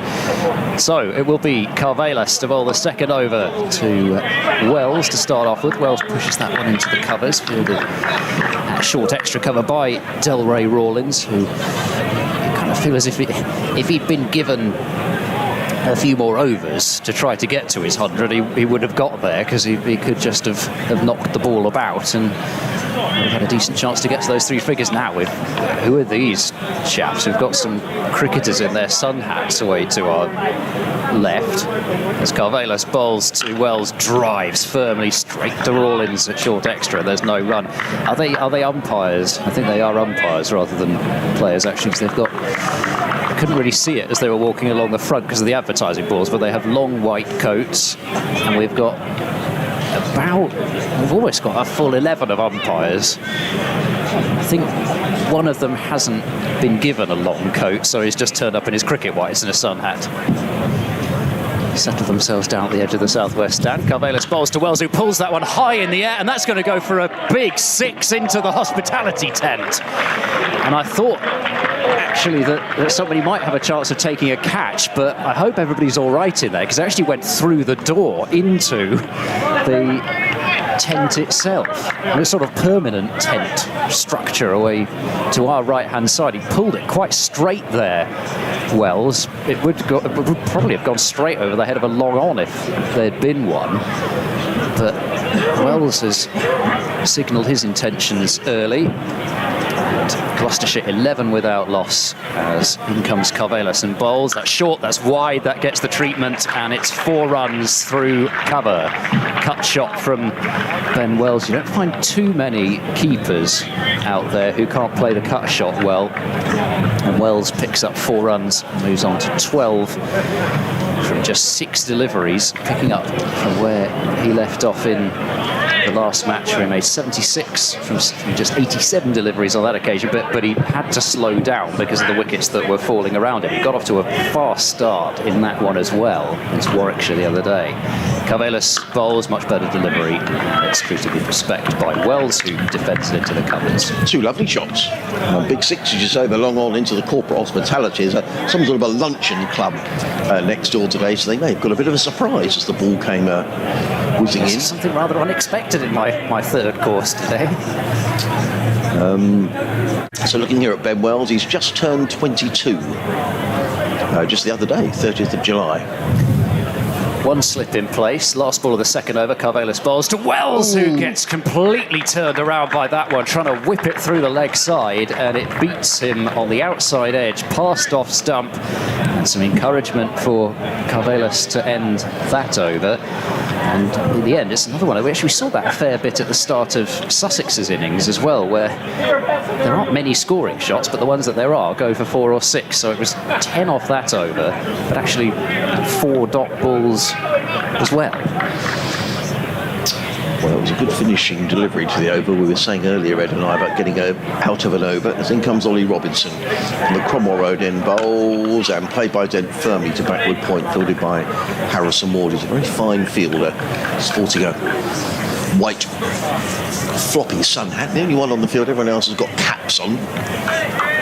The 2 fielders outside the circle are a deep backward square, who's Alior, or a deep square leg, I should say, and a third man, who's Ari Carvelos, who's down to our right-hand side, as Robinson wheels around at the far end of the ground and is coming running in to bowl to the left-handed Dent. He's in on bowls, and Dent drives 4 runs, over-pitched and dispatched. Lovely shot. And the ball, actually, you have to be careful here at Hove. You have to watch the ball because it's a relatively small ground, and that ball sort of skipped over the rope and then up into the seats. And so, you know, if you're sitting around the ground at Hove, you do have to have your wits about you in these limited overs games. And good start here from Gloucestershire, 19 without loss in the third over. Immediately a change in the field. Reinforcements into that offside, so there's a third man, then a backward point, extra cover mid-off. Robinson coming around the wicket into bowl to Dent, who works this one. It's a no ball, and that's going to be a free hit. Ease down to third man. Dent will be cross that he's got a single off that now. Yeah. So of course, that means they can change the field. 20 without loss. Good point. But still, Sussex can only have the 2 men outside the circle. I suppose the only good thing from Sussex is that Wells will be hitting towards the longer side of the ground. He was caught off one of the Sussex players was caught off a no ball, wasn't it? Was it Orr? Can't remember. One of the left-handers anyway. Yeah, it didn't matter because it was a no ball anyway. In comes Robinson. In bowls and tries the ramp and plays it very well, and that's a really good shot by Ben Wells. It's a free hit. And he played the ramp off of Ollie Robinson. That takes a little bit of nerve, you know. The ball runs away for 4 runs. And Gloucestershire, as I say, off to a fly here. 26 without loss in the third. Yeah, like you say, you're trying to ramp a guy who's... How tall is Ollie Robinson? Do you know off the top of your head? 6'4". 6, yeah. I would say. Got to be around about there, doesn't he? You're trying to ramp somebody who's got that height on a pitch where we've seen Van Baker and Clonk, 2 Sussex batters who are clearly in decent touch on the helmet. Yeah. Takes a bit of bravery. Robinson in bowls and cut away by Wells down to third man. Ollie Robinson put a bit more oomph into that. I just thought for the first couple of overs he was quite at full lick. Wells goes to 17 off 10 deliveries. Gloucestershire 27 without loss. Ollie Robinson is 6'5" according to my book. Yeah, and I suppose also the no ball kind of hints at potentially a little bit of rustiness, because you wouldn't really expect Robinson to make a mistake like that in full rhythm. It's coming around the wicket, bowls to Dent, and Dent drives pleasantly into the covers, fielded by Ibrahim, and there is no run. 1 more ball to go in the over. 27 without loss. Gloucestershire going along at 9.5 and over. They need to score at 6.5 and over. It's just a small matter of keeping it up. Yes. Well, I was just going to say that Duckworth Lewis, I mean, it's not going to rain, is the good news. Duckworth Lewis, just to give you an idea, is 14. So a good start from Gloucester. As in comes Robinson in his salmon pink shirt around the wicket, bowls to Dent, who drives into the covers. A good end to the over from Ollie Robinson, a couple of dot balls. So Gloucester 27 without loss. Wells on 17, Dent on 8. I said they were salmon pink when we were at Trent Bridge last week. Dave Bracegirdle, I forget what Dave said. I think they're were shocking pink, aren't they? Do you? Like that. Oh, right, okay. Well, no, I'm not saying they're shocking. I think that's a genuine. Is that a genuine colour? Is it? I'm not sure. So if you went to your local decorating shop and you say, "Can I have a pot of shocking pink?" That might well be the case. That might be completely the wrong. Shade. Here comes Cavelas, bowls to Wells, and Wells, has he gone? Umpires unmoved, and I think they were up for both LBW and caught behind there, I think it was the LBW they were more interested. Yeah, I agree. I don't think he nicked it. That looked a good shout for LBW. That really did look a good shout. It cut back at it. It did. And I have to say that I thought that shocking he was pink. in some serious trouble. Yes, so I'm showing Adrian. Wow. Shocking. It's quite close, isn't it? And I was going to mention that actually at one point in the first innings and forgot the contrast that we've got between the pink of Sussex and the black and yellow of Gloucestershire. Cavelas bowls inside edge onto pad this time from Wells, who was looking for a big shot into the leg side.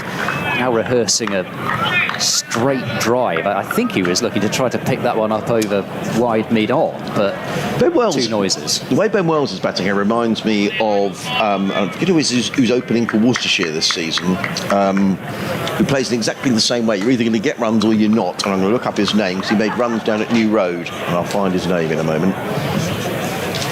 In comes Cavelas running in past umpire Taylor and bowls. That one also comes back and strikes Wells on the pad, but I've got to say that one did look as if it had done too much. He's getting the ball to move, though, is Cavelas, which... Ed Pollock. Ah, yes, okay. Yes, he does tend to play that way, doesn't he? Yeah, he just play. Ben Wells is playing that way. I mean, he just looks like every ball he's shaping to score. So this could be entertaining, or he could get out. You get what you think. One of the two. We're either going to get a lot of runs here, or he's going to get out. The difficulty he's got is, unlike actually the first couple of overs from Robinson, Cavelas is getting the ball to move out there, and he's missed it a couple of times already because it's moving. Here's Cavelas, bowls to Wells, who just works that one away calmly behind square on the leg side. That's got a decent amount of run to it, and a really good effort sprawling away by the fielder from deep square leg, and limits it down to just the 2 runs. Ali Orr on the deep square leg boundary with the towel in his, sort of over the top of his right leg, which is a slightly odd move, I think, given the fact that it's as dry as a bone out there. Perhaps it's good luck. 29 without loss, Gloucestershire. As Wells is on to 19. In comes Carvelis. He's there and bowls. It doesn't bounce quite as much. We saw a few deliveries just stay down a bit in Sussex's innings. Only the odd ball. And Wells actually managed to negotiate that one quite easily and pick up a single wide of mid-on. So 30 without loss, Gloucestershire, after 3.5 overs. Critical from a Gloucestershire point of view that they do not lose early wickets, chasing a score like this, and given the way that their batting line-up structured. As Carvelis bowls to Dent, there's another big shot for leg before wicket, which is given out eventually. I thought he had taken as much time as he was going to take and wasn't going to raise the finger, but Carvelis gets reward. He's beaten the bat a few times this over, and he's got rid of Chris Dent for 8. 30 for 1 Gloucestershire after 4 overs, and there is one of those early wickets that Sussex were after.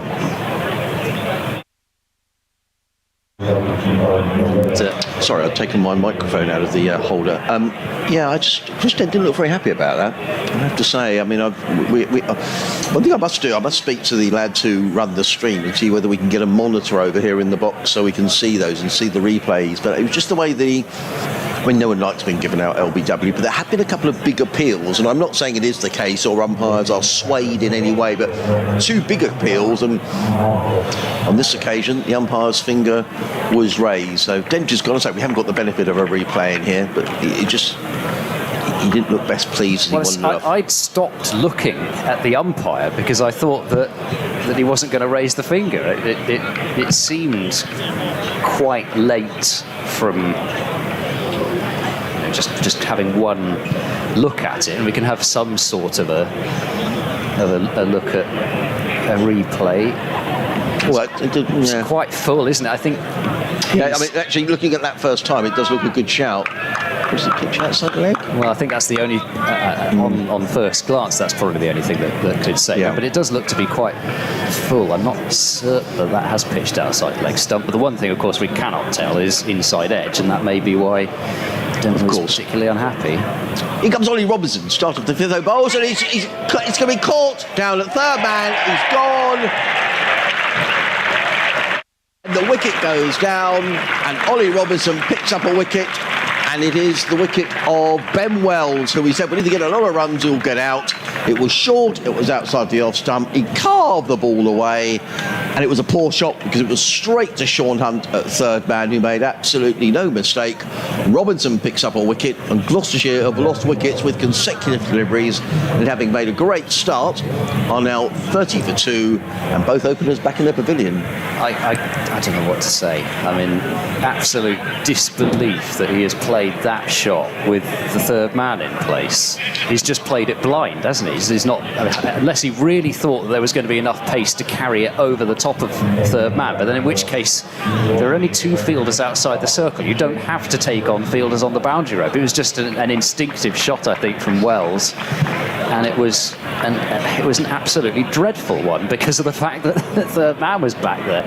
And Robinson's lively enough in terms of his bounce, but he's not express pace. It's not as if you're playing that shot off. It's a strange shot, isn't it? I couldn't agree more. You're playing that shot off Naseem Shah, who was with Gloucestershire earlier on. He's bowling 90 plus miles an hour. It's quite unlikely that the ball's going to carry all the way for 6 off Ollie Robinson. As I say, I don't think he's really thought it. It's just, the ball's there, I can uppercut it. So he does, but there's somebody there.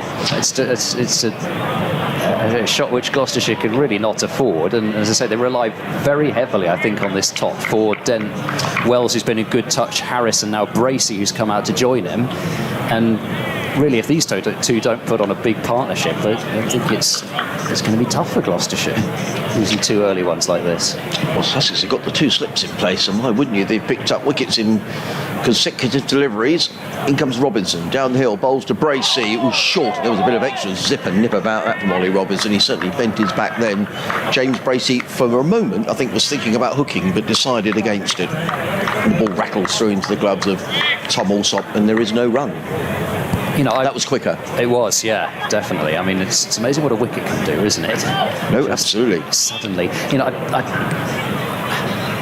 don't want to sit here and be too critical because I couldn't do any better.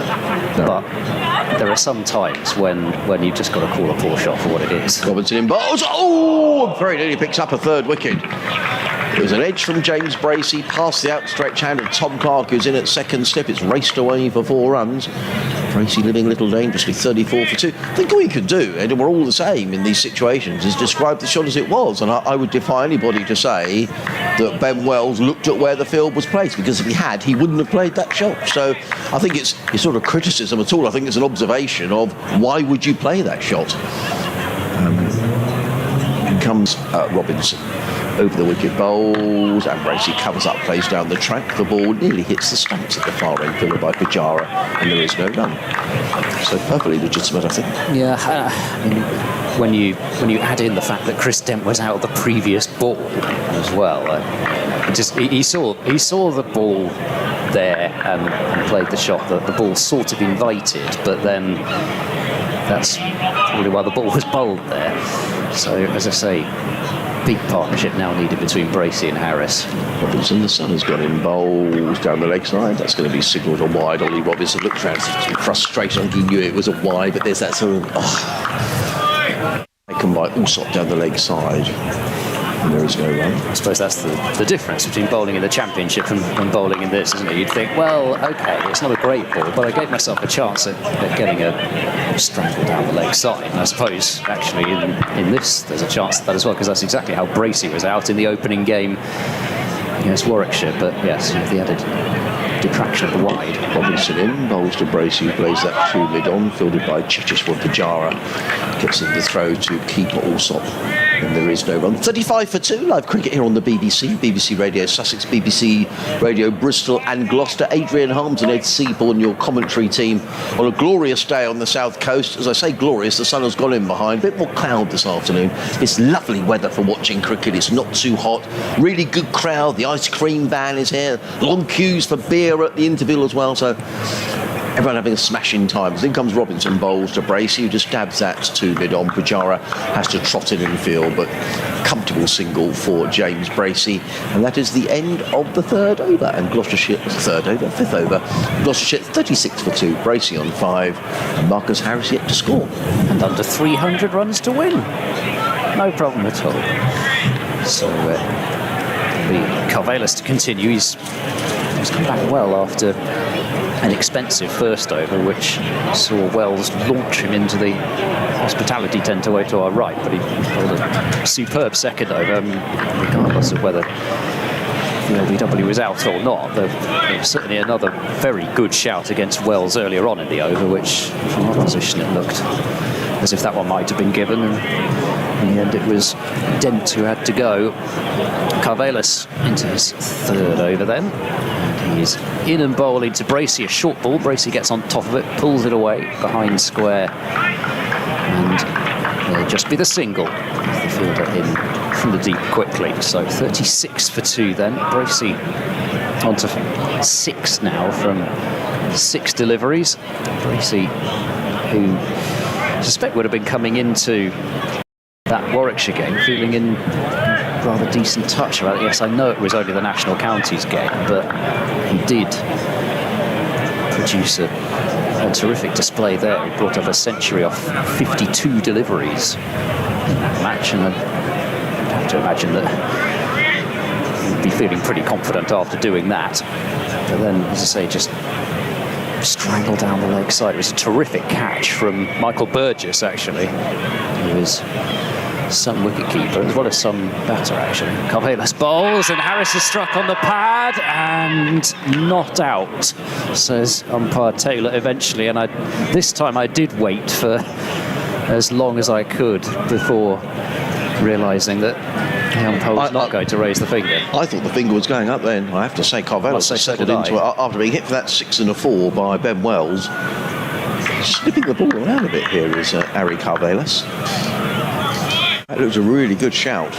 On another day, that might have been given. See if I can get a replay up on my laptop in a moment. In comes Carvelos and bowls, and Harris is beaten by one which just goes across him, pushes forward, doesn't get anything on it, and it's through to Allsop behind the stumps. So Harris, who, as we said, has not been in the greatest of form since coming back from the Australian A Tour to Sri Lanka. You've seen those given. That's a really good shout, you know. It's off to a tough start here, as here comes Carvelos, bowls to Harris, defends off the front foot, picked up at mid-off by Hunt, and there is no run. A terrific season for Leicestershire last season, you know, just couldn't stop making runs. Yeah, and he was off to a terrific start this year as well. Scored a century in his first innings for Gloucestershire against Yorkshire, another century following as well. He's looked a quality player when he's been in touch, but as I say, he's just not really been in that same touch for a little bit. This time he drives in the air, straight to backward point, caught, that's 3 down. Gloucestershire 37 for 3. Ali Orr taking what was really about as easy a catch as you're ever going to get at backward point. They're not going to come much slower than that. And for Harris, that stay at the crease consisting of a big LBW shot, which, as you say, it could have been given looking at the replay that we've seen. A play and a miss, and a drive which just looped to backward point. That's an incredibly unhappy stay at the crease, and it wasn't a long one. 37 for 3, Gloucestershire staring down the barrel of a humongous defeat. Well, Gloucester have lost 7 for 3 here, or 3 for 7, whatever way you want to look at it. Got to a very good start through Ben Wells, but Harry Carvelos has bowled a really good line here. He went for those 10 runs, as Ben Wells looks, you know, to get about him, but he's got a really good line and length. He's picked up these 2 wickets, and as you say, Gloucester in a good deal of trouble here. Ian Finden's been in touch. Hello, Ian. He says, talking about Derry Rawlings. I'm not going to read that out, actually, because I'm probably going to get into trouble. He's just saying Rawlings, a fine effort and a shame he didn't make a century. Is Ben Wells for Gloucestershire part of the New Haven Wells clan? I have no idea. No. Did I hear it right? I don't believe so, Okay. unless he then moved to Bath. Okay. Did I hear right? Is the Kent Ollie Robinson joining Sussex? That'll be confusing. Have to call one of them Oliver. Come on, Sussex. It's going to be difficult, though, says Ian. No, we were only talking about Ollie Robinson from Kent, because we were talking about the amount of players who are moving around at this time of the season, Ian. A couple from Gloucester, Ryan Higgins and Benny Howell have announced they're moving.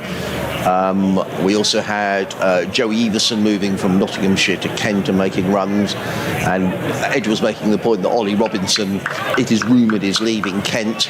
Can't play regular cricket, but he scored a big double 100 in the 50 over and did well in the 20 over. So it was purely just talking about particular players, no particular link to Sussex or indeed anywhere else. I must say, I do like the fact that we've started that rumour, which is going to do the rounds now. There are 2 slips in place. Ollie Price is the new batter, and he leaves a ball alone, which cuts back at him. And Carvelos is getting this consistent in movement, which has caused some difficulties for Gloucestershire, and very nearly 4 down within 6 overs. That is the end of that over. The run rate is still not that much of a problem. No. 37 off 6 overs. They've just lost 3 wickets in getting there. And a round of applause is for Harry Carvelos, who's done really well. He's here on a month's trial, really, at Sussex. Was only coming. I didn't know anything about Harry Carvelos until he played at Lords a couple of weeks ago. He's been playing cricket for Greece, hasn't he? All sorts, yeah. We do know about Ollie Robinson, who's running in the sunshine, comes in and bowls to James Bracey, who cuts that one backward and square and picks up a single. Does Bracey. In fact, he comes back for the second throw, comes in from Carvelos. Bracey goes to 8. Lost at 39 for 3. Mike has been in touch. I hope I pronounced your surname correctly, Mike. Mike Elsom, E-L-S-A-M. He says, hi chaps, enjoyed the commentary, but must say as before, please stop mentioning the 100. Under-restrained, franchise cricket will slaughter the real game. Just see how many players have been stolen by the franchises already, says Mike. In comes Robinson, bowls. Forward comes Bracey, plays into the covers, and there is no run. Looking forward to your coverage. So thank you, Mike, for getting in touch. Sussex Cricket at bbc.co.uk. I mean, James Bracey absolutely key here now for Gloucestershire, isn't he? But he's perfectly capable of playing a big innings. I mean, he's a fine player. Indeed. So if it's going to have to be him, and Ollie Price is going to have to play probably the innings of his life so far. He has scored a couple of 50s in the Championship this season. I suspect he may need more than a situation. 2 slips go down. Robinson in, bowls to Bracey, who covers up, plays into the onside, fielded by Pajara, who's very quickly in the field. Still just the 2 fielders allowed outside of the 30-yard circle. There's a third man, who is Carvelas, and a deep mid-wicket. The rest of the field, 2 slips, point, cover mid-off, mid-on, and a short, fine leg inside the circle. Sean Hunt with his hand on his hips. And 6 baby seagulls at fly slip. 7, I can see now. Oh, 7, yes, there's another one over there. Yes, almost at fly slippers. In comes Robinson, bowls, and Bracey tucks up off wicket nicely through mid-wicket. And Ibrahim comes trotting into field. One more to Bracey. He goes to 9. Herring to 40 for 3. Yes, of course. Yes, someone will correct us. Yeah, someone will correct us. Actually, on a more serious note, with birds, I was listening to a report the other day about this dreadful bird flu which is around in Scotland and wiping out birds by the thousand, apparently. So, in parts of Scotland, it's causing a lot of concern. Anyway, let's hope it doesn't come here. Robinson in, bowls to Price, who plays out into the offside, and there is no run. Fielded by Hudson Prentice. Now, Sussex have got somebody off the field. I think Hudson Prentice is at point. So you'd have thought Rawlins and Ibrahim would be the most likely candidates, given. But I don't know if I'd missed. I thought Rawlins was on the field earlier. He definitely was, because he was fielding at short extra. But he's not gone off. I think he has gone off, and that's Hudson Prentice who's on the field. So let's hope Delray's okay. In comes Robinson, bowled short, pulled away. Is he going to be caught? No, he's not. It was pulled away by Ollie Price. He didn't time it at all. The ball ballooned towards square leg. There was nobody there. It dropped in between fielders, and that's rather fortunate for Ollie Price. Nonetheless, he picks up a single, and Gloucestershire at the end of the 7th over are 41 for 3, with Bracey on 9 and Price on 1. He does like to take on that short ball, Ollie Price. It's something we've become accustomed to. It can score him runs, but then equally it can get him out. He's been out 3 times in the Championship on that pull shot, so every reason, with plenty of runs to play with, that Sussex may want to continue testing him out. Carvelas bowling to Ollie Price, who drives beautifully through cover point. It's out towards the longer side of the ground, but it may still just go for 4, and does. Just pushed it through the gap there. Ollie Price, he's a really attractive player to watch when he plays off the front foot, especially. And gets his first boundary, and Gloucestershire are 45 for 3, 1 ball into the 8th over. That was a lovely shot, wasn't it? It's all that's really needed on this. Yes, it is. You don't. Sussex showed this. Yes, they went hell for leather at the end of their innings.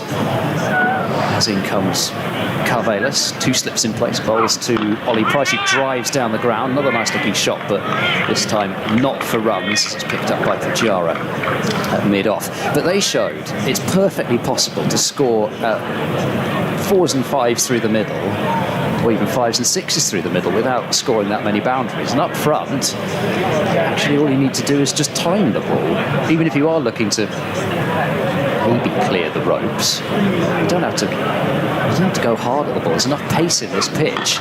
Ollie Price drives, a good-looking shot, but Pajara gets across well from mid-off to do the fielding. And once more, there is no run.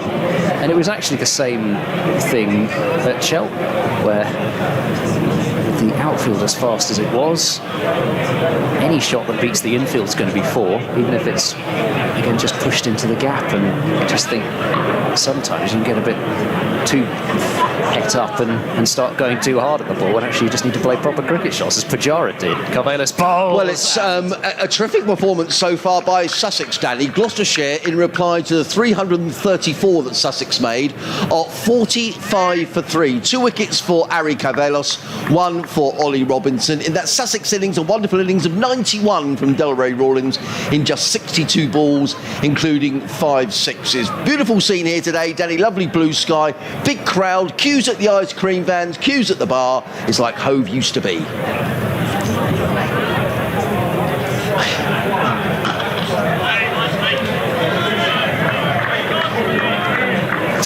Well, it's great business for the Albion, isn't it? I'm not advocating that Brighton want to lose their best players, but everybody's got a price, as Warren Aspinall always says. A player they bought for, what, 15, 16 million pounds. If you're selling him for a profit of about 35 million, I think that's good business. Yes, they lose a good player, but clearly Cucurella wanted to move on, so it seems to me like good business all round. I was talking to a few Albion fans just queuing up to get my lunch a bit earlier on, Danny, and they were saying, yeah, he's gone, good luck to him, it's good money, but let's hope the Albion spend the money. And they were all saying, let's buy a striker.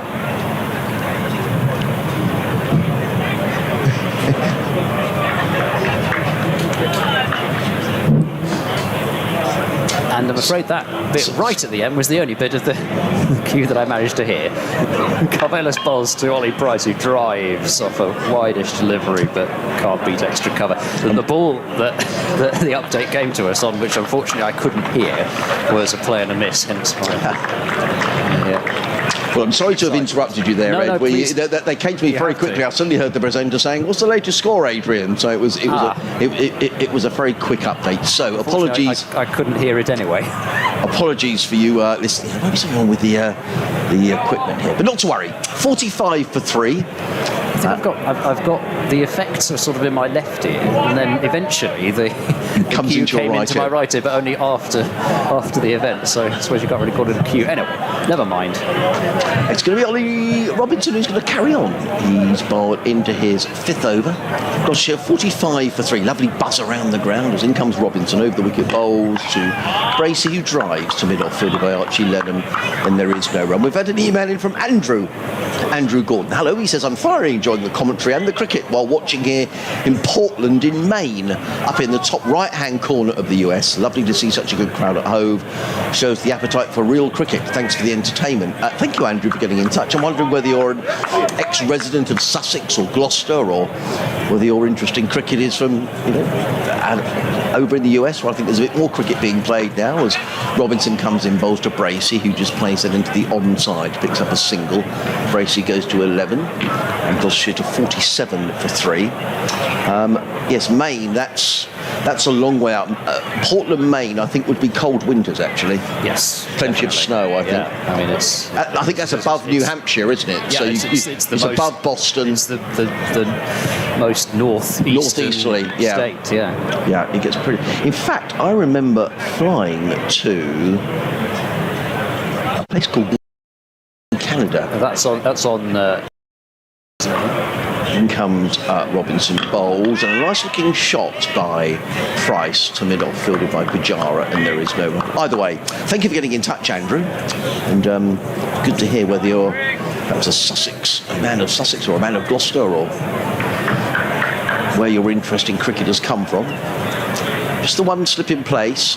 2 more overs to go in the opening power play, after which Sussex will be able to deploy 4 men outside of the 30-yard circle instead of the 2, which is currently the case. Robinson in, bowl, short, pulled away by Price. That's going to be 4 runs. 2 short from Ollie Robinson, and he just leant back and pulled the ball away through the onside, and the ball rolls over the rope. That was a good shot. 2 short from Robinson, and Price said, thanks very much. He smacked it away. He goes to 9, and Gloucestershire 50 is up 50 for 3. Yeah, that is what he can do with the short ball. It was placed well, even though it wasn't timed absolutely perfectly. It still went for 4 because there was nobody anywhere near it. But he made sure that he got the gap between short mid-wicket and mid-on. So if he'd absolutely clothed it, it still wouldn't have been out. Here comes Robinson over the wicket. And cut away, and that's going to be 4 more. Bit too much width on this occasion from Ollie Robinson. And Ollie Price back and cuts the ball away firmly through backward point for another boundary. 6.54 for 3. You've got to put deliveries away like that when the opportunity comes, haven't you? It was too much width on offer from Robinson. Be very cross, picking out backward point there. And again, I just think that's all Gloucestershire can do at this point. They've got to try and stay up with the rate still. There's no point just completely shutting up shop having lost 3 wickets, but at the same time, just got to take good, intelligent options, and you can score plenty of runs with the field the way it is without hitting the ball in the air. Here comes Robinson again, bowls, and that's not going to be a boundary. It's pulled away, but he got that rather high on the bat. Did Price. He gets a single to backward square leg, fielded there by Carvelos. It's the end of Ollie Robinson's over. Robinson's figures are 5 overs. For 37, I think it will be. Is it ticked over already to Carvelos? It has, yes. So I think Robinson's bowled 5 overs, 1 for 37. It's been relatively expensive, which is very un-Ollie-like. Certainly in Championship cricket, Ollie Robinson rarely goes at anything over 2.5 and over. It's funny though, isn't it? He's another one of those cricketers. You see so many of them, and it is partly because we didn't have any list day cricket in 2020. But you'd have thought somebody like Ollie Robinson would have played more than 14 list day matches before this. Carvelos bowls to Ollie Price. That's a gorgeous straight drive down the ground. Well, one just of the shots past of the day. Seagulls. And 4 runs. So Ollie Price is on to 18 now from 14 deliveries, 58 for 3 and probably 59 for 3. And he's really barely played a shot in anger. It's just a beautiful straight drive. He's still in the power play. 1 over left of it. So even if Sussex wanted to, they couldn't put more than the 2 fielders outside the circle. And in comes Carvelos and bowls. That's turned away into the leg side by Ollie Price. Might well get 2 here as it's going out towards deep backward square leg. And it's a very comfortable 2 runs to move Ollie Price on to 20. 61 now for 3. I can't help but do this because it's really only the first 10 overs that feel as if it's a power play. But yes, I do know technically the next 2 phases of the game are called power plays, but really not much feel like calling them power plays when there are a lot of fielders allowed outside the circle. Carvelos is bowling. Correct forward defence from Ollie Price towards extra cover. There is no run. I suppose I should also point out again that Gloucestershire did lose their opening 2 matches last year and go on to qualify, but it has to be said if they lose this one, especially if it's an absolute thrashing, it looks rather tough. I think it's fair to say for Gloucestershire to make it, given the way that things have gone, as Ollie Price drives and misses. A flashing drive there. Rehearses a more kind of stroked drive through the covers. It's exactly the sort of flashing blade that could have produced an outside edge, but it didn't. Carvelos is denied his 3rd wicket. He's bowled nicely, hasn't he? Yeah, Carvelos. In fact, I think actually he's got more out of this than Robinson has. As he comes in to bowl to Ollie Price, that's turned away towards mid-wicket. A comfortable single, filled on the leg side as a short fine leg mid-on and a deep square. And so there's plenty of space for ones out there. 21 to Ollie Price, 62 for 3. I just had Jamie Burnett, the Sussex press officer, come in to tell us the attendance here is 1,800 people here today at Hove. Looks a bit more than that to me, to be honest, but it's lots of ice creams being sold, lots of beer being sold.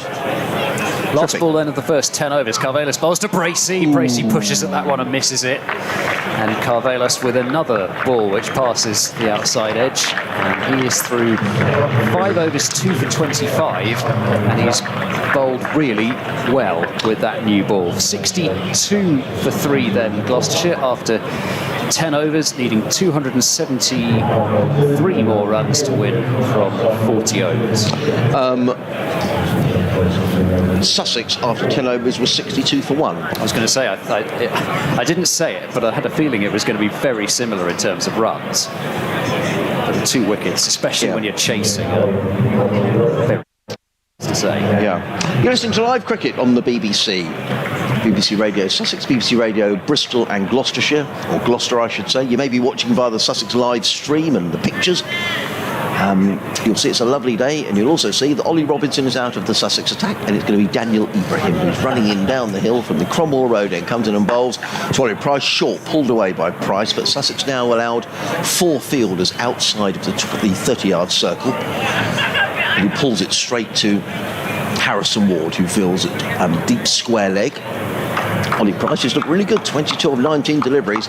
For me, one of the shots of the day, a lovely off drive, straight down the ground, real textbook stuff. Yes, you don't always see so many of those in the sort of the game, because you tend to think you might have to hit it in the air to get a boundary straight down the ground, but he played a shot as well as that.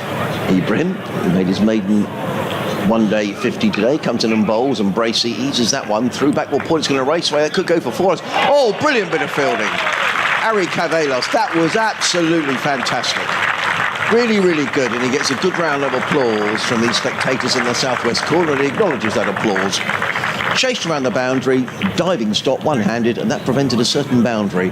And the umpires, who Edge was referring to, there's a group of guys dressed up as umpires in the southwest corner. And they're... well, they were keeping a beady eye, I'm sure, on his... They were, just to make sure he didn't transgress at all, but he did. It was a good bit of fielding. But 2 more to Bracey, he goes to 12. Gloucestershire 65 for 3. Ibrahim in again, bowls, and Bracey hammers that down the ground. He doesn't quite time it. I thought for a minute he'd hit it better than he had. He didn't time it. He was looking to pull that through mid-wicket, but he pulled it rather straight. He's rehearsing the shot at the far end. He goes to 13, 66 for 3. The other thing that made that bit of fielding extra difficult is because the rope has a real sort of sharp bend in it, yes. sudden bend, and he had to launch himself at quite an angle to stop the ball as a consequence. Ibrahim bowls, driven nicely by Carter through the inner ring of fielders on the offside, picks up a single fielded by Orr, and there's one more. Price goes to 23, and the total 67 for 3. Andrew's been back in touch. Andrew Gordon, he says, just as a follow-up to my earlier email, I was born and bred in Hove, 20-minute walk from the ground. My dad started taking me as a 5-year-old in the mid-60s, which shows my age. You're the same as me, Andrew. I was over recently for a couple of days, as in comes Ibrahim bowls, and Bracey up on his toes steers that to Pujara, who fields in the covers, and there is no run. Saw a couple of days of the Leicestershire game. Yes, Portland gets cold winters, although not as much snow annually as when I first got here nearly 30 years ago. Very grateful that I can watch live county cricket this way. How wonderful, Andrew. Thank you for getting in touch. Great to hear from you. Well, next time you're over, come to the commentary box and come and say hello. It'd be lovely to meet you. In comes Ibrahim bowls, and Bracey forward, and Ibrahim folds of his own bowling. Good end to the over from Daniel Ibrahim. His opening over, which has cost 5 runs. And Gloucestershire are 67 for 3. Bracey on 13, Price on 23. The men out, Wells for 20, Dent for 8. Marcus Harris without scoring at one stage. Gloucester 37 for 3. They need 335 to win, after Sussex made 334 for 9. Delray Rawlings top scoring with 91. The sun is back out, lots of blue sky, some cotton wool clouds, good crowd.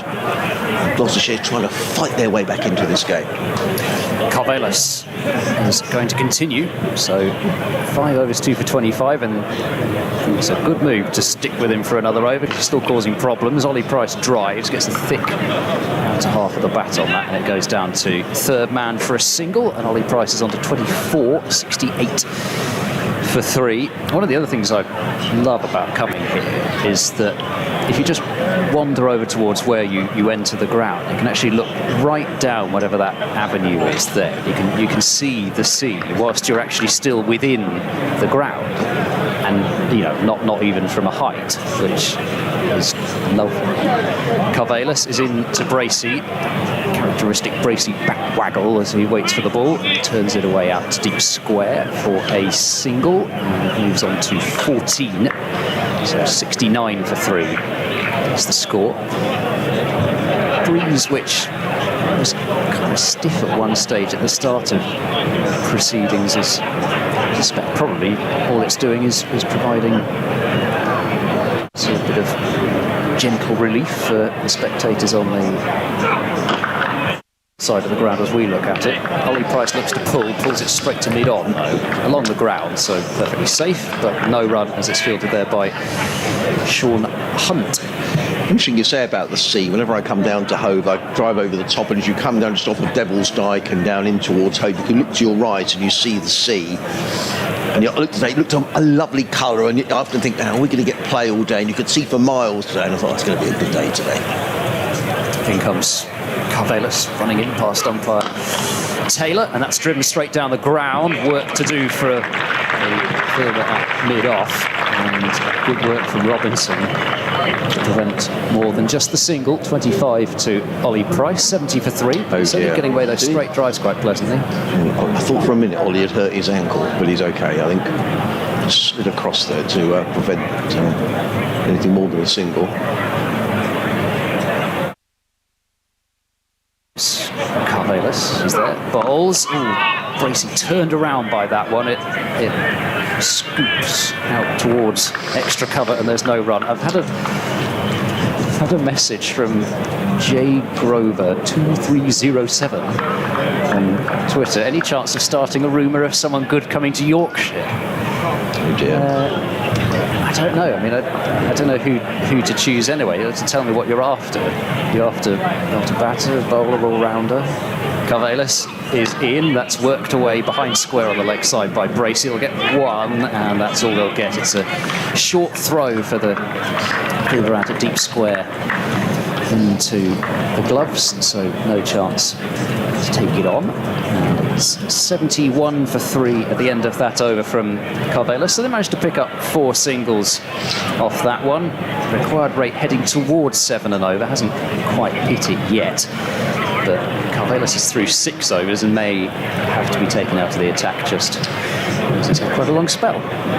Interesting actually, at Trent Bridge on Tuesday, Harry Carvelis bowled a really good opening spell of 5 overs, got taken out of the attack, and when he was brought back, as in comes Daniel Ibrahim running down the hill. Comes in a bowls to Bracey, who's forward, plays back down the track. Ibrahim, who won't be 18 until next week, fields, and there is no run. When he came back, he got a bit of tap. Now, to be fair, he was coming back, when Notts are really looking to get on with it, and Brett Hutton and Liam Patterson-White took rather a liking. And in the end, he finished his 10 overs, 2 for 72. His opening 5 overs have gone for something like 12. So maybe that's why they've kept him on. In comes Ibrahim bowls. Bracey pulls onto the leg side. So they get a single out to Alior, who feels is at deep mid-wicket. One more to Bracey. He goes to 16, and the total to 72 for 3. So in this bowling lineup, who would be Sussex's death bowlers? Who would they throw the ball to at the last over of a game or something if you had 8 or 9 to defend? That's a very good question. In comes Ibrahim bowls and clipped back to the square on the leg side. They've taken one. There should be a second here. Yes, they are going to come back for the second. I'm not sure they should have been 2 there, to be perfectly honest. Harrison Ward, who's a very good fielder, came running across from a deeper position from Harry Carvelis. In fairness, maybe it was equidistant from the pair, but it's 2 more to Price, who's impressed me. 27 or 24. I won't ignore your question. I'll come back to you in a moment. Delroy Rawlins is back out on the field. Did you mention? Yes, I didn't mention it. No, I didn't. I must No, just not been listening. In comes Ibrahim bowls and Price tries. That's a lovely shot down the ground from Ollie Price. He's going to pick up more runs here. It might even go for 4 runs. Yes, it has. That's a lovely shot. Beautiful on drive. A real shot for a right-hander to play, but it's a lovely shot straight down the ground. And Price goes to 31, and he's looking more impressive by the minute. 78 for 3. Good shot. Now, I hadn't mentioned Rawlins back on, but you're quite right, he is, and Hudson Prentice is back off. Do you know, if Sussex had an over to bowl with the side at the moment today, having watched them for a while, as in comes Ibrahim down the hill and bowls, and driven by Price to mid-on, and there is no run. I mean, you'd probably go, I guess, you'd probably go for the experience of Robinson in that situation today. But someone who wouldn't be a bad bet as a death over bowler, I think, would be someone like Delroy Rawlins, where he's a slow bowler, but he mixes it up, and he would certainly keep them guessing. Yeah, The others are relatively inexperienced. we saw Jack Taylor bowl Absolutely. 2 good overs of the death. Yeah. Not as though you can't bowl spin at the death, it's just often dangerous. Ibrahim bowls and Price just leans forward, plays it to backward point, fielded by Rawlins, who gets in the throw, backed up by Ollie Robinson. I think it was up there, or is it Harrison Ward? Either way, it's the end of the over, the end of the 13th over, of Gloucestershire having been 37 for 3, and now 79 for 3, so a partnership of 42 between these two, and they've looked relatively comfortable, to be honest. Carvalhos looks like he's coming out of the attack, and we're going to get the left arm seam of Sean Hunt, who's going to bowl the next over from this the end of the ground. Well, it's my first time seeing Sean Hunt bowl, as indeed my first time watching Ari Carvalhos, and it's always nice to watch a new cricketer.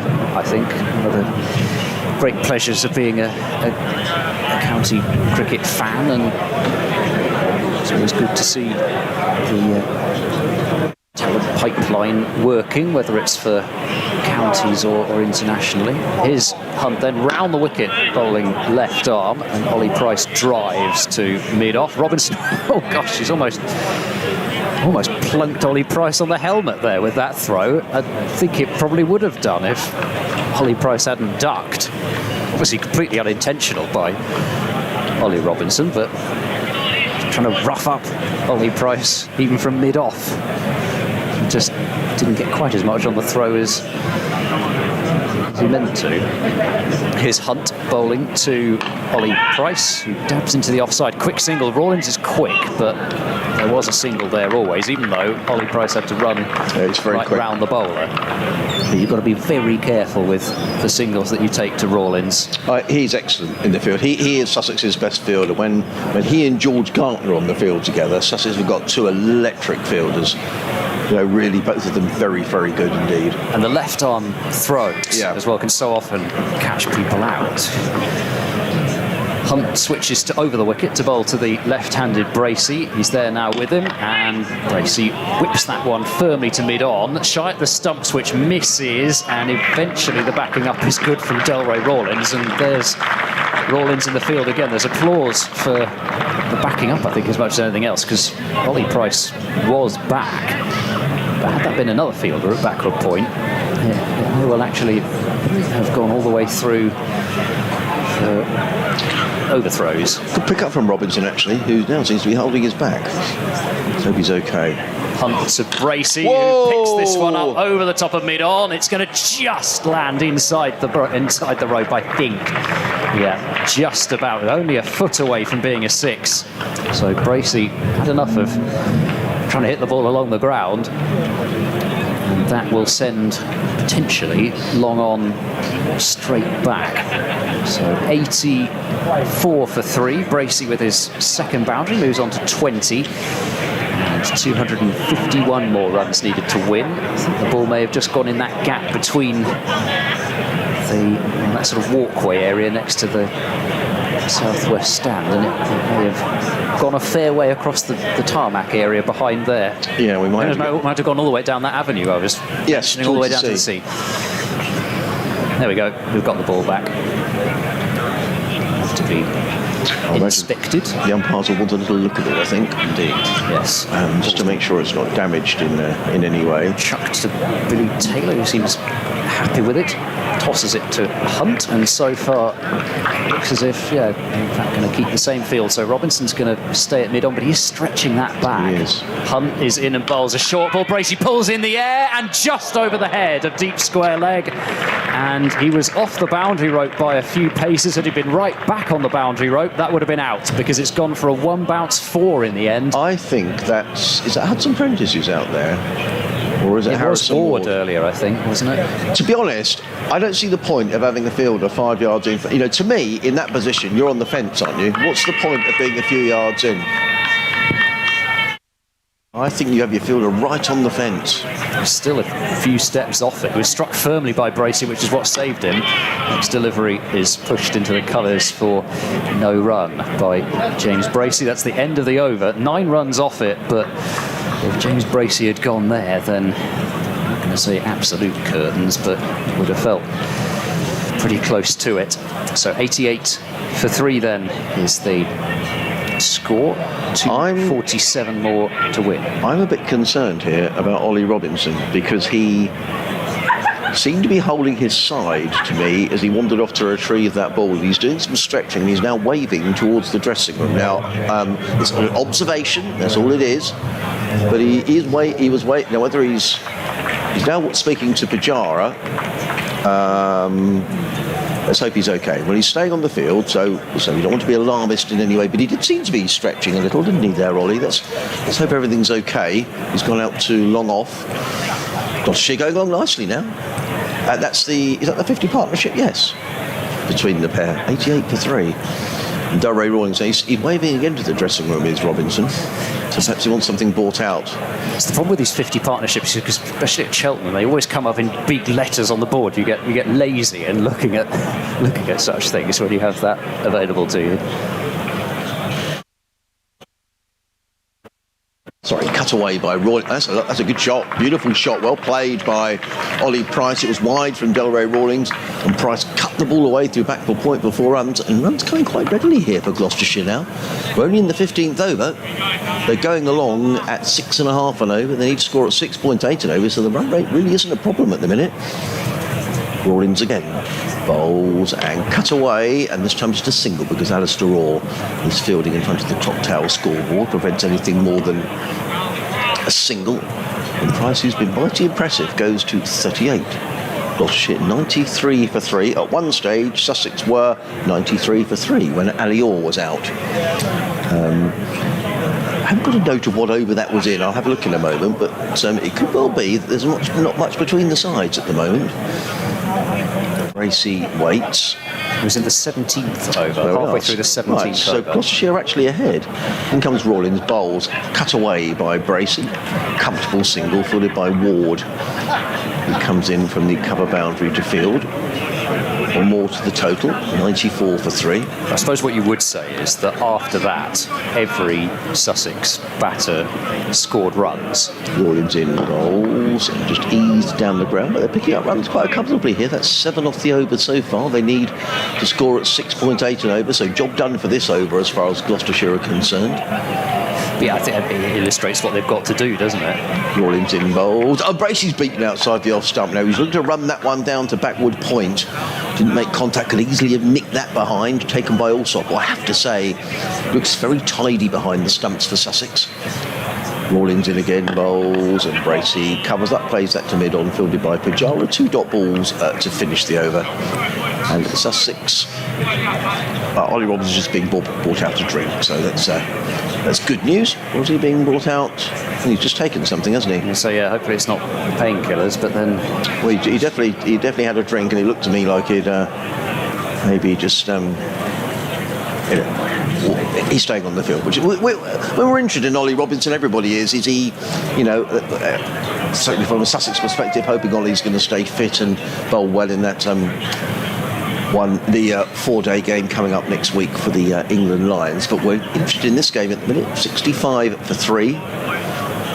Bracy on 25, Price on 39, and this partnership between this pair worth 86.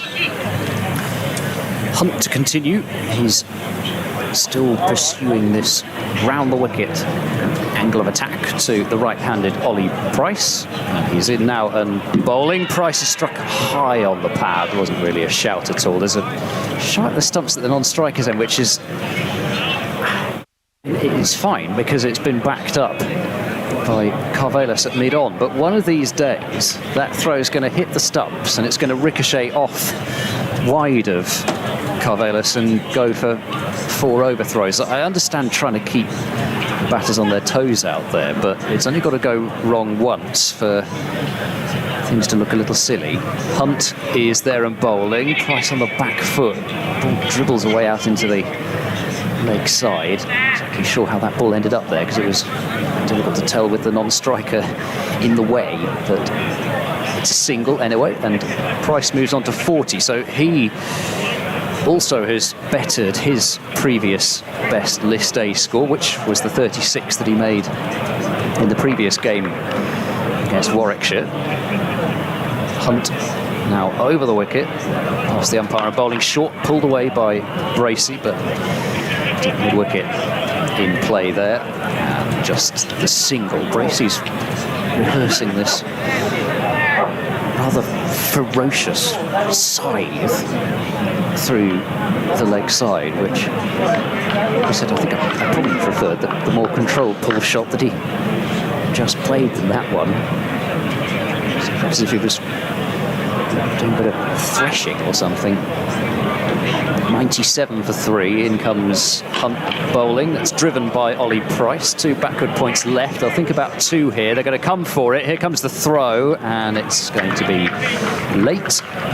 Lennon down there on the 3rd man boundary just had too much to do. So 99 for 3 is the Gloucestershire score. Ollie Price is on to 42. In the other that's happening today, Hampshire were bowled out the other game. There were 2 other games happening. The other game that started at the same time as this one. As Ollie Price pushes that to point, and there is no run. Hampshire all out for 236. At one stage, they were 174 for 7, so they did pretty well to get up to that total. 3 wickets for Joe Leach. In reply, Worcestershire are 53 for 5 after 17 overs. Ian Holland opened the bowling, 7 overs, 2 maidens, 3 for 11. Hunt bowls, and that's just run down to 3rd man by Ollie Price for a single, and 43 we'll move on to, and that will bring up the Gloucestershire 100. 100 for 3 at the end of the 16th over, and Ollie Price will keep the strike on 43. That's some spell from Ian Holland, and it's just bizarre, this. And we've seen so many instances of it, not least in that ODI that was played between England and India. At the there's more live grass on one-day pitches these days than on test pitches or county championship pitches. Here comes Derby Rawlings around the wicket, bowls to Price, who steers that to mid-wicket, fielded by the lively Archie Lennon, and there is no run. The field here, 3 men saving, 1 on the offside, 2 on the leg, 4 men outside of the circle as in comes Rawlings, bowls and he's bowling, and Ollie Price goes. And a very fine innings comes to an end with his off-stump uprooted. He slaps his bat on his pad because Ollie Price, as he makes his way off. Derby Rawlings is having one of those games. He made 91, he's fielded very nicely, and he's picked up the important wicket of Ollie Price just as Gloucestershire were threatening to really get themselves back in the game. You can hear Price probably banging his bat on his pads as he's making his way off. It's the end of a good innings. He was looking to cut that one away through backward point, but he's out for 43 in 39 balls with 6 fours. A good knock, but a really important wicket for Sussex. He's done him with the change of pace there, I think, because it seemed quite slow through the air, and I think he thought it was going to be a quicker delivery. Then he probably could have cut it, but in the end it was too close to cut because it's uprooted off stump. And looking at the replay, it was more middle and off actually than off stump. I think it may have caught a bit of middle stump and then gone right onto off stump, which is why it then got uprooted off to the side rather than backwards. So middle and off, trying to cut, and it wasn't really short enough either, but it seemed to me as if that was just a bit slower through the air from Rawlings, and that did him as much as anything else. And so for Gloucestershire, I'm afraid that's been a bit of a tale of things this season. There've been partnerships at various stages, and this is across all formats, but there's just been very few really big partnerships. Well, an important wicket for Sussex at an important time. 63 was the partnership between Bracey and Price, but now the skipper Jack Taylor, who's got history against Sussex, and I'll look up that game in a moment's time at Eastbourne a few years ago, as in comes Rawlings bowls to Taylor, who drives, and he's immediately on his way. The ball is down at long off, fielded down there by Hudson Prentice back on the field. I think it is. And I'm now looking around to see if Ollie Robinson's on the field. Yes, he is. In comes Rawlings bowls, and Bracey edges that down towards third man, fielded there by Carvelos, and there is no run. Sorry, Robinson gone off.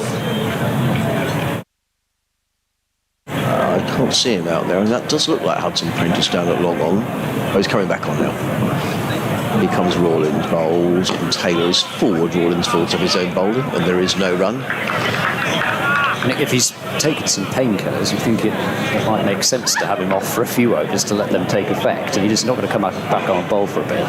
Rawlins bowls to Taylor, who eases that down to long off, and Hudson Prentice comes in to field, and they just take the single. Good tidy over from Delray Rawlins, in which he conceded just the 3 runs and picked up the important wicket of Ollie Price for 43, and with the over, Gloucestershire are 103 for 4. I found that game that you were talking about, 2017. Wow, crumbs. It was 5 years ago. Eastbourne, Sussex, 240 all out with 1 ball to go. Chris Liddle, 5 for 52 against his old county. 3 wickets for Tom Smith against his old county. 3 for 33 from 10 overs. And Gloucestershire got there with an over and 2 balls to spare. Jack Taylor, 64 from 36 deliveries, 7 fours and 3 sixes. Right. Ian Cobain, 45 not out. Right. And Michael Klinger and George Hankins both scored. Who made the runs for Sussex? For Sussex, the runs, Luke Wright made 84. Right. Here's Hunt starting a new over. Jack Taylor winds up for a big drive, and it squirts away into the leg side. And that will be a single. So 104 for 4 is the score. And, not enough memory to open this page, but it was open. You can't put that message up after it's already been opened. So Laurie Evans, 48 from 70, which it was obviously not easy to bat on that pitch. And then along came Jack Taylor at the end and made it look easier than anybody else had, because everybody else, it seemed to have been a bit of a struggle. Hunt bowls, bracing drives out towards deep extra cover, but that's the short side of the ground out there, so it's only going to be a single. It's fielded by Ali Orr. I thought that Chris Liddle had gone to Gloucester, and now I think he's bowling coach at Northampton, and indeed, and getting a very good reputation as well. Is Chris Liddle a really nice man? I think it's a lot of time for Chris. Season, Northamptonshire, and definitely a big part of that. In terms of those other innings, so Klinger's 53 came off 81 balls, and Hankins' 67 came off 102. So it wasn't easy stuff. Hunt bowls, back of a length. Jack Taylor jabs that down towards mid-on, but can't get a run. Julian says, do you think they plan to use this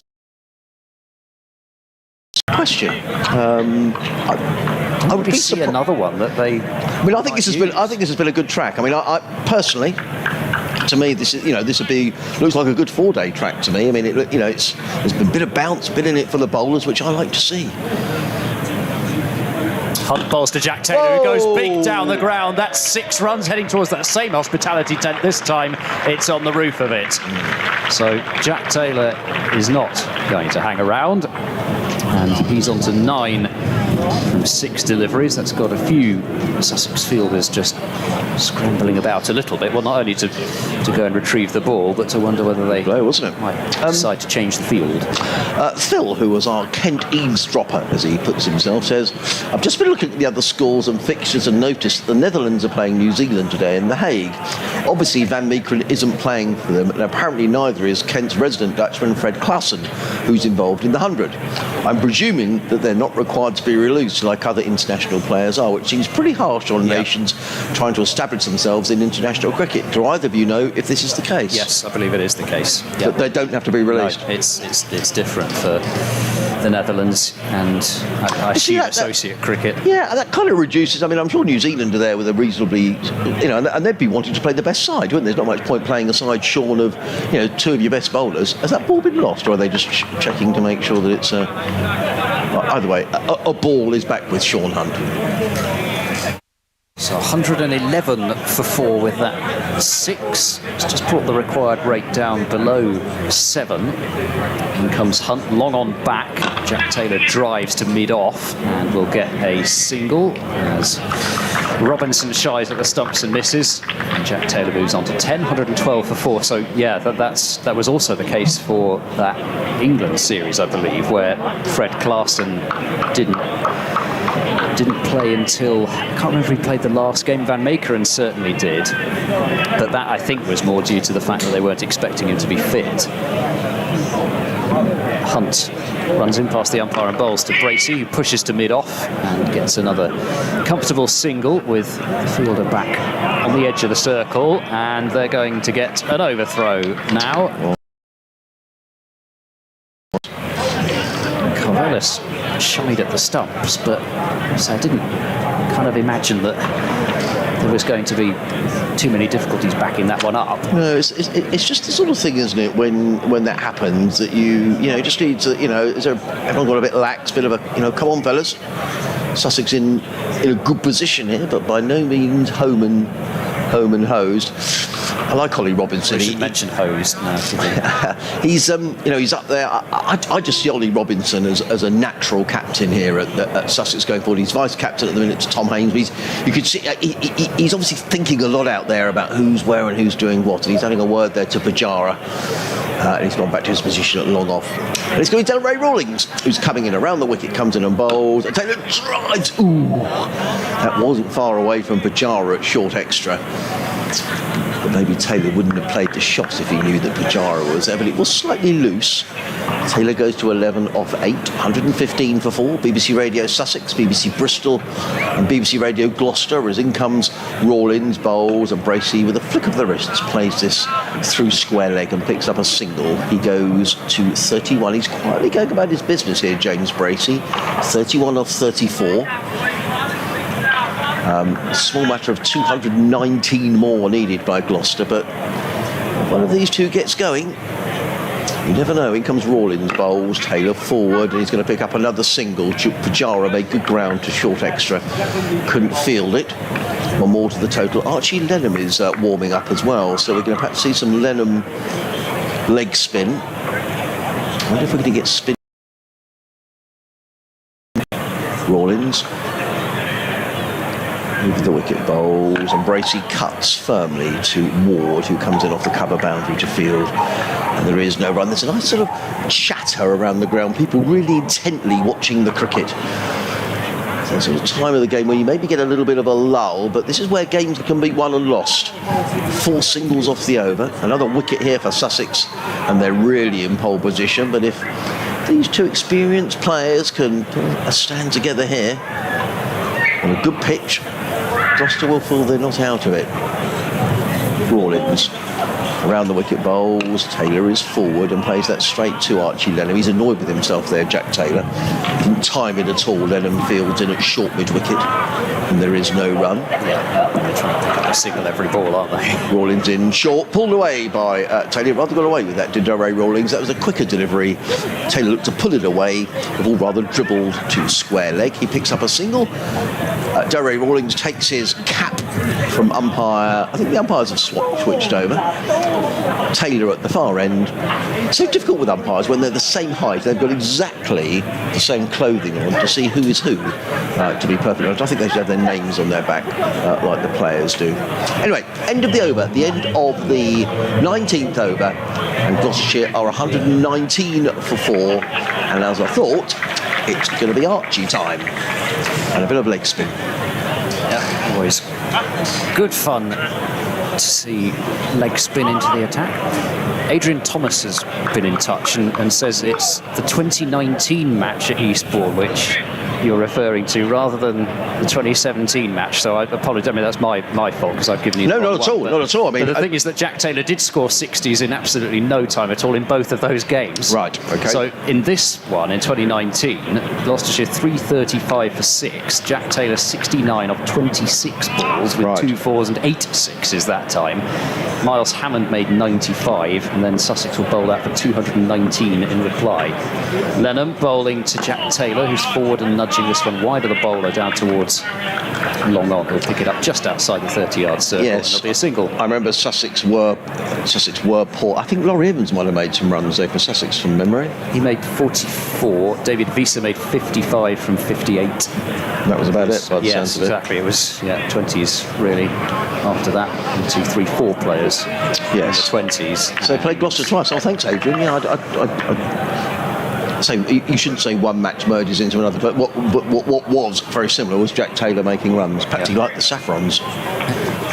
3 wickets apiece for Matt Taylor and Benny Howell. Here's Lennon bowling to Bracey, who drives firmly off the back foot. Good stop. That's extra cover by Pujara, and there's no run. He's a good fielder, Pujara. We made this comment at Lord's a couple of weeks ago. He saved any number of runs in that cover position. Lennon tossing the ball hand to hand. He moves in to bowl to Bracey, who's down the pitch, but just as Tom Alsop did many times in his innings, just turning the ball to Robinson down at long on. So it didn't seem to be too much wrong with the back in that throw. No. Fizzed it in on the bounce to he did. the keeper Tom Alsop, 121 for 4. A correspondent who sent the tweet about the Yorkshire rumour, having seemingly started this rumour about Ollie Robinson, the Kent Ollie Robinson, joining Sussex. Jack Taylor forces that one to extra cover for no runner. It's a 2-word tweet this time. Hybrid pitches. I assume talking about this, this discussion about there being more grass on some pitches, and yes, it's true. Some of it isn't really grass; it's nylon. That's short. That's pulled away. Nobody out there, and it's just gone over the rope for 6. Just a question of which side of the rope it had landed on down there, and that is a second 6 to Jack Taylor, 127 for 4. It's very honest of Daniel Ibrahim, wasn't it? Because to the naked eye from here, that could have only just dropped over the rope for 6 runs. Huge delivery, wasn't it, from Archie Lennon? It was a bit of a drag down, wasn't it? To be honest, it was asking to be hit. Yeah, with this field, you're not really going to get away with that. Last ball of the 20th over, it's better delivery, and it's slog swept for 1 bounce 4 out towards mid-wicket. I thought there might be in a bit of difficulty for a moment there. Jack Taylor off the bat. Such is the life of a leg spinner. You can force them not to middle the ball, but sometimes it just goes in a gap, and that one certainly did. 31 for 4 at the end of that over, so 6-4 to finish. Jack Taylor 24, and it's 204 more to win for Gloucestershire from 30 overs. So one more detail about that game from the courtesy of Adrian Thomas. Benny Howell took a hat-trick. That was his 3 wickets, so get the right scorecard up, even with 2 of them up next to each other. Not the wrong scorecard up. So Howell took the wickets of Ben Brown, Danny Briggs and Abhi Sakana. So it's going to be Rawlins. He's coming over the wicket to the left-handed James Bracey. He's in and bowls. Bracey with a play and a miss outside the off stump, and Rawlins skips away with his hands over his face to say, crumbs, that was close. Or words to that effect. Nicely taken by Tom Alsop. Again, bowls and clipped away by Bracey to middle wicket. Another good stop by Pujara. He's really very good in the field, deceptively good across the ground, which you have to be in Test match cricket. I mean, there are no passengers these days. Rawlins in, Bracey clips that through mid-wicket, picks up a single. He goes to 33. It's a good innings this by James Bracey. He's pacing it. He realises that he's going to have to bat long and deep here for Gloucestershire. Yeah, he's got to fulfil the Pujara role, only go on even longer. Get a big one. And he's playing the ball around. He's picking up the 1s and the 2s. Gloucestershire are behind the game here with 4 wickets down, but not out of it. Rawlins in, bowls to Taylor. Taylor plays that through mid-wicket, and there's a good stop by Archie Lennon.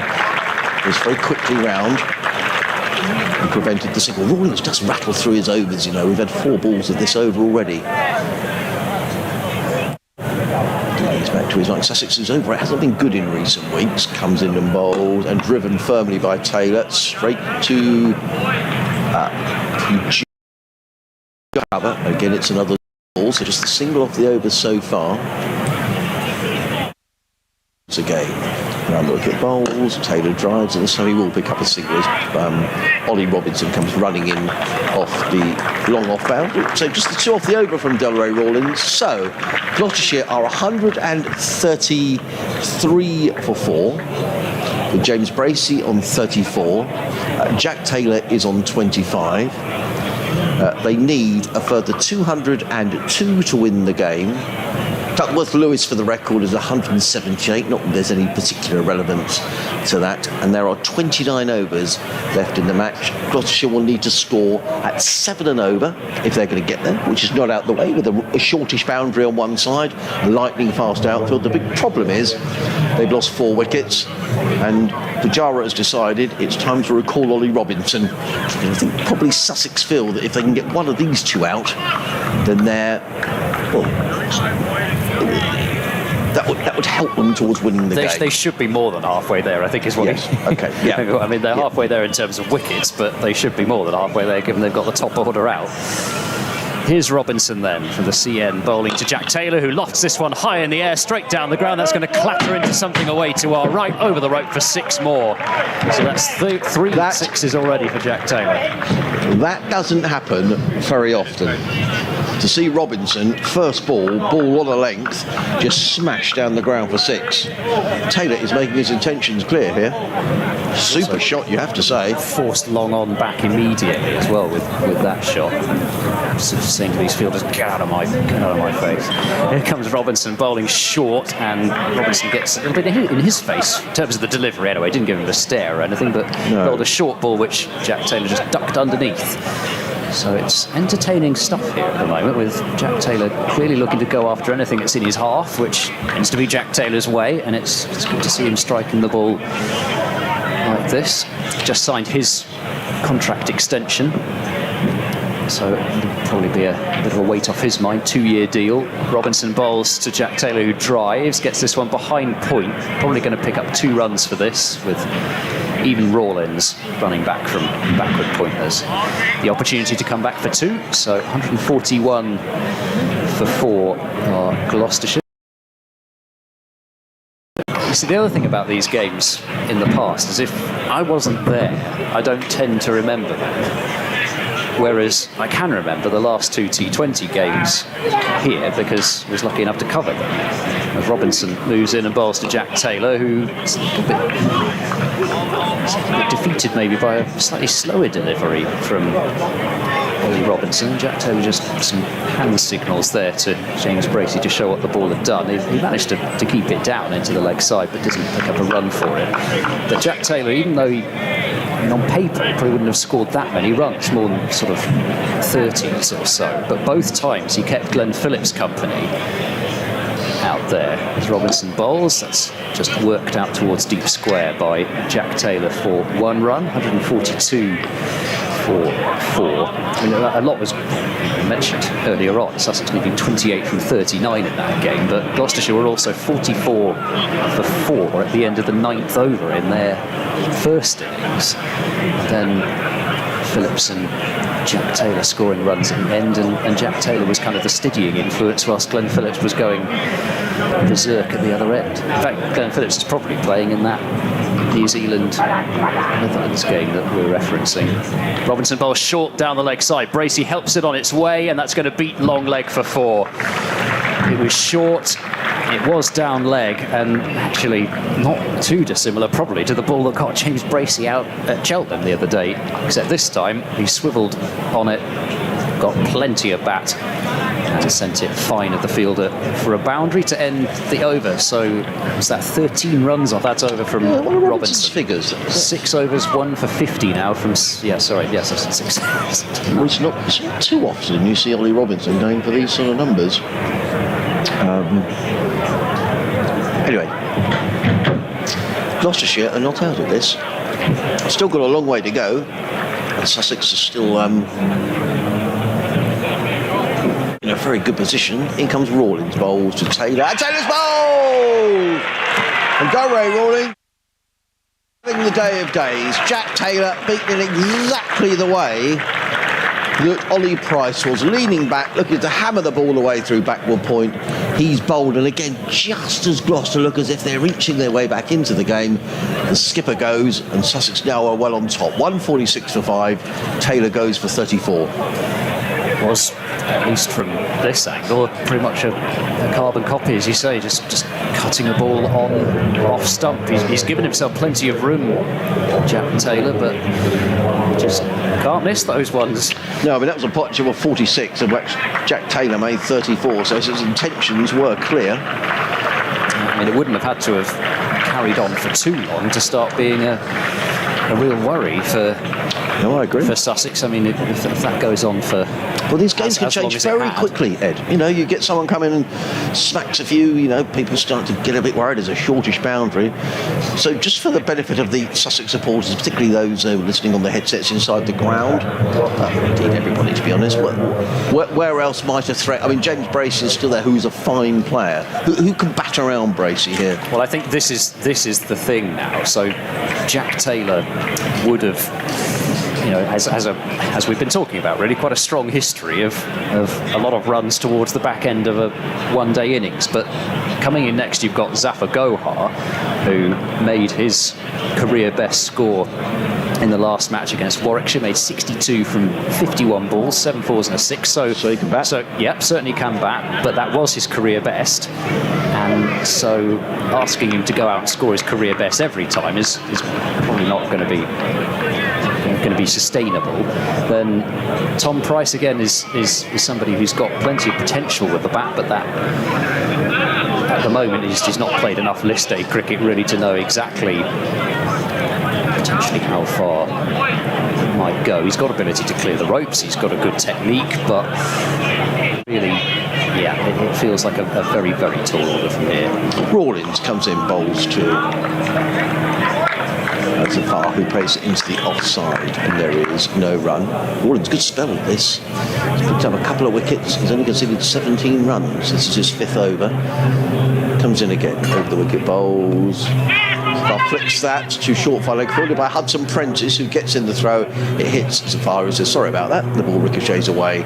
So someone else is off the field for Sussex with Hudson Prentice on.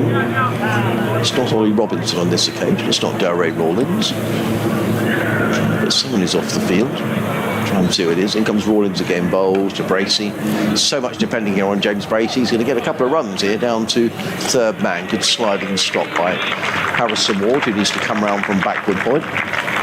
Gets in the throw, 2 more to Bracey. He goes to 41, 49 for 5. And then after those two, you've got Tom Smith, who's capable, but 7, 8 and over, I'm not sure. Rawlins bowls, Bracey plays the ball very respectfully back down the pitch. Rawlins built up his own bowling, and there is no run. He'd need to have somebody going at the other end, really. You know, Tom Smith would be able to rotate the strike well.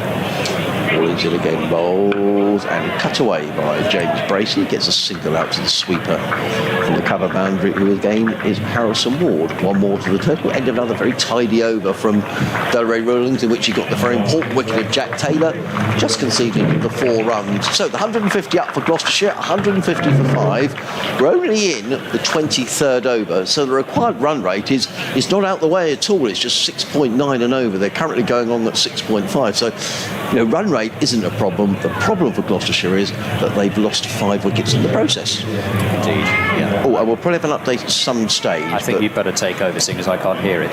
That's a very good point. Yes. I don't know why you can't hear it. That's really odd, isn't it? It might be my headphones. I don't think it's my ears, anyway. No. Okay. Well, we'll perhaps we will have travel and things. So it may be. Go on, you do this. It may be a little while yet. Go on, you go. You just give me a shove. It's Lenham bowling to Bracey. Use of the feet, but another adjustment of the length there from Lenham, if indeed that's what it was. If you saw him coming, then he's just dragged that length back a bit, and Bracey was forced to check his shot and went towards extra cover. Lenham in, that's the umpire bowling. Good delivery right on the stumps. He's defended away into the covers by James Bracey, so he should be, in theory, under a lot less pressure here, Lenham, than Jack Taylor out there. I would agree. Just settle into his rhythm. It's there and bowling. Bracey reverse sweep, misses it, and it misses the off stump. There's a vague inquiry, I think, for a stumping rather than anything else, but the shot's there because, just like in the first innings, it's more of a backward point than a short third. So there's plenty of space there if you can get it away. It's just getting it away. Bracey comes down the pitch and clips it straight to short mid-wicket, and that's another dot ball as Tom Clark does the fielding. So 4 dots to start this over from Lenham. Pujara just wants a word with him. Doesn't really seem to be too much going wrong at the moment, but Archie Lenham's seen something he doesn't like. He's going to move another fielder across from the leg side onto the offside. So Clark is going to go into a point position. Just behind point as well, but they've almost got 2 backward points. Lenham in on leg stump, and Bracey clips that one out to deep mid wicket. I should be regretting the field change, but it was straight to where they took that fielder from. 151 for 5. Bracey onto 42. That's a bit strange, wasn't it? And we've had an email in from Florian Reyer. I hope that's how you pronounce the name, Florian. Who says, hello from Berlin in Germany. Good afternoon to you, Florian, and I'll read your email at the end of the over. But thank you for getting in touch. Sussex Cricket at bbc.co.uk. Lenham bowls, that's a short ball, which Zaffer tries to muscle into the leg side, but there'll only be one out to Harrison Ward on the deep mid-wicket boundary, so good comeback over that from Archie Lenham after going for 12 from his opening one, just 2 off his second over. 152 for 5, approaching the halfway stage. 183 more needed by Gloucestershire from 26 overs and only 5 wickets in hand. Florian says, first of all, thanks to anyone involved covering that huge amount of cricket matches during the summer. I'm still relatively new to the sport, started playing only last year, then aged 31. All the available live streams from the UK were pretty helpful to get the beauty of the game entirely, as in comes Rawlins, bowls to Zafar, who is beaten outside the off stump, taken by Alsop, and there is no run. Not much time to read emails at the minute, Florian, because Delray Rawlins is very quickly through his overs. He's in and bowls, and Zafar just plays that backward of point and picks up a single. Yes, Gloucestershire are 153 for 5 here, Danny, in the 25th over, so almost halfway through their overs. They still need another 182 to win. James Bracey is the man Sussex want to get out. The England player is still there on 42, but it's very much been Delray Rawlins' day today. He's picked up a couple of wickets for Sussex. He's bowled beautifully, and he made 91 in just 62 balls. He's a cricketer of immense promise who perhaps hasn't fulfilled that potential on every occasion, but he has today, and he's done really well. Could be a good finish here, Danny. Gloucestershire 155 for 5.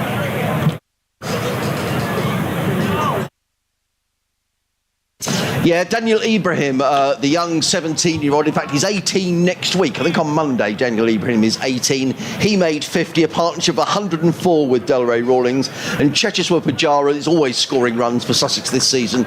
He made 63. Sussex made 334 for 9, Danny. Really good performance from the back. Lovely sunny day, decent-sized crowd. It's been really good here at Hove today.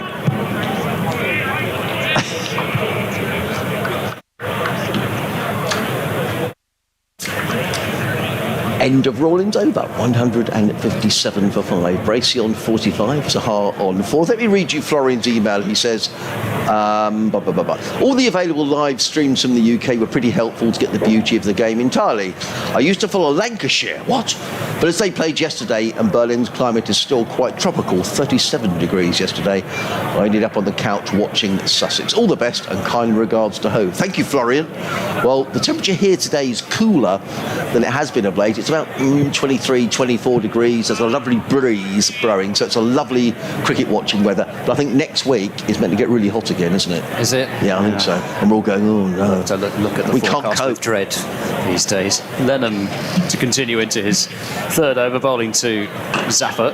Turns that one to mid-wicket and there's no run. I don't mind 30-degree weather. It's just, it does tend to be quite an uncomfortable 30 degrees when it's here. The humidity, and I suppose it's mostly the humidity that does that, but it's not particularly pleasant.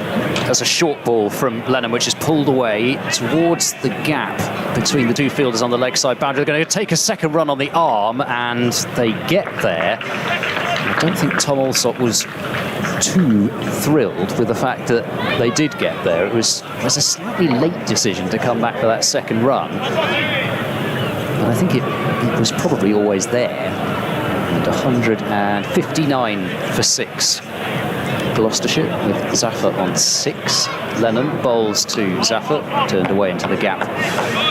square leg. It'll just be a single this time for Zaffa, who was on to 7 from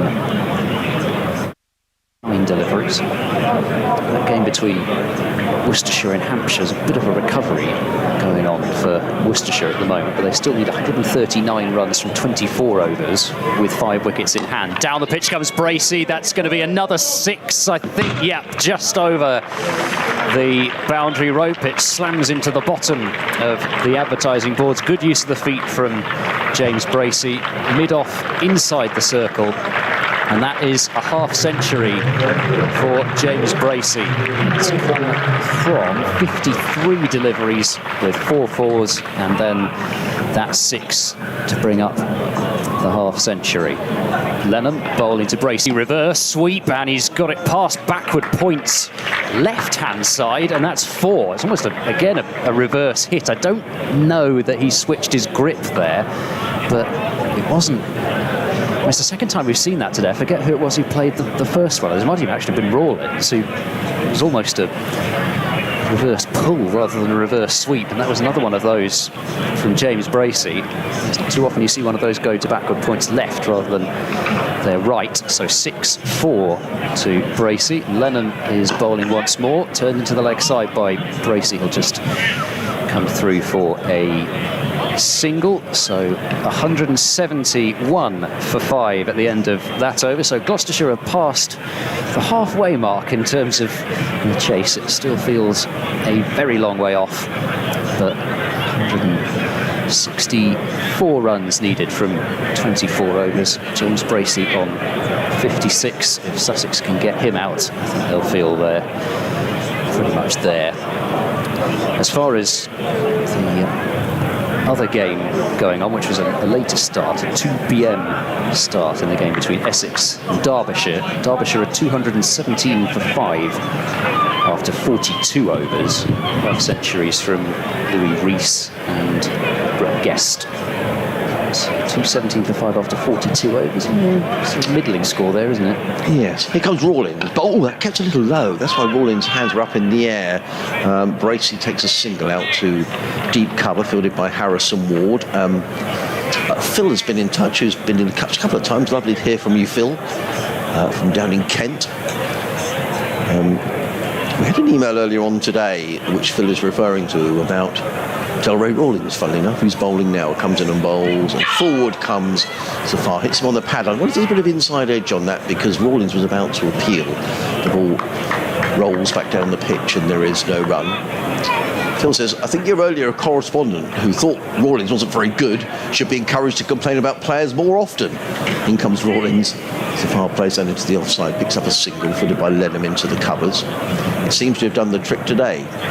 Phil goes on to say, is he a product of Sussex? His bowling style certainly reminds me of the very successful Michael Yardy.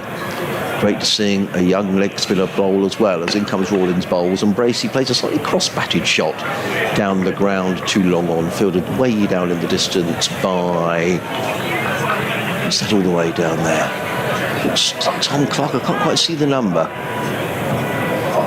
Rawlins bowls, and it's going to go to exactly the same player as Zafar picks up another single. One more to the 27? Yes, Yes, Tom Clark, all the way down in the distance. Rawlins is in again. There's no respite here. Comes in and bowls, turned by Bracey to mid-wicket, fielded by Pujara. There is no run. Right, end of the over. 175 for 5. Bracey on 58. Zafar is on 9. Delray Rawlins rattles through another over, just conceding the 4 singles. So he's now bowled 7 overs and has taken 2 for 30. Bracey is on 58, Zafar is on 9. So just to go on for this, great to see a young spinner playing too.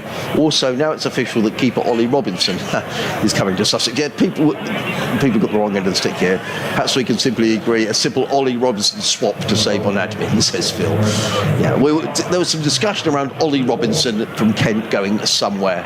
And a few people are suggesting it might be Sussex. Who knows? I've got no idea. Anyway, it's going to be Harrison. It's going to come on to bowl from this, the C end of the ground, as Ollie Robinson comes and fields down in front of us at the media box. 175 for 5. Is he a product of the Sussex youth system? Yes, he is. He's Bermudan-born, Phil, so he has represented Bermuda and has come right through the ranks here at Hove. Here's Harrison Ward bowling. It's short and very wide and has been cut away out towards deep cover for a single by Zafar. But what I thought of was the T20 game earlier this year where Harrison Ward came on and I think bowled his first ball in T20 cricket and got Miles Hammond out. That's right. And I was slightly fearing the same might just happen again there. Here comes Ward bowling round the wicket, and Bracey turns that back to the bowler and then looks away in a little bit of annoyance, nothing too much more than that. Doesn't get a run. Ward bowls, down the pitch comes Bracey. That's a beautiful shot. He's picked the gap, got it over the head of short mid-wicket, and once he'd done that, it was flying away to the boundary for 4 more runs. So 180 for 5 is the Gloucestershire total, and 62 now to James Bracey with his 6th boundary to go along with a 6. And Ward moves in and bowls again. Bracey down the pitch, and that was a bit more of a mow from James Bracey rather than the clean pick-up shot. He squibbed it down towards backward square. No need to go bad here, Bracey. I mean, Gloucestershire need 155. They need to score nearly 7 and over, but still plenty of time. Yeah, and he can trust Zafar, Tom Price and Tom Smith, really. That's very short. It's been cut away by Bracey out to deep cover for a single. The ball itself was a little bit of a long hop. Yes, it was. He was a little lucky to get away with that. He's seen those hit for boundaries. Ward then to bowl to Zafar. That's another delivery that's very short. Hit in the air this time. Zafar is going to cash in on the short, wide, long hop. He's got it in front of the fielder at deep cover, out towards the deep extra cover. And that's 4 to Zafar Gohar. His first boundary, 185 for 5. Gloucestershire after 28 overs, so 150 more runs needed from 22 overs. Yeah, well, that's not out the way. 10 off the over. Phil in Newark has been in touch. He says, nothing to report, really, Adrian. Just a late lunch with a lovely bottle of Malbec. Loving the live stream and your commentary shaping up nicely for a tight finish. Good to see Delray getting a good game. He's really not fulfilled his obvious potential this season. Hope he fires on all cylinders for the Royal London Cup. There we are. Lovely sunny day, bottle of Malbec. I was going to say, what I liked was that our food voucher, I'll come back to that. In comes Rawlins, bowls, and Bracey's forward and eases that down to long on where Robinson fields. One more, Bracey goes to 63, 186 for 5. Our food voucher for lunch was very clear that you can have a soft or hot drink. Not any other type of drink, no. No Malbec. Rawlins in, bowls to Zafar, who eases that through mid-wicket, picks up a comfortable single fielded by Orr. This is all Gloucestershire need to do here to keep themselves in the hunt. If they're picking up 5, 6 and over, the run rate required is 6.8 and over. They're going along at the minute at 6.6. From the Cromwell Road in bowls, and Bracey eases that through the covers, picks up a single to Ward, who comes racing in off the cover boundary. But before they've gone through for another single, Rawlins here in his 8th over, figures of 2 for 33 so far, and he's already back at his mark.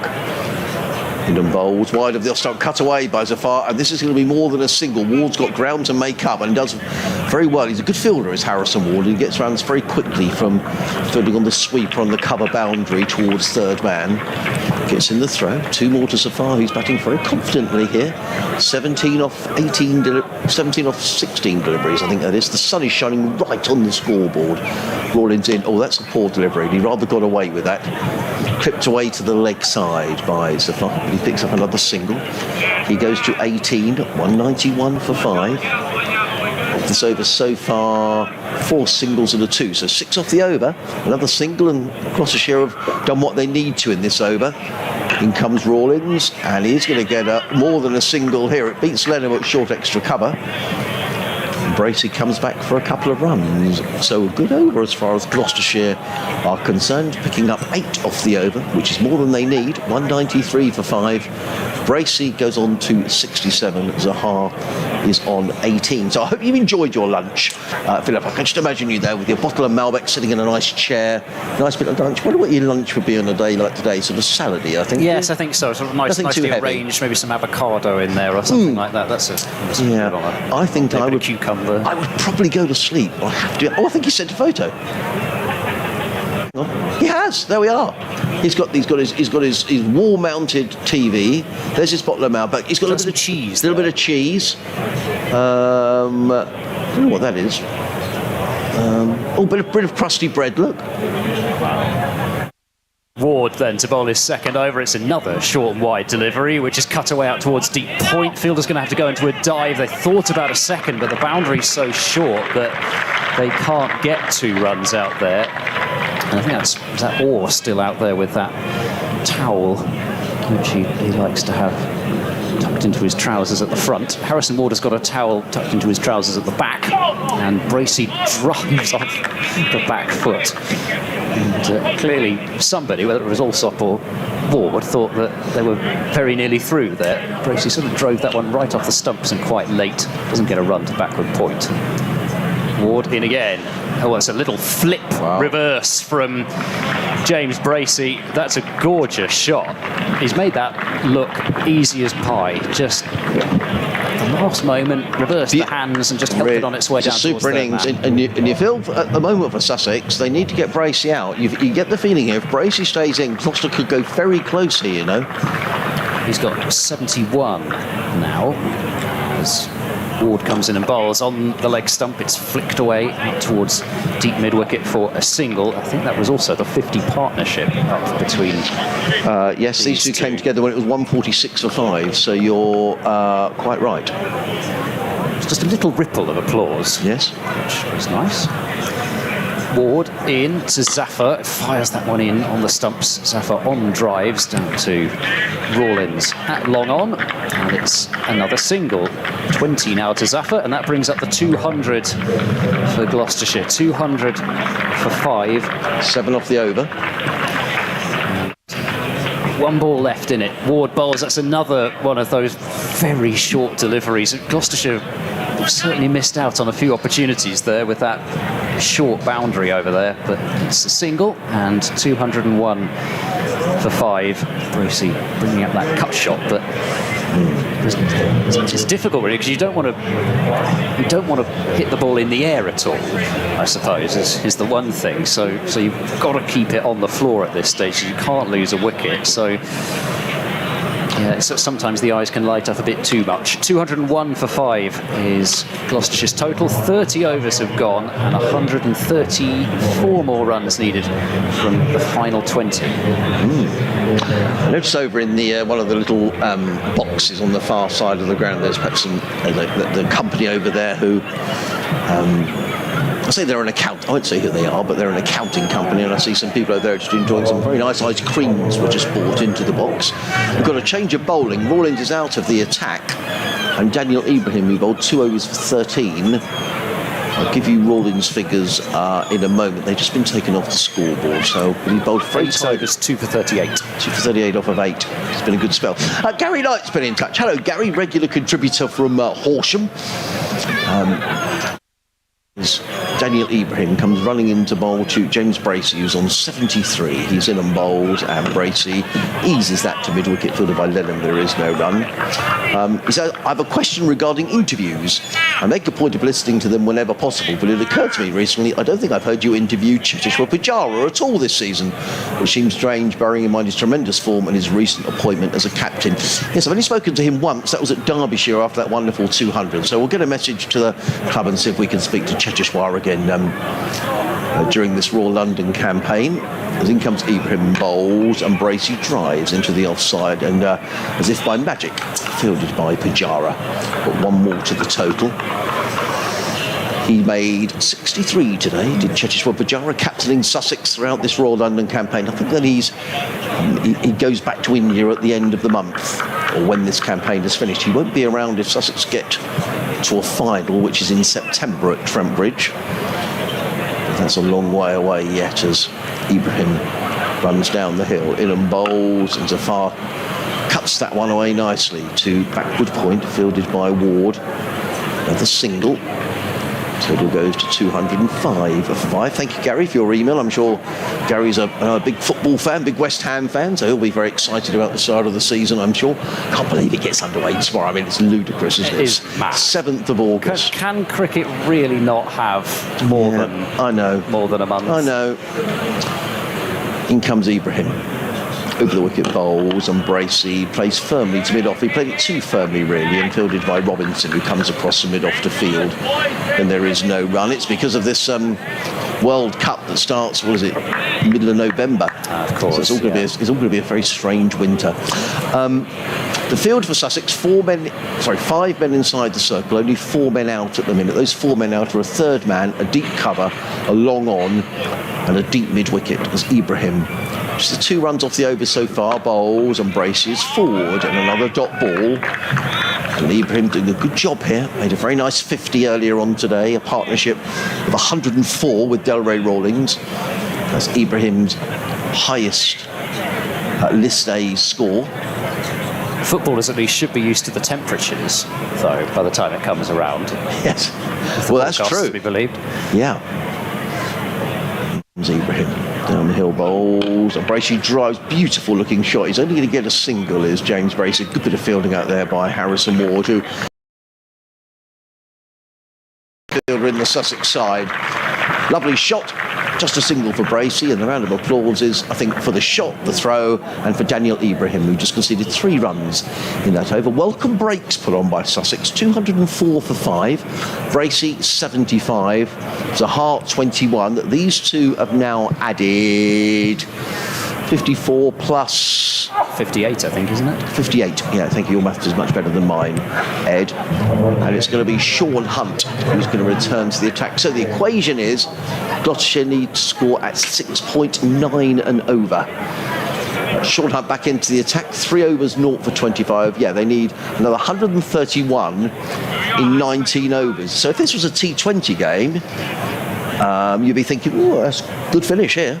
It's true, but I suppose the equivalent is if you were 5 wickets down after the first over of a T20 and then you needed 131. Yes, if you were 0 for 5, needing 131 in 19. But it is different, though, because, of course, counter to that, you've got the fact that you've got somebody out there who's 75 not out and isn't having to start from scratch. Yes. But I think probably these two are going to have to put on a fair few more runs. You just don't want to leave too much up to those that follow, and still Bracey, I think, has to be there either at the end or very close to the end if Gloucestershire are to get close to this. Hunt to bowl then, left arm over the wicket. He's in now to Bracey, who flips this one in the air. It's going to fall way short of long on. Probably landed pretty much bang on the 30-yard circle. So Bracey on to 76. Not sure whether he was looking to get that one more towards, I think, between mid-wicket and mid-wicket, deep wicket and long on, or whether he thought about maybe going over mid-off, who was up inside the circle. Anyway, 1 run. And Hunt bowling to Zafar. Zafar drives out towards the fielder on the cover rope. So it is another single. 206 for 5. I've got to say, I really enjoy 50 over cricket. I think there's far more tactics involved in the 50 over. I mean, it's a slight lull now, but in terms of Gloucestershire, they're thinking we don't need to go mad here. Sussex probably thinking we need a wicket, but we can't go too adventurous. Hunt in to Bracey, who helps that one round the corner past the fielder, short fine leg. It's not going to go to the boundary. And they will get 2 runs there as the fielder at deep square leg moves across. 78 now to Bracey. So I'm sure Pujara's perhaps thinking, well, we could do with a wicket. Should I put a slip in? If we get Bracey, we probably win the game. So I love the tactics around 50 over cricket. And you get the result in a day, and it's a good day's cricket. And you've still got things like bowler usage, trying to rotate bowlers about. Absolutely. Hunt into his 4th over here, and he bowls now to Bracey. He goes for a pull shot and misses it. There was an inquiry from Allsop behind the stumps. Just don't know if that... It almost looked like he pulled over the top of that one. He didn't quite get as much bounce as he might have expected, or at least certainly from the shot that he played, the amount of bounce he expected. So far it's a tidy enough over from Hunt, and that's a pull shot which has crashed out towards deep mid-wicket. It's half stopped by the fielder out there, and they're going to take a second run on that. 2 hands up, an apology from Tom Clark, but the ball was hit so hard by James Bracey. I would not have wanted my hands to be in the way of that one, that's for sure, but then that's why I'm sitting in the commentary box. 210 for 5. Bracey on to 80 now from 78 deliveries. In comes Hunt, bowls to Bracey, who just pushes that one into the covers, but fielded by Pujara at extra cover, and there's no run to be had there. So 125 runs required from 18 overs, and another over which it's sixes at this stage are not that bad. They're not pushing that required run rate up too much, and they're just chipping away at this total. And you're going to pick up the odd boundary, you'd think, at some point. Well, this is the thing, isn't it? From a Gloucestershire point of view, I think they'll feel, they're picking up 5s, 6s, 7s and over. That they'll feel if they can get to 10 overs to go and need to score no more than 6, 7 and over, they'll feel they're in with a shout here. Ibrahim down the hill, bowls to Zafar, who drives. That's going to be at least a couple of runs. In fact, it's gone all the way for 4 runs. Driven away down the ground, he hit that far more cleanly than I thought. A lovely off drive, beautifully played. Zafar goes to 26. Gloucestershire to 214 for 5. Good contest. 121 needed to win. Gloucester needing to score at 6.8 and over. They're currently going along at 6.7 and over. Ibrahim bowls short, pulled away by Zafar, and it's going to be another boundary. Too short from Ibrahim, who's first over back into the attack only went for 3 runs, but immediately the first 2 balls of this over, he's gone for 8, and that's all Gloucestershire need to do in this over. He made a frightening crack off. He did. Off the bat there, and as you say, he's neither really got enough pace nor enough height to trouble Zafar with the short ball. So as long as he makes sure he gets the gap, there shouldn't be many issues there. And that brings the run rate required down to below the current run rate. So Gloucestershire needing to score at 6.6 and over, as opposed to the current run rate of 6.7. In comes Ibrahim, bowls to Zafar, who drives to short extra cover. Better delivery, fielded there by Pujara in the covers, and there is no run. They've used Essex, but I suppose in terms of who are going to bowl these big overs as well, because you start to get into that thing of who do we want to save for the death. They've got a lot of options, but who do they turn to? Robinson's got 4 left, Carvelis has got 4 left. Ibrahim bowls, short cut away by James Bracey. Beautifully played by Bracey. In fact, it's gone all the way for 4 runs. That was a lovely shot. It was all about the placement then from Bracey, because there's a third man, there's a backward point. It was wide outside the off stump. I'm sorry, it was Zafar who was just cutting the ball away. And it completely bisected. If you could have placed that ball, Ed, yourself, you couldn't have done it any better. It completely bisected the 2 fielders and this very fast Hove outfield. So 3 4s in the over to Zafar, who's very quickly moved on to 34 off just 25 deliveries. Ibrahim under pressure here. Runs in down the hill, bowls to Zafar, who just clips this one.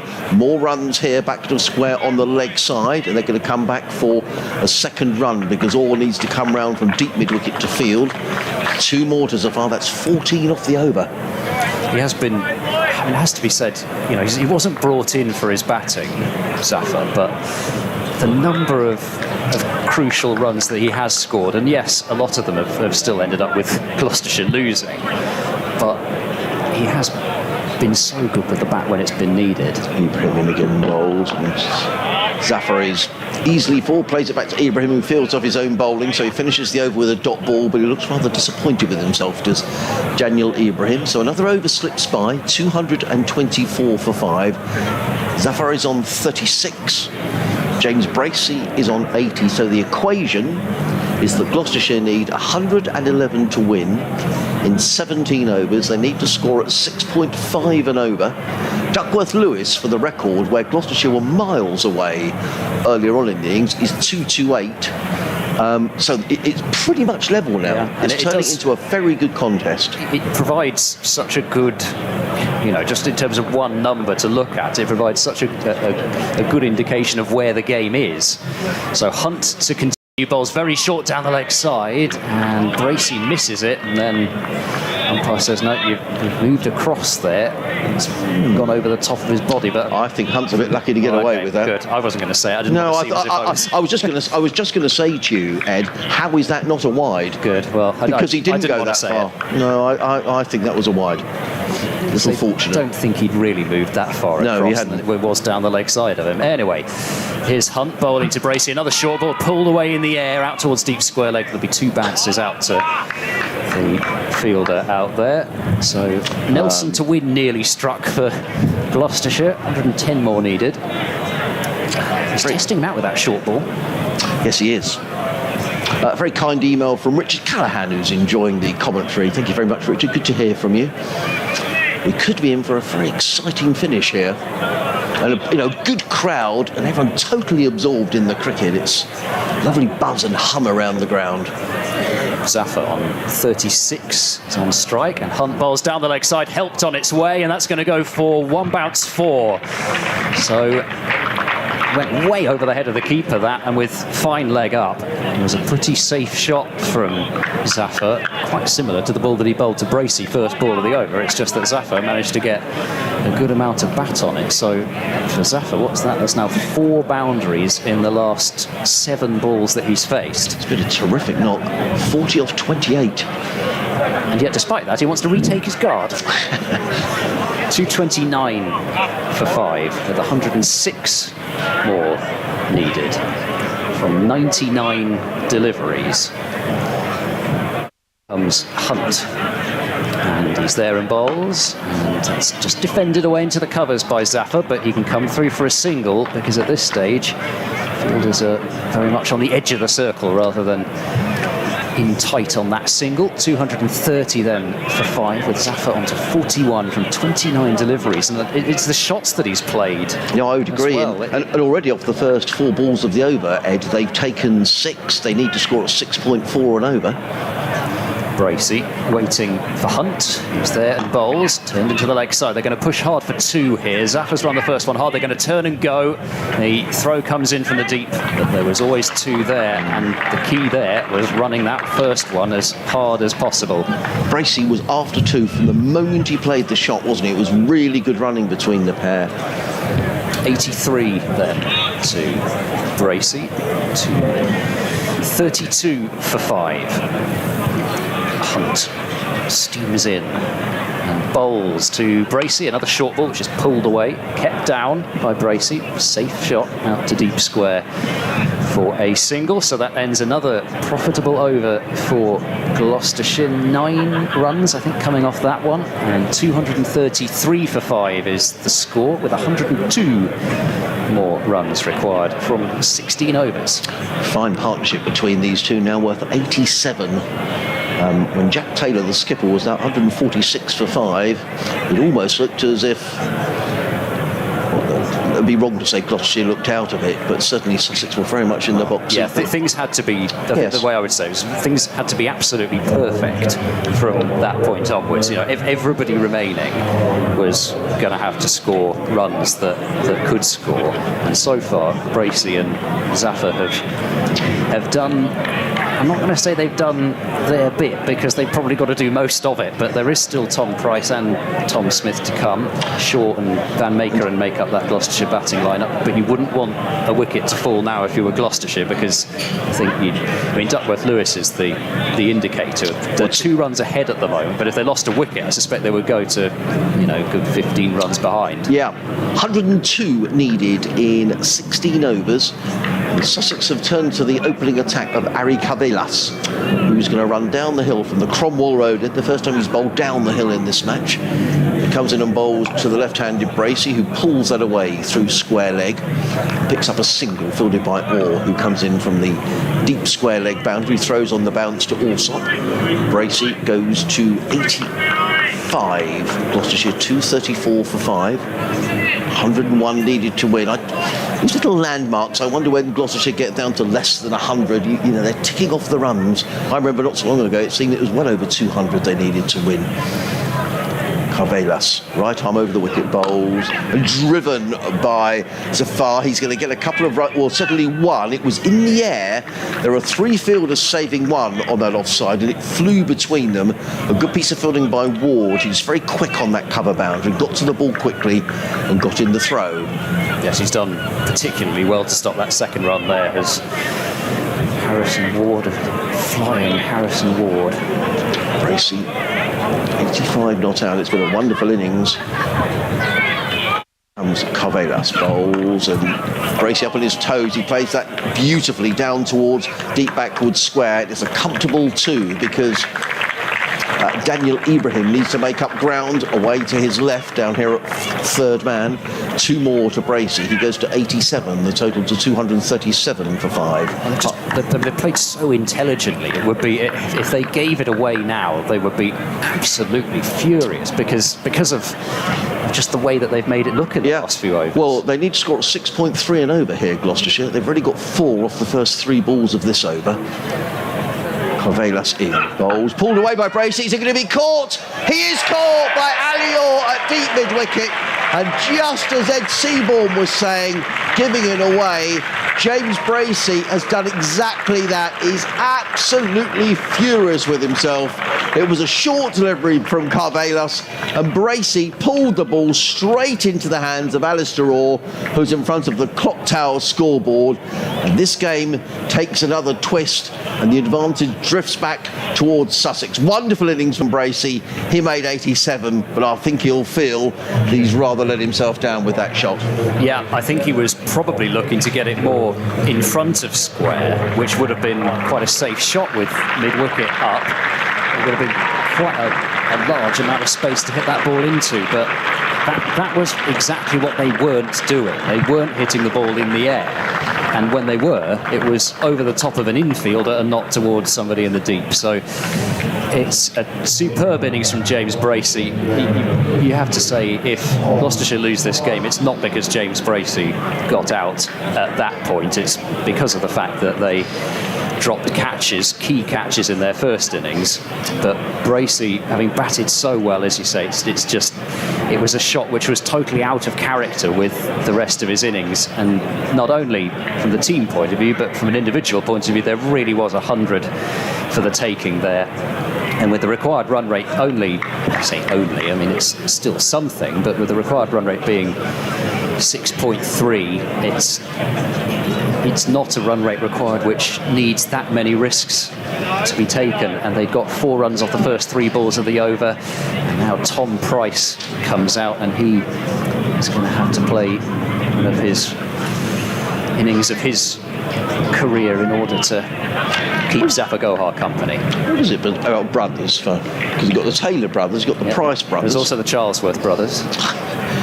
Carvelas comes into bowl to Tom Price. Short, pulled away by Price. Well, he didn't want a sighter, did he? He was short, and he pulled away all the way down to deep backward square. Picked up a single. He's on his way.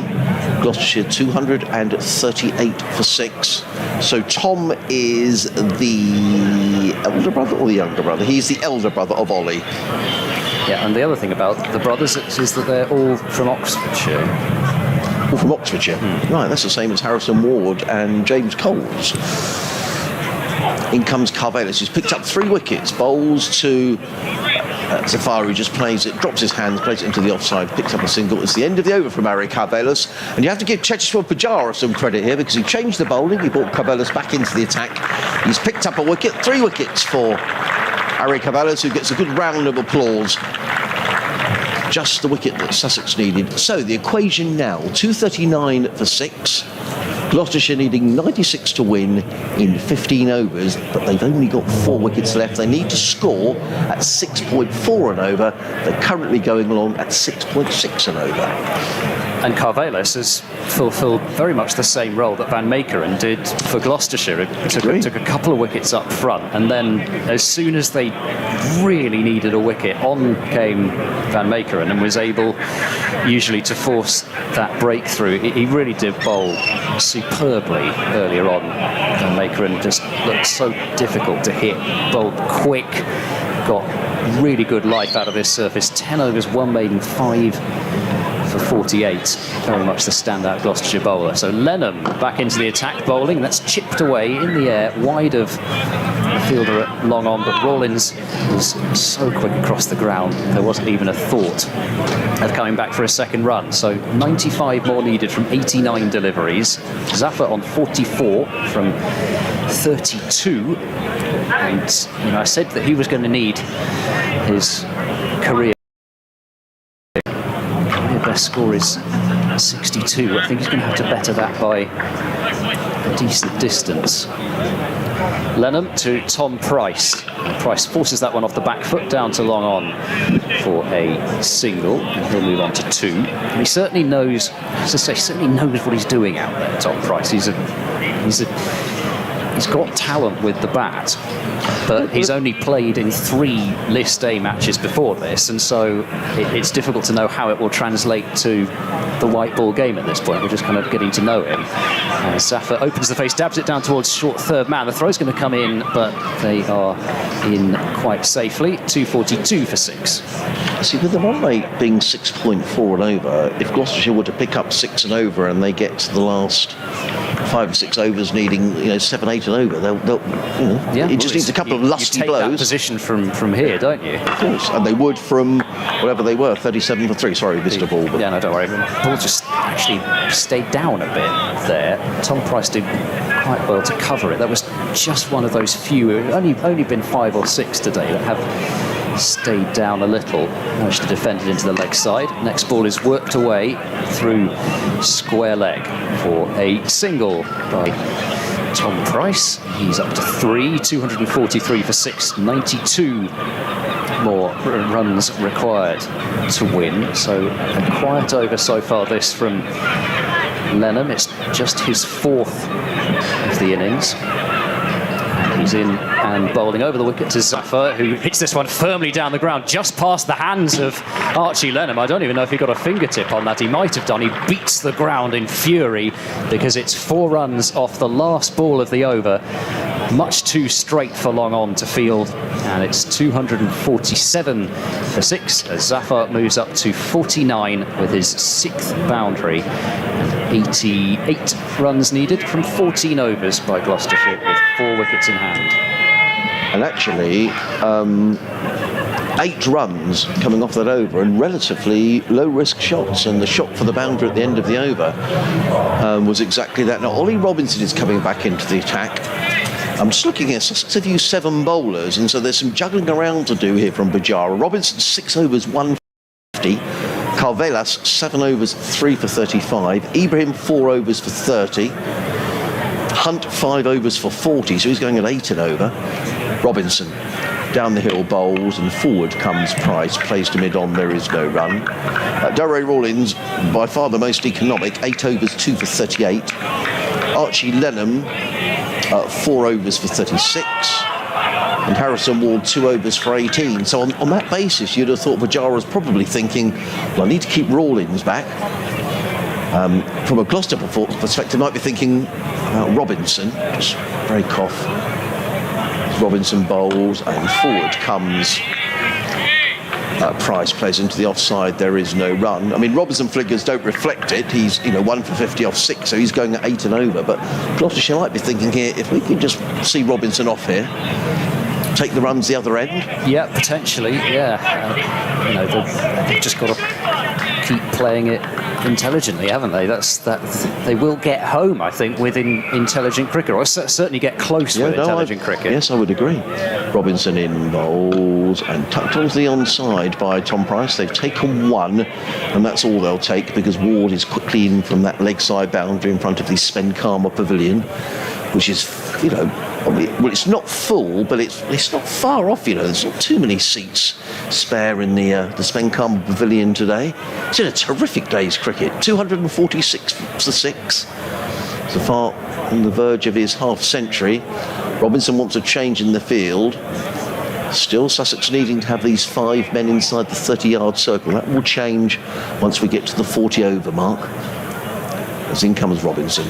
Bowls, and Zafar plays a beautiful little shot down to third man. Picks up a single, and that's a very well-deserved half-century from Zafar Gofar. It was beautifully played. 50 in just 35 balls in 50 minutes, 6 fours, and that's a really, really good knock. Superb. Yeah, he had 3 List A 50s in his career coming into this season, and now he's got 2 in 2 games.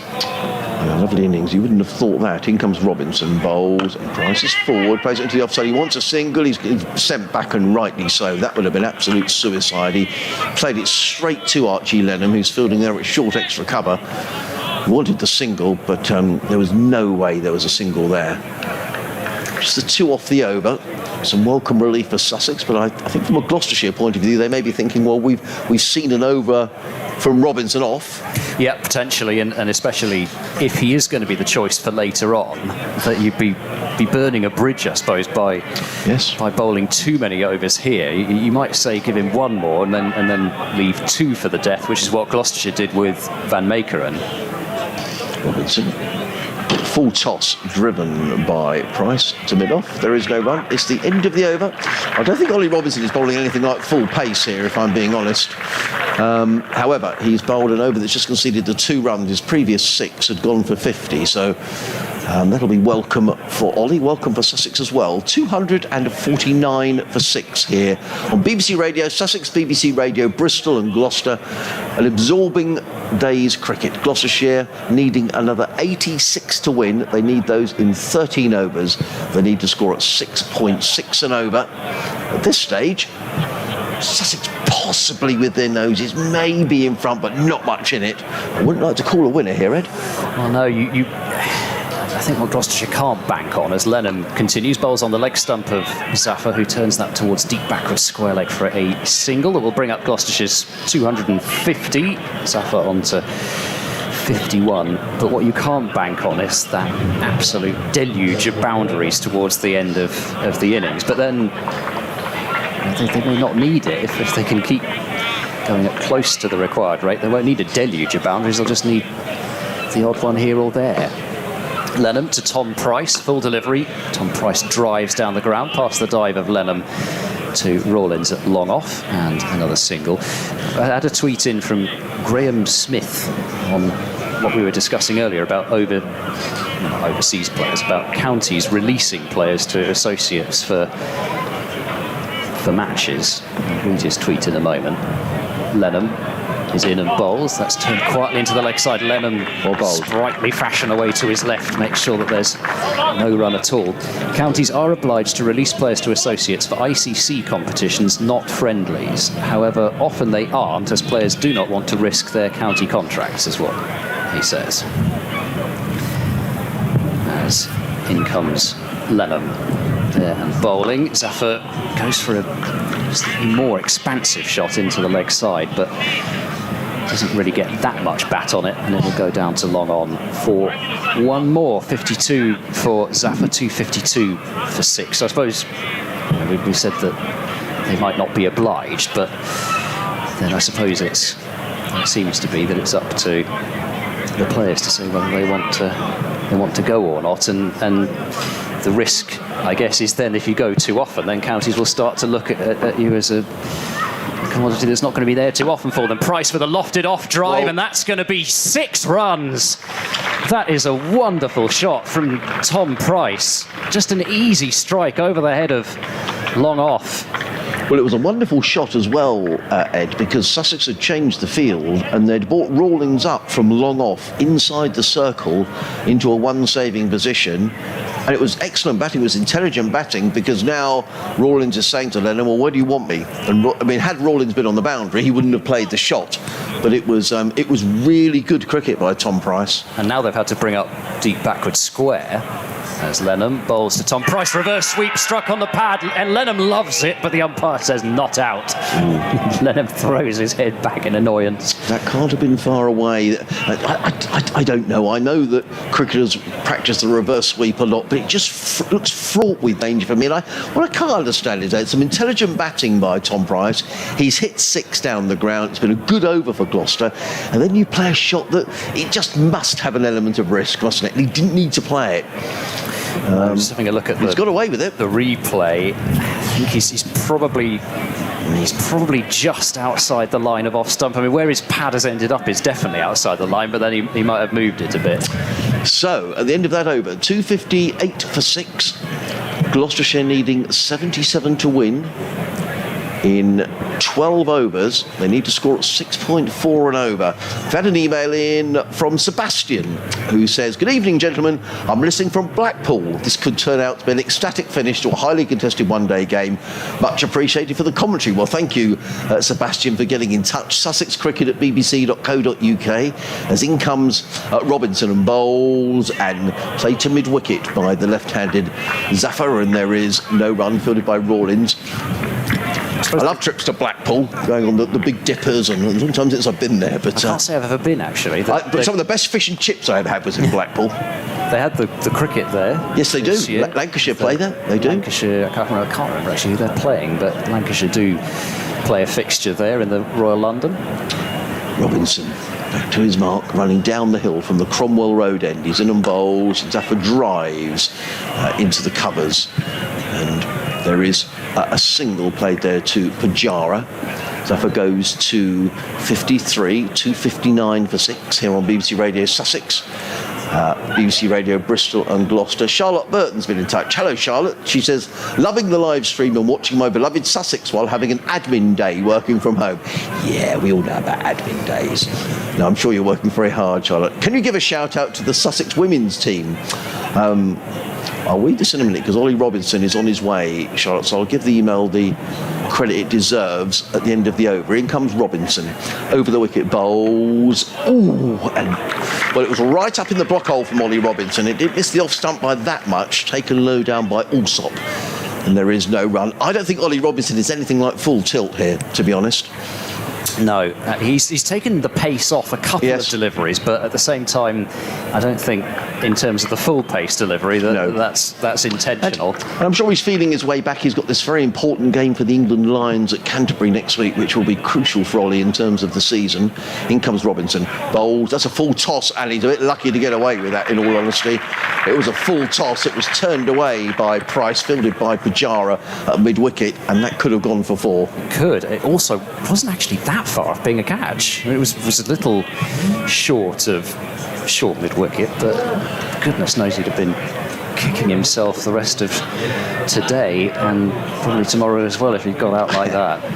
Just one run off the over so far as Robinson is down the hill, bowling to the right-handed Price. He's in and bowls, and he plays it on the bounce. Caught by Archie Lenham. It's a crowd catch from Archie Lenham. I think the umpires were giving it out, away to our left.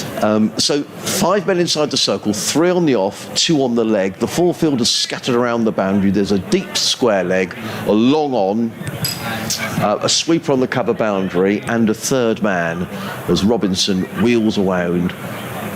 Gorgeous late afternoon sunshine, and comes in down the hill, bowls to Price right up in the block. Oh, Ollie Robinson. It's just a single taken there by Price. Ollie Robinson is prostrate on the pitch. He's getting up. Oh, that's a relief.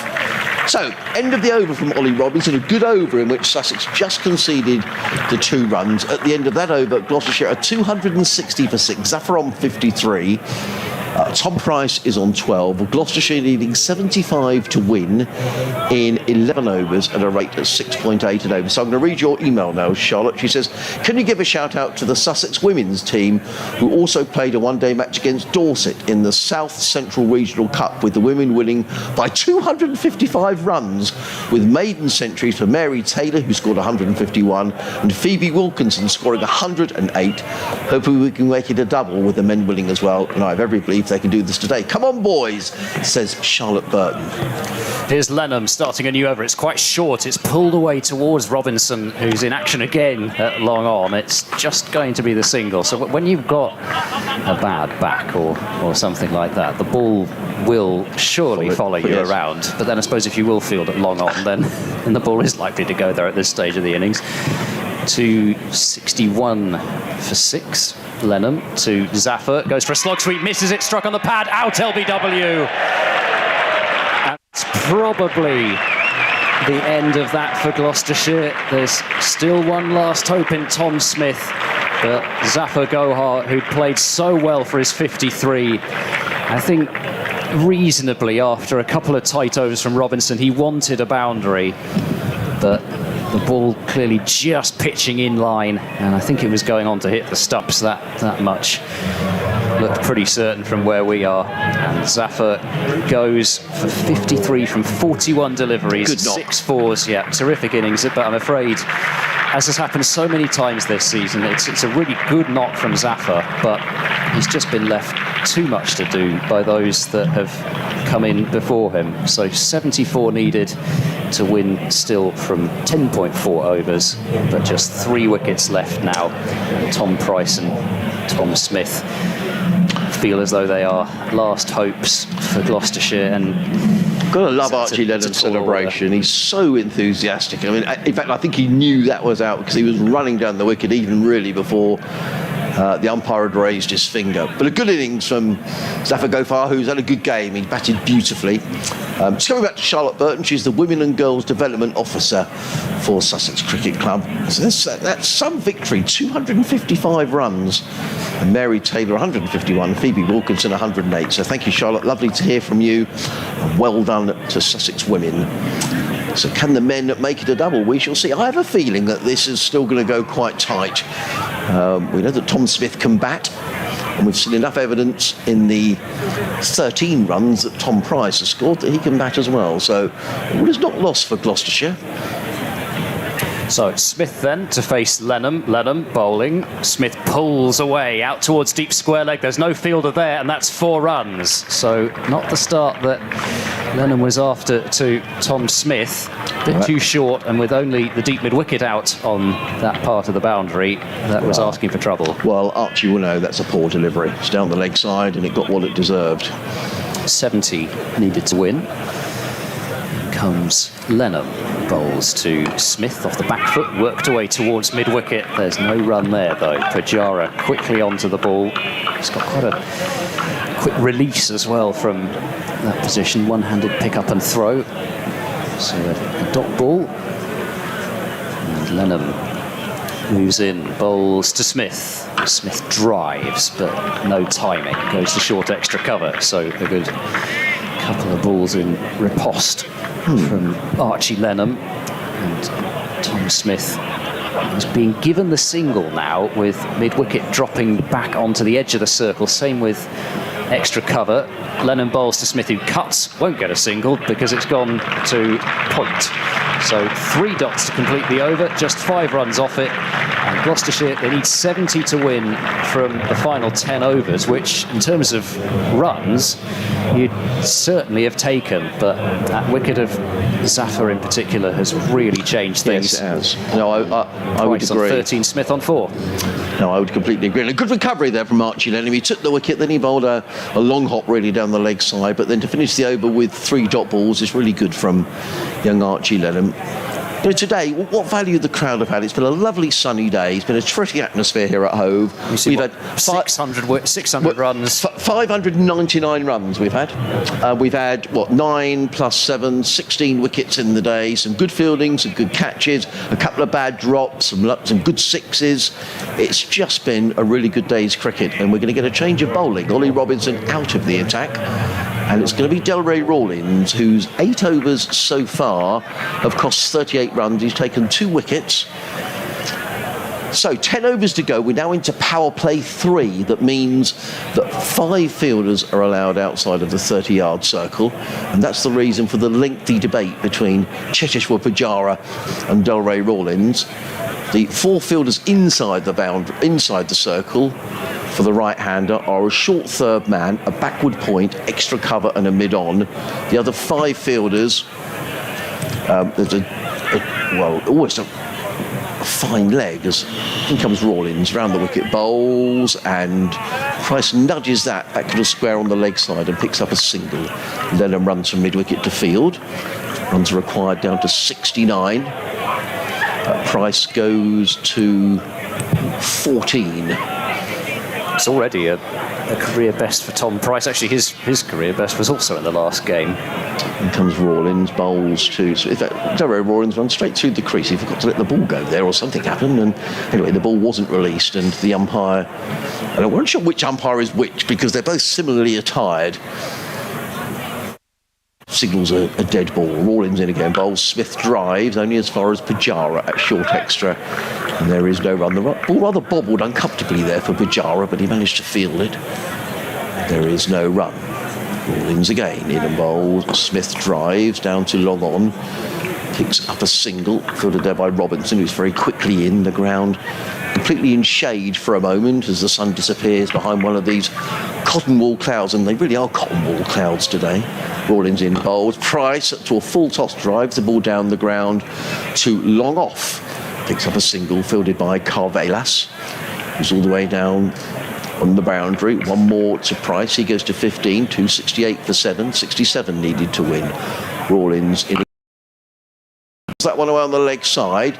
They're going to take one, but Ward is very, very quick. What a bit of fielding that is.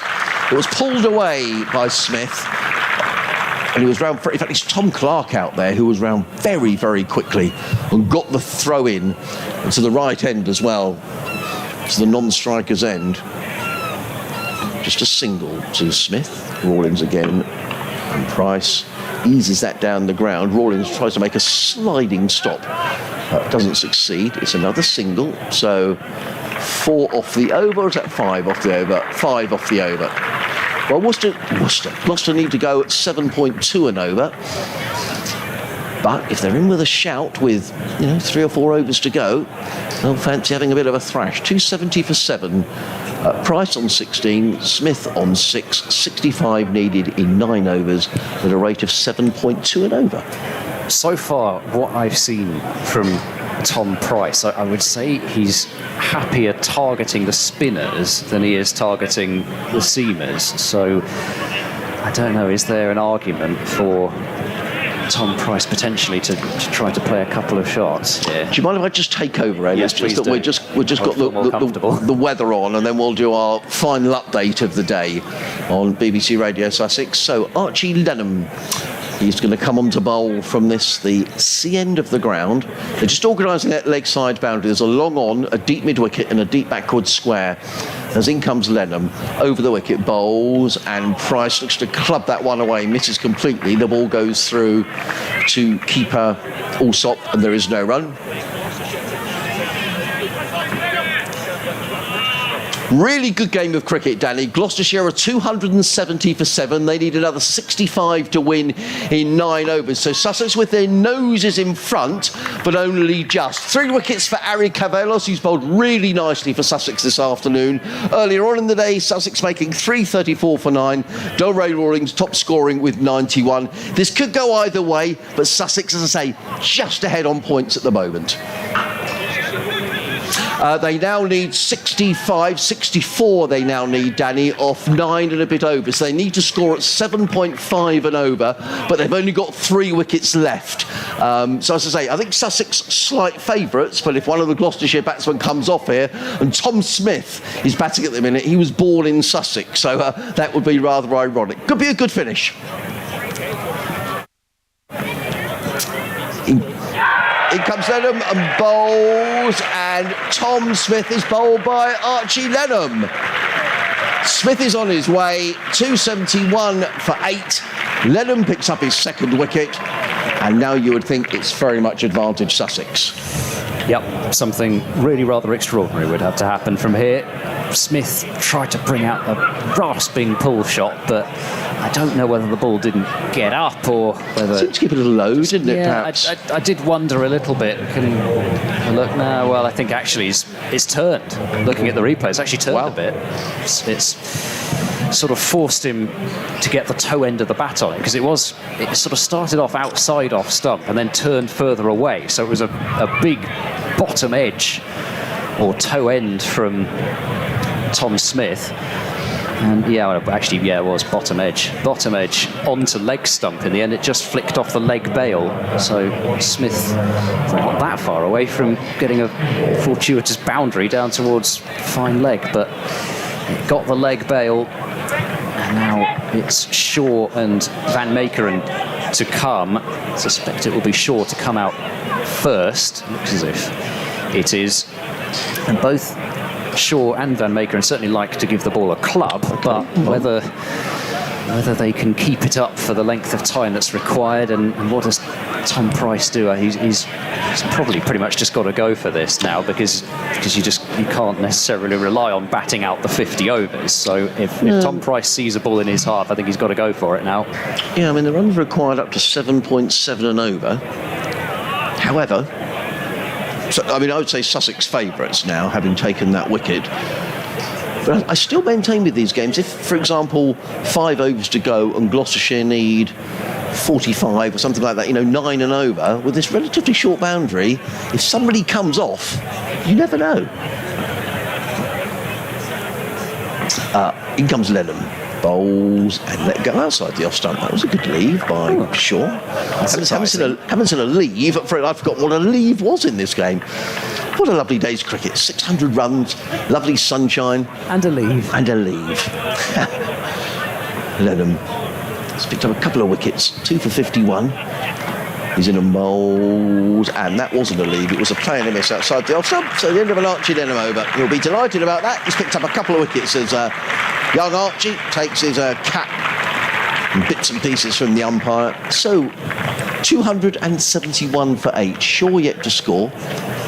Tom Price is on 17. The batsman having a natter. So 8 overs to go, 64 needed. You don't need me to tell you that's 8 and over. Which, well, in normal terms, 8 and over, you think, well, that's okay. It's a quick outfall, but there's just 2 wickets left. Indeed, and I'm not sure that you're going to get the kind of intelligent manoeuvring of the field that you would with the top or middle order in. I think it's probably more likely to be a sort of block or blast type affair from here. I may be proven wrong, but that's why I almost wonder if we've got to the point where Tom Price is just, if he sees the ball, he's got to go for it. He goes for a reverse paddle here down towards third man. There's a shot at the stumps, also takes the stumps, but they're through relatively comfortably. So 18 now to Tom Price, extending his previous List A best with every run that he scores, but you would imagine by the end of Tom Price's career his List A best would be a fair bit higher than... It's Rawlins bowling to Shaw, who drives onto his leg, and indeed he's doing onto his foot, I think. Yeah, baseball they call it the happy dance, but I don't think so somehow. Hopping away off towards square leg and right onto that left toe by the looks of things. That's painful. Rawlins to Shaw, who drives firmly down to long off. He's hobbling, isn't he? 1 run. Yeah, you've just, I suppose, hopefully no damage has been done. It's just one of those ones where you can kind of run it off a little bit. Yes. He's off the mark, 273 for 8. Sun just pops in as Rawlins is in. He's gone for that paddle reverse again as Tom Price. He's got it away, down towards the boundary. There's going to be a dive from the fielder, who makes a bit of a meal of it in the end, Hunt. It was a decent effort from the fast bowler, actually, to be fair to him. It's really tough chasing a ball down the hill here at Hove. Once it gets away from you, it's very difficult to dive and drag the ball back. But a good shot by Price. It's a legitimate shot. Brings the run required down to less than 60, 58 needed to win. Rawlins wants to get on with it, but he's got to wait for Hunt to get inside the circle, otherwise it'll be a no ball.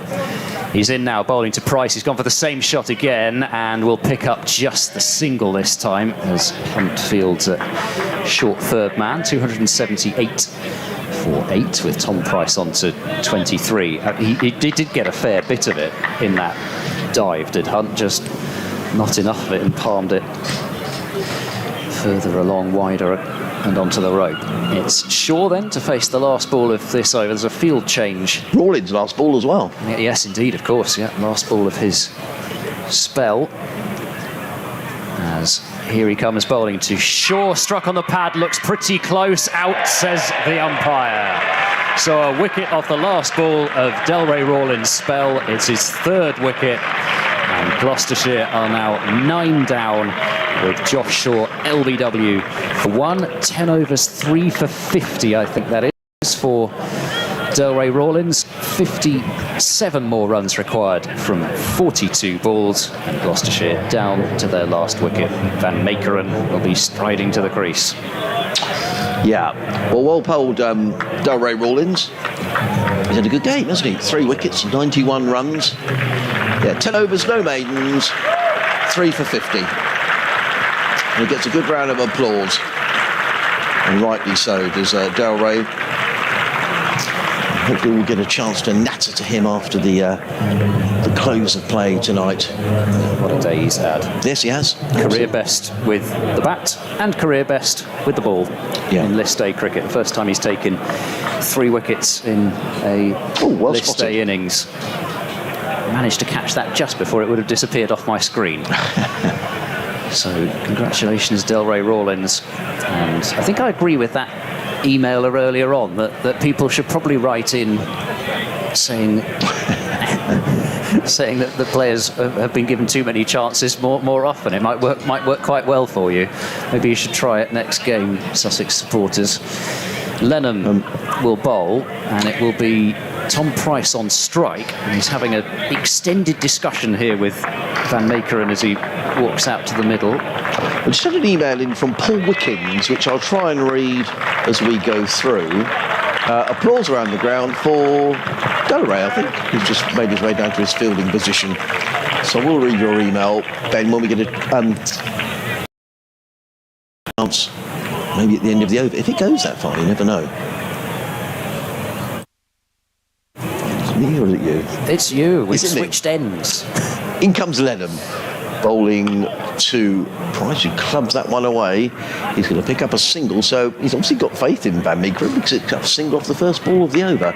Price to 24, 279 for 9, 56 needed. It's just too long left and too many runs not to turn down runs, I think. I would agree. I would agree. The two have a little chat. Now, on this leg side, there are 4 men patrolling the leg side boundary. There's 3, I'm sorry, but there is nobody in front of square on the leg side. Actually, Lenham wants a little change to the field. Here he comes. Bowls to Van Meekeren. That's a full toss, clipped by Van Meekeren. He's going to get a single to Pajara, who fields from backward square leg. Van Meekeren is on his way. I think that's came off the bat. Yes, it did.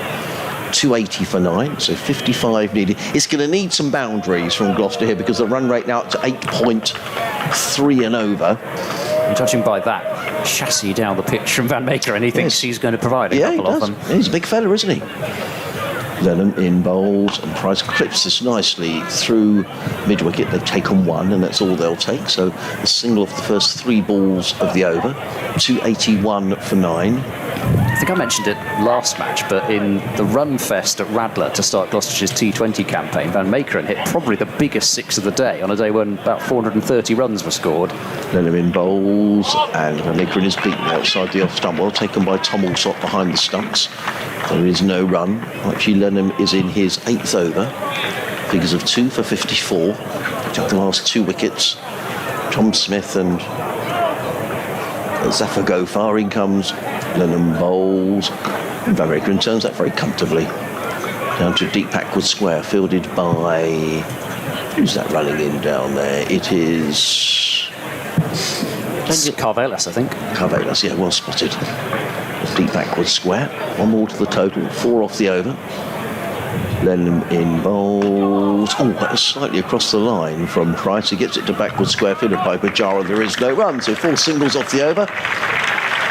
Archie Lenham takes his cap, 282 for 9. Van Meekeren on 2, Price on 25. Gloucestershire needing 53 to win in 6 overs. So this email says, afternoon gents, enjoying the commentary from Hove but listening with split loyalties. I'm from Sussex originally and will always be loyal despite some trying times recently. However, I live in Bath and have a soft spot for Gloucestershire as Bristol is so close. Everybody I know here supports Somerset though, despite Taunton being 50 odd miles away. I followed Ben Wells' career since I taught him when he was a young lad at Monkton Coombs School in Bath. I can't take any credit beyond that, but even as a 6-year-old he was extremely talented and one to watch out for in the future. He's also a good hockey player as well and did well in his A-levels at school and recently at Exeter University. I wish him well, but not when he plays against Sussex. Best wishes, Paul Wickens. Paul, thank you for your email. That's a lovely email, yeah. Thank you very much. Very kind of you. He did play against Gloucestershire actually a couple of times for Exeter University in a couple of warm-up games, one this year and one last year. So Robinson returning from the Cromwell Road end. And he's in now and bowling. A full toss, which Van Meekeren just flips down towards long on for a single. He moves on to 3, 52 from 35. And they are kind of working themselves into a position, Gloucestershire, where they've got no choice but to give it a bit of the long handle. Robinson still has 1 over left after this as well, so I'm not sure they can afford to leave it too much longer before looking to find the boundary. At the moment, one of the more obvious boundary opportunities is with extra cover up and lead off up if that area could be targeted.